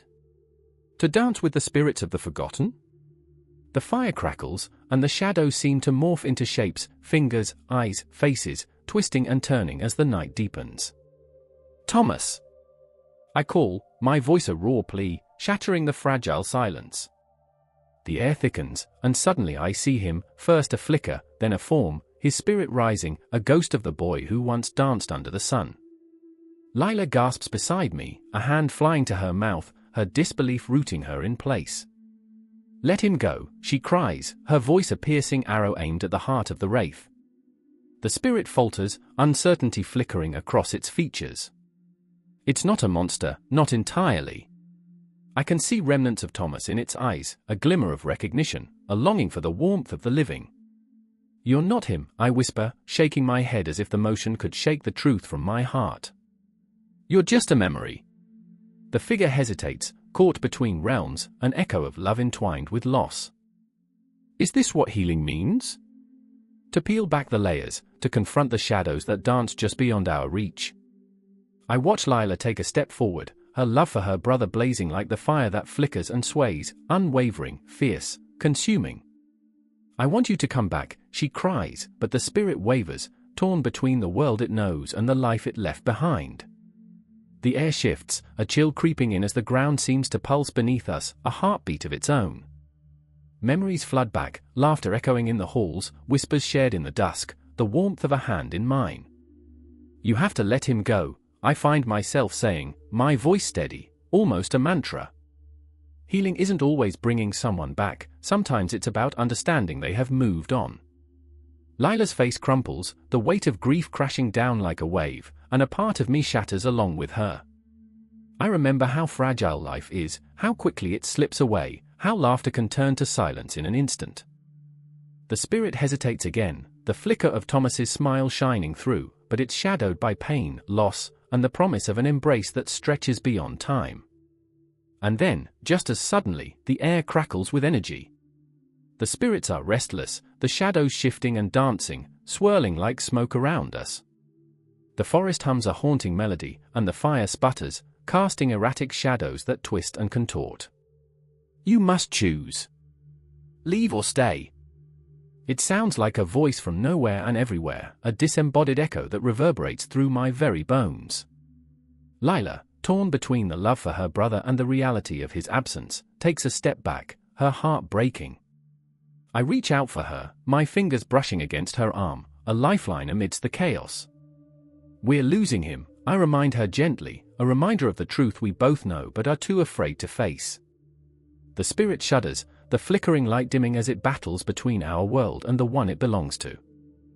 I breathe in deeply, the scent of earth and smoke filling my lungs, anchoring me. Let him go, I whisper, and somehow, in that moment, I feel the universe pause, holding its breath as if waiting for a decision that may alter the course of fate itself. A shift in the air, Lila collapses to her knees, fists clenched, tears spilling like the rain that promises to come. My heart aches for her, for the boy who was, and for the spirits that linger in the cracks of our reality. Time stretches, the moment throbbing with intensity as the shadows swirl, the spirits restless, eager to fulfill a promise made long ago.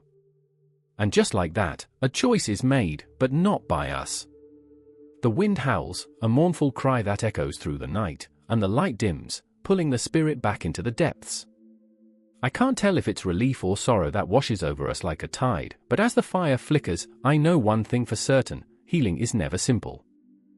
It's a tangled mess of love, loss, and letting go where the underworld whispers secrets we may never fully understand. And just as quickly as it began, the night settles back into a heavy silence, the shadows retreating. But the echoes remain, twisting around us like a memory we cannot shake. I remember the weight of Thomas's absence, the pain of Lila's heart, and the lingering touch of the spirits that pass through us, a reminder that some threads of life can never truly be severed. But we can try to weave new patterns, can't we? The question lingers, tantalizingly close yet just out of reach, as the world holds its breath around us, waiting for the next heartbeat, the next whisper.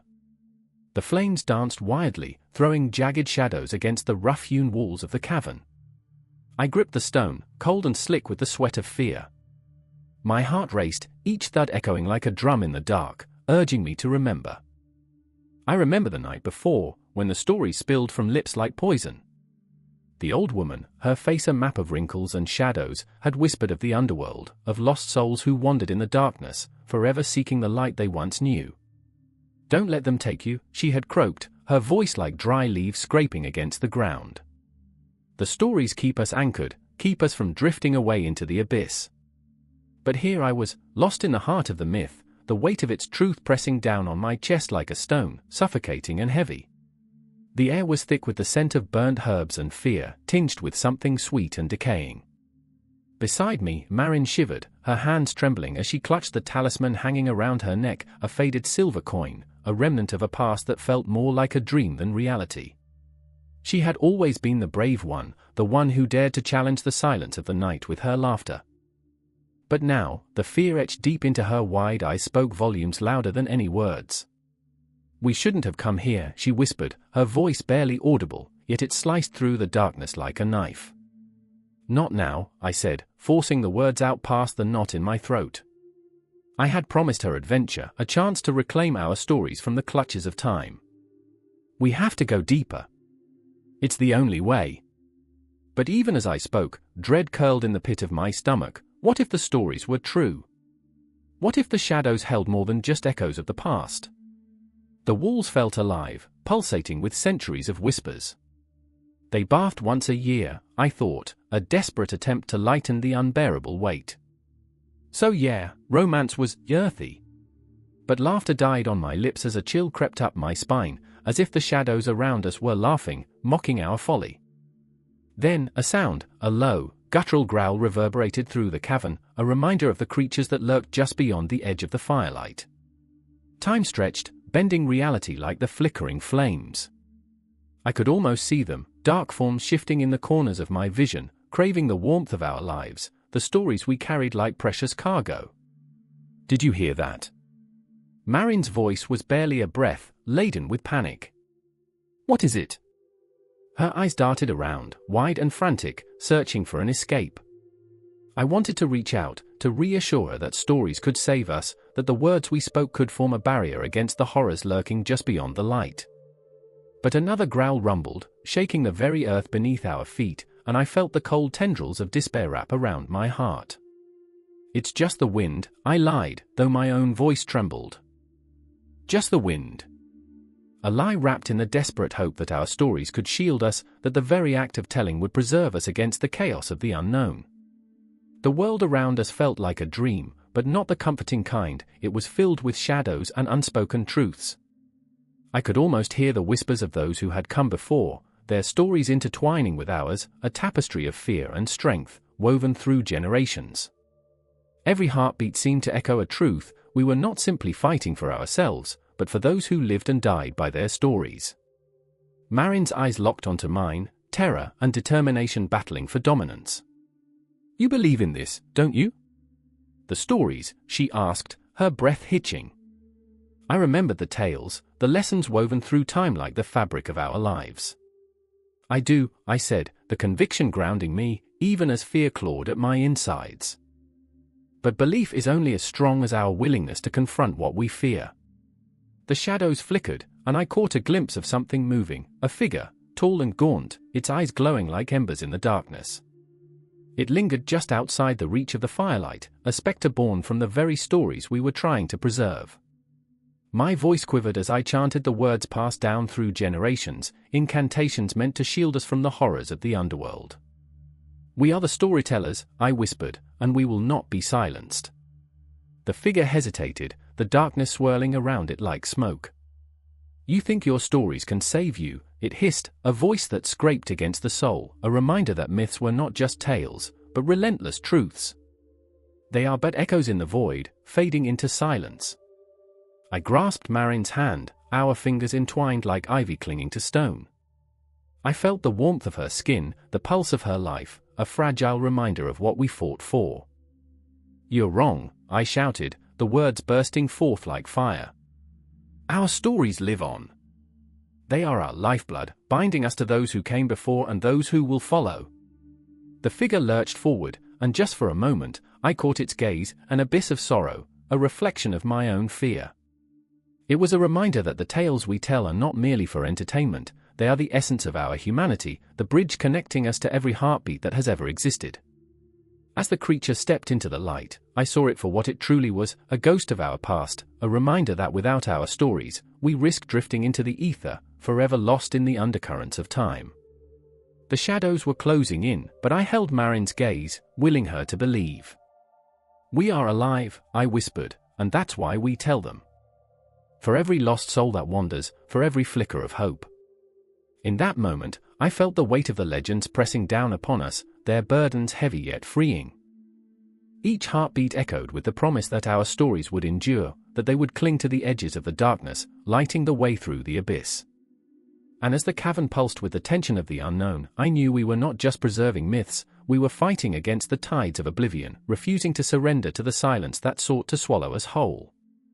The flickering flames danced around us, shadows of our past and present mingling, entwined in a story that would never truly end. The wind howled like a banshee, carrying whispers from the depths of the earth. Shadows elongated, twisting into grotesque forms beneath the moon's cold gaze. A heavy silence lay across the village, but beyond the tree line, beneath the gnarled roots, a pulse throbbed, a heartbeat of the underworld, hungry and restless. I stood there, heart racing, as the ground beneath me trembled with the weight of stories ancient and terrifying. I remember the night my brother disappeared. It was a night of dark rumors, embers flickering like lost souls in the air, filled with the scent of dread. I remember the way Mother's hand shook as she clutched the amulet, a relic meant to protect us from the unseen. "He's gone to the shadows," she whispered, her voice a fragile thread in the heavy air. Her eyes were pools of sorrow, fear coiling around her heart, fear for him, but also fear of what he might become. A chill ran down my spine as I recalled my brother's laughter, bright as the summer sun, now extinguished. "He's just lost," I told her, but deep down, I felt the truth lurking like a predator. I could feel it gnawing at me, a gnawing realization that the shadows were not just stories to frighten children. No, the underworld was real, and it was waiting. As I ventured into the woods, the trees seemed to close in, their branches clawing at me like skeletal fingers. I stumbled upon a clearing, where the air thickened, charged with an electric tension. There, right at the edge of sanity, stood another figure, an old woman, her skin marred by time, eyes glinting like shards of glass. She knew things. "You seek what was lost," she rasped, and with each word, a deep ache unfurled in my chest. "But be wary, for the underworld reveals truths that shatter souls." I could see her now, the woman was a bridge between the world above and the abyss below. I felt something shift in my heart as I faced her, a longing, a sorrow for all those who had been lost to the darkness. She was the keeper of those stories, both beautiful and grotesque. "Your brother is not alone," she continued, her voice weaving through the night air like a haunting melody. "He walks the path between life and death, caught in the web of the trickster spirits.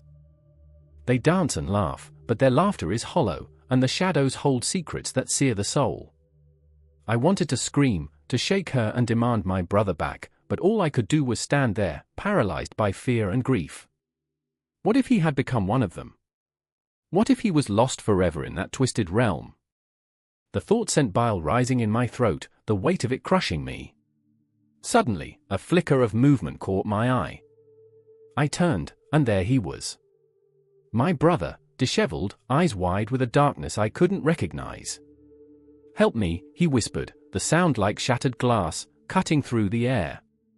I stumbled toward him, hope igniting in my chest, but the shadows seemed to throb in rhythm with my heartbeat, pulling him away from me. "Don't you see?" he rasped, desperation lacing his voice. "The underworld holds more than we ever expected. It feeds on our fears, our regrets. He looked back at the old woman, a flicker of recognition darting across his face. It's a game, and I can't win. And there it was, the undeniable connection between his fate and mine. The threads of our stories intertwined in a tapestry of despair.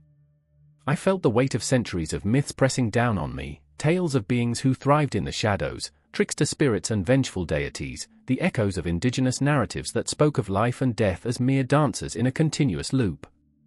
I saw the world beyond our village, the sprawling cities cloaked in their own darkness, where people chased money and power, blinded by their ambitions, not realizing that they too danced with shadows.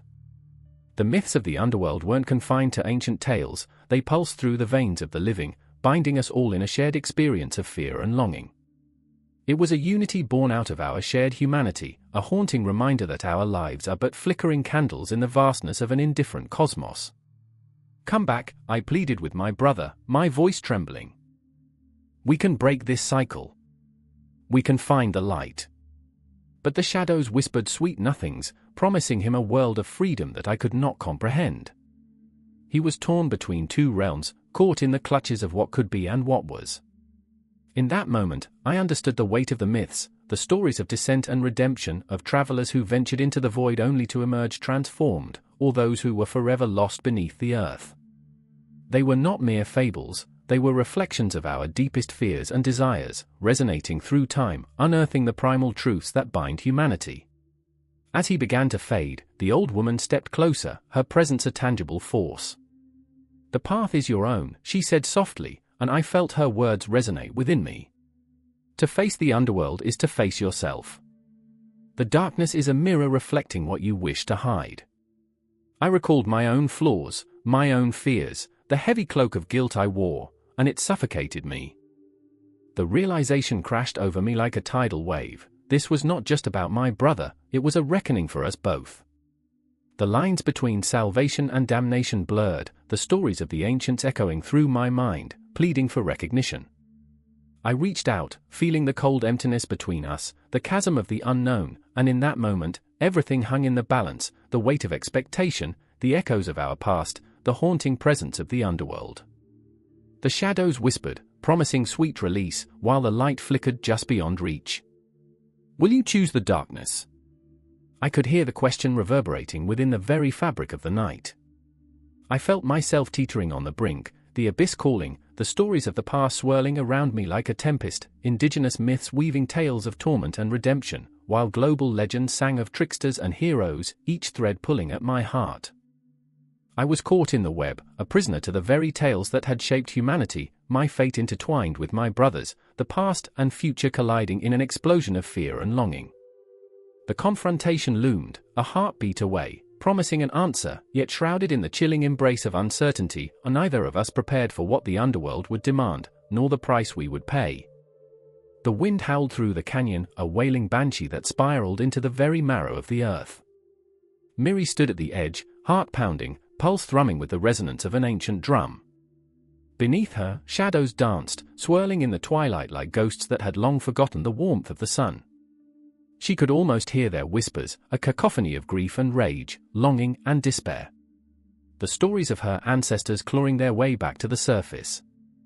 I remember the first time I heard the legends, she murmured, the words slipping from her lips like smoke. My grandmother's voice, tremulous yet fierce. The underworld waits, Miri. It waits, and it watches. A chill erupted across her skin. The memories were alive, coursing through her like electricity, instigating a wildfire of fear and defiance. Her fingers trembled, clutching the small, carved totem, a reminder of all she had lost, all that was yet to come. And then there was Kai, pacing behind her, his breath rapid, eyes darting like hunted prey. The weight of the world pressed down on his shoulders, a burden that threatened to snap him in two. They're coming, he hissed, voice thick with desperation. I can feel them. The air crackled, thick with dark energy, drawing them both closer to the precipice. We have to go now. Miri turned, searching his face for the boy she used to know, the one who laughed in the sun and chased fireflies in the twilight. But the boy was gone, replaced by a phantom haunted by the specters of the past. Kai, the stories, they're more than just tales. They're warnings. Her voice trembled, the crack in her resolve betraying the fear that lurked in the shadows of her heart. What if we're not ready? We've never been ready, he shot back, a snarl that echoed off the canyon walls. This isn't about us anymore. His words hung heavy in the air, a bitter reminder of their shared fate. They'll tear through the veil. We're the last line of defense. Miri's mind raced. The stories, the underworld, the shadows, they weren't just legends, they were a promise, a prophecy. She could see their faces, swirling in her mind like a storm cloud, fingers outstretched, calling her home. What if we can't hold them back, she whispered. The thought sliced through her like a knife, leaving her breathless. Their world had been drowning in silence, a slow suffocation beneath the weight of forgotten memories. But now, as the sun dipped below the horizon, it felt as if the very fabric of reality was unraveling, threads of history and heartache fraying in the gathering darkness. The clock ticked, each second echoing with the finality of fate, a reminder that time was slipping through their fingers like sand. I can't lose this, she said, desperation creeping into her voice. Not again. This is different, Kai said, his tone softening. The vulnerability in his eyes was a crack in the armor he wore. I remember the way it felt, when we used to believe we could change things. He stepped closer, the familiar warmth of their friendship flickering like a dying flame. What if we fought, Miri? What if we stood up and didn't let them take anything else from us? Her heart twisted, caught in the crossfire of hope and despair. The shadows were closing in, and she could feel their breath on her neck, cold and unyielding. You don't understand, she breathed, the weight of their ancestors pressing down on her. The stories have teeth and claws. They'll hunt us down. And as if summoned by her fear, a low growl resonated from the depths of the canyon, a sound that curled around them like smoke. A figure emerged from the shadows, tall, monstrous, eyes gleaming with unholy hunger. They've come for you, it hissed, a voice like gravel crunching underfoot. Your blood calls them. Miri felt her heart stop, the air thickening into a suffocating mass. She grasped Kai's arm, a lifeline in the chaos, and they stood together, breathless and trembling. The creature loomed larger, a manifestation of every story, every unshed tear, every anguished cry. This is how it begins, it rasped, the words curling like tendrils of smoke. The canyon felt alive, pulsating with the rhythm of generations past, echoes of those who had fought and fallen, their spirits entwined with the very earth beneath them. Miri and Kai stood at the crossroads, the weight of their ancestors resting heavily on their shoulders. She thought of her grandmother, the fierce woman who had fought battles unseen. We are all a part of this, she murmured, her voice barely a whisper. Kai clenched his jaw, the fire igniting in his eyes once more. Then let's remind them who we are, he said, resolve building in the tremor of his voice. We can't let the underworld swallow us whole. Not now. The shadows gathered, swirling and shifting, a tempest of despair and memory, and in that moment, they became a vessel for all that had come before, a fusion of pain and resilience. Miri felt the pulse of the earth beneath her feet, a heartbeat, a promise that they were never truly alone. Together, she whispered, a vow that echoed through the darkness. We fight together. And as the creature lunged, they braced themselves against the storm, hearts pounding in unison, a promise forged in the depths of their souls, a flicker of light in the enveloping void. The future of Indigenous underworld narratives unfolded before them, a tapestry woven from the threads of pain, strength, and the unyielding spirit of survival, raw and unfiltered, waiting for them to embrace it and redefine the tales that had haunted them for so long. The echoes of 1,000 whispered secrets curled through the air, thick and suffocating. I stood at the edge of a dimly lit room, the flickering candlelight casting shadows that twisted like ghosts in a dance of desperation. The walls, once vibrant with stories, now seemed to lean in, eager to listen. In that silence, I could almost hear the heartbeat of history, thumping like a restless drum in the chest of every soul who had ever shared a tale.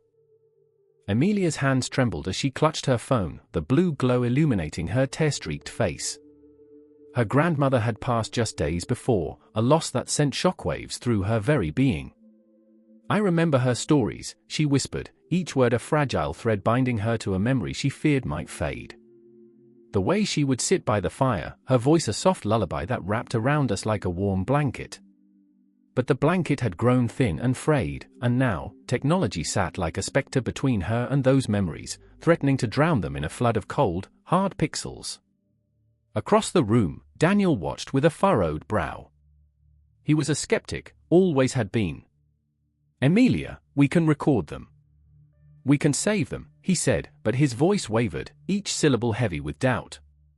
He had always preferred the tangible, the touch of pages under his fingers. The thought of distilling laughter, sorrow, and love into mere bits of data made his stomach churn. "But will they still be real?" he pleaded, his eyes darting to the shadows that flickered like memories slipping through his fingers. "Real?" Emilia echoed, a bitter laugh escaping her lips, laced with the sharpness of grief. "What's real anymore? Everything is filtered, edited, sanitized. I can't even remember what her voice sounded like without this damn phone." She thrust the device toward him, as if it were a knife, desperate for him to see the truth that lurked within its screen, a digital tombstone, a grave for stories that once danced on the tongues of the living. He took the phone, feeling its weight, the cold glass pressing against his palm like a guilty secret.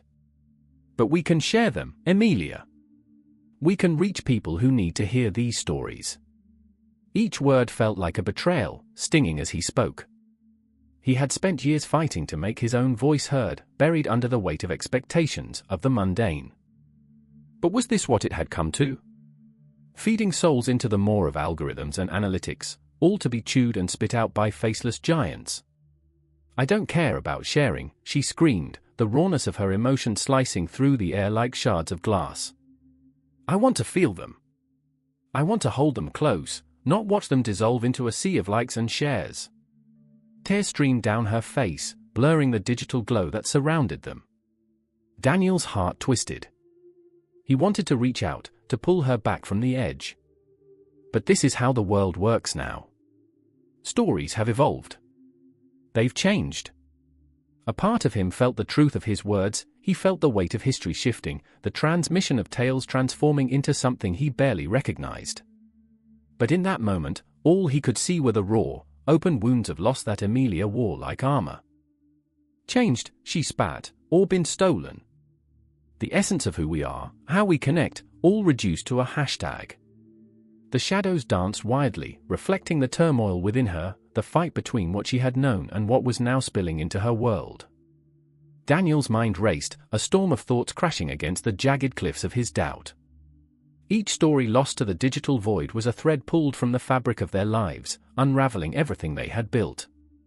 Memories flickered in and out, swallowed by the relentless tide of technology. He saw the faces of those who told stories long before screens existed, his grandmother, Emilia's, those villagers who sat around flickering fires, enraptured by the cadence of voices echoing against the night sky. "I remember," he began, his voice breaking the tension, "the way my grandfather would tell tales of the stars, how they weren't just points of light but ancient souls watching over us. They weren't just stories. They were a bridge, connecting us to the cosmos."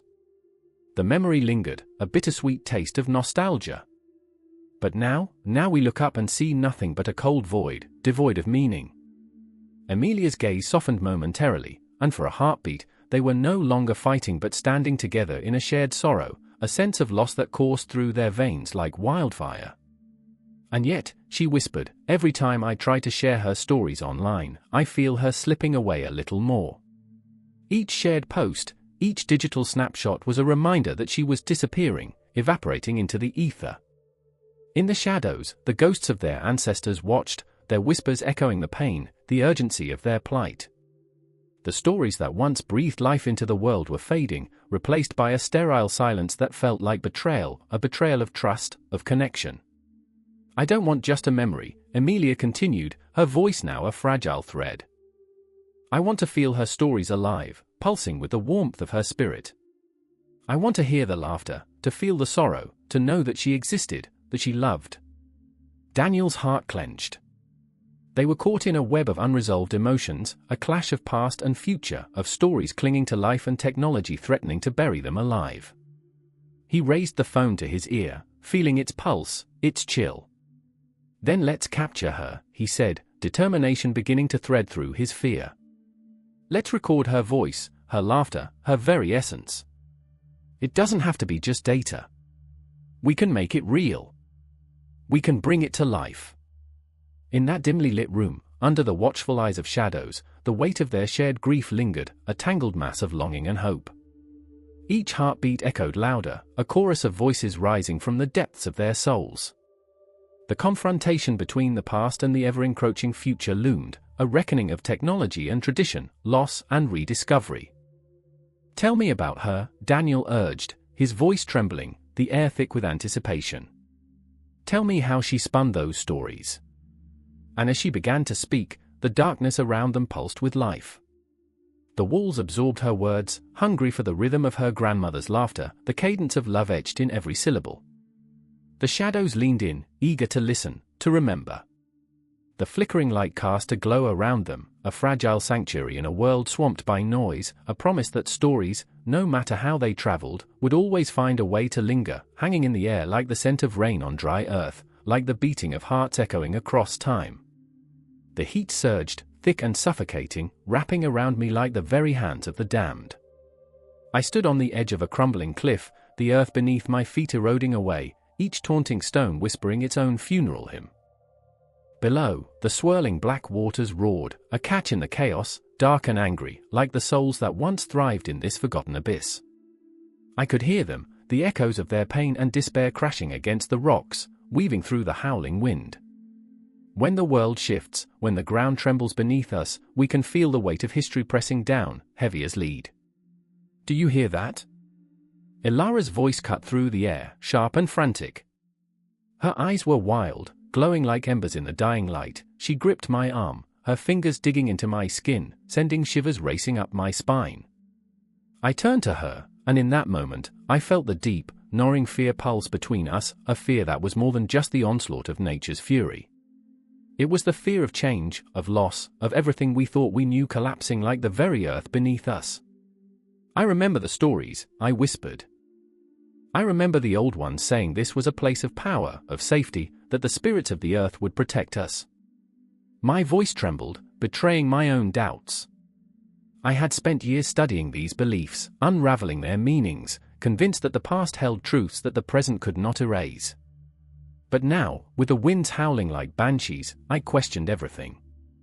The sky darkened, clouds roiling together like a great beast stirring from its slumber. And then came the rain, sharp, relentless, each drop like a knife against my skin.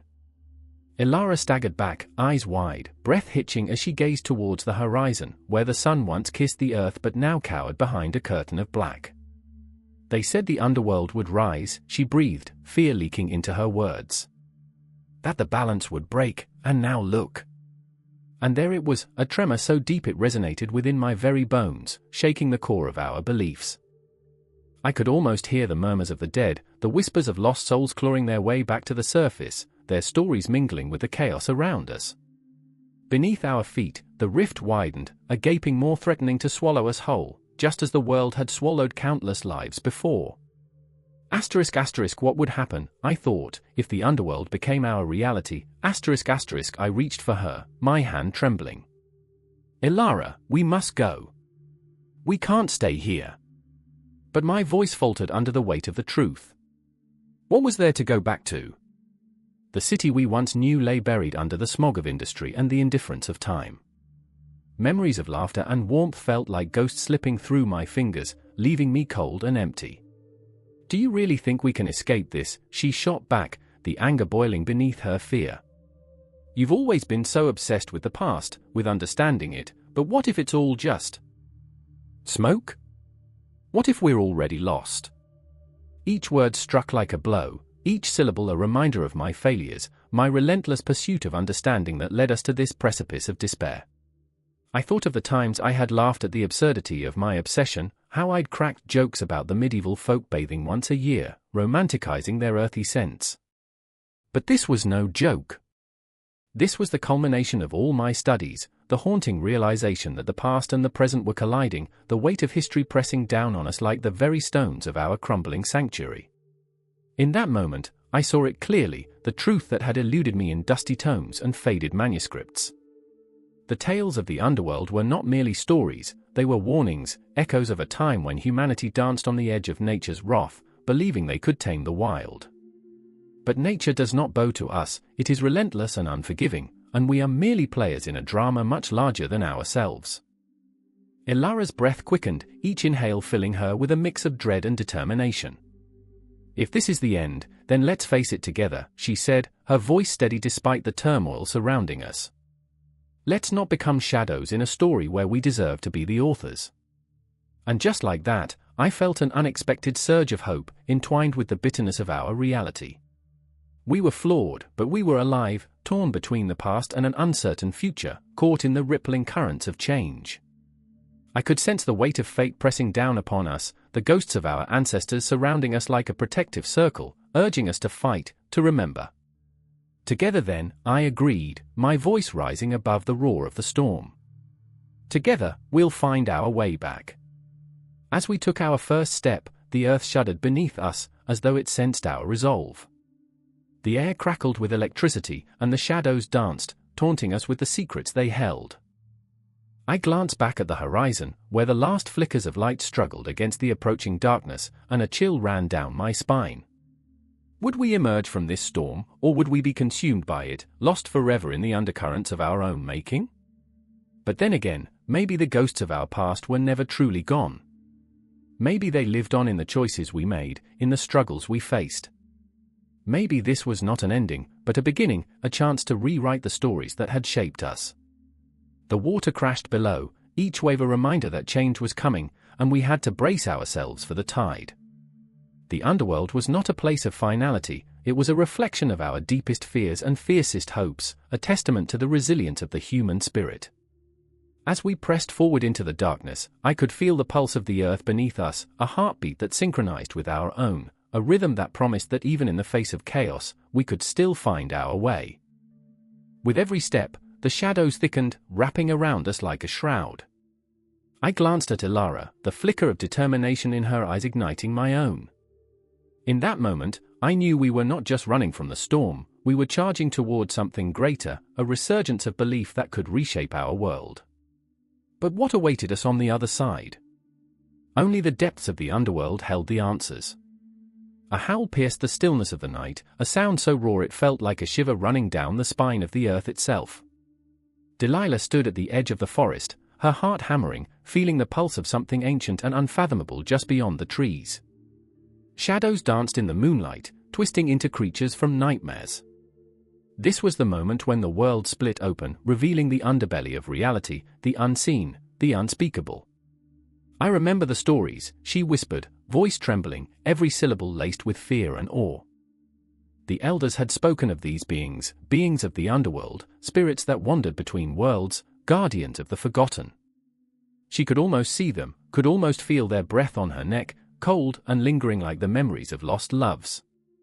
Beside her, Marcus shifted nervously, his hands shoved deep into his pockets, a habitual shield against the chill of not just the night but the weight of unacknowledged truths. "It's just a story, Delilah. Just folklore," he murmured, but his eyes darted, betraying his doubt. He was a skeptic, monumentally flawed in his belief that logic could sever the ties of the heart with the past. Yet even logic trembled under the weight of what was unfolding. "Just a story," Delilah snapped, her voice slicing through the air, sharp as broken glass. "What if they're real? What if they've been waiting, watching, this whole time?"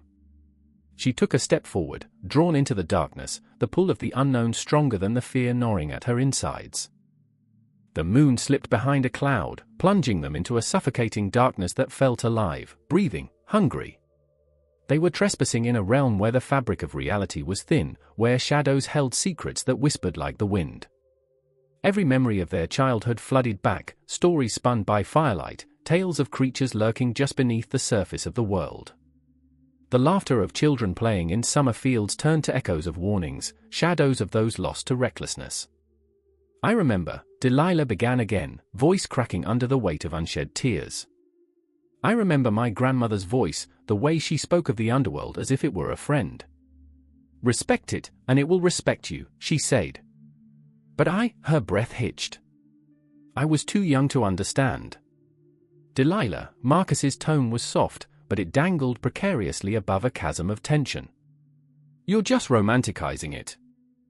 We need to focus on getting to the festival, not stumbling into a ghost story. Was it romanticizing? Or was it the ache of a heart that hadn't yet accepted the darkness that lay within?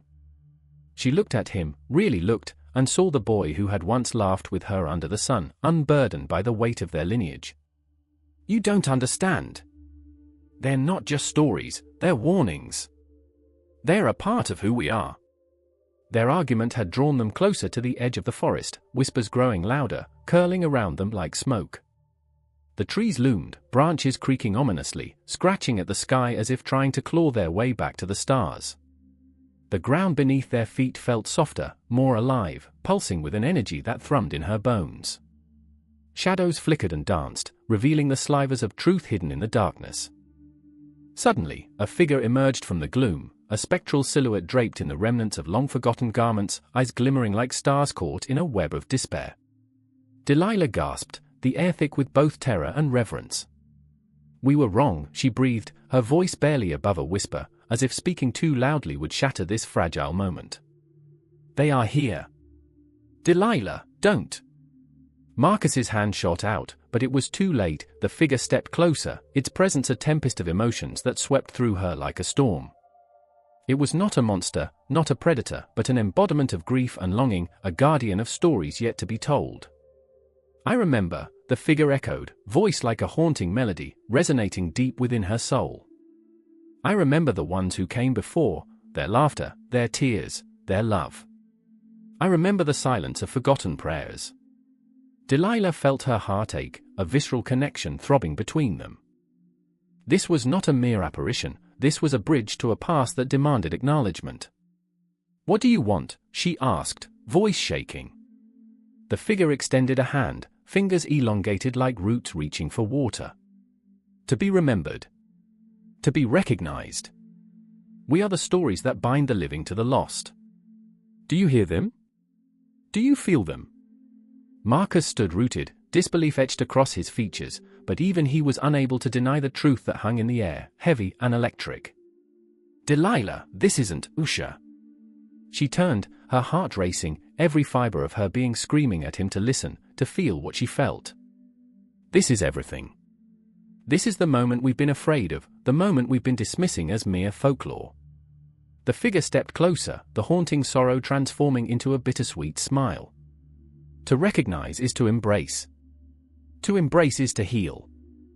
We are not monsters, we are memories, waiting for our place in your world. And just as suddenly, the figure was gone, leaving only a chill in the air and the echo of those words that wrapped around Delilah like a shroud. Delilah, Marcus's voice trembled, cracking under the weight of his disbelief. What just happened? But she didn't answer, she couldn't. Memories flooded her mind, each one a thread woven into the tapestry of their history, a history they had ignored, one that was now demanding to surface. I remember, she whispered again, feeling the intensity of every heartbeat, every breath, every moment that led her here, to this confrontation with the past. In the distance, the festival lights flickered like fireflies in a jar, and she knew they had to go. But something had shifted, a gnawing realization that the underworld was not an abyss but a mirror reflecting their own fears and hopes. As they turned to leave, the shadows whispered promises and warnings, a chorus of voices entwined with the wind, a reminder that the stories would not fade, they would rise, weaving through the fabric of time and memory, binding them to those who had walked before. And so, they walked on, neither of them willing to fully acknowledge the path ahead, yet drawn inexorably toward it, hearts entwined in a dance with the shadows that lingered just beyond the light. There's a moment when everything stops. The world freezes, the air thickens with unspoken words, and time bends just enough to hold its breath. I remember it clearly, a candle flickering in the darkness, shadows dancing like ghosts on the walls of the old classroom. The smell of burnt wax clung to the air, mingling with the faint, earthy aroma of cedar. And then, a voice, one that trembled and cracked, a whisper wrapped in fear and longing. They don't understand us, do they? That voice belonged to Lena, her heart pounding in sync with the rhythm of her words. Her dark eyes, pools of fierce determination, reflected the weight of generations of ancestors whose stories were buried deep beneath the surface of history. She was a warrior disguised as a student, sitting there clutching a book, a soiled relic of someone else's narrative. The book felt heavy, like an anchor, pulling her deeper into a sea of confusion and resentment. And then there was Malik, his presence a storm in the quiet. He leaned against the wall, arms crossed tight across his chest, a wall of defiance. He was a tapestry of contradictions, his laughter, a thundercloud, bright one moment and dark the next. Education, he scoffed, his voice a sharp knife slicing through the tension, is just a tool. A weapon used to erase us. There was an intensity in his gaze, a fire that flickered dangerously close to rage, and yet, just beneath that surface, vulnerability lay like a soft underbelly, waiting to be exposed. As the candlelight flickered ominously, casting long shadows, there was an unspoken tension, a palpable chasm between them. Lena had a dream, a vision of a world where their stories would soar like the eagles over the mountains, where the sky would hold their truth, vibrant and unyielding. Malik, however, felt the weight of history pressing down on him, a shroud of doubt.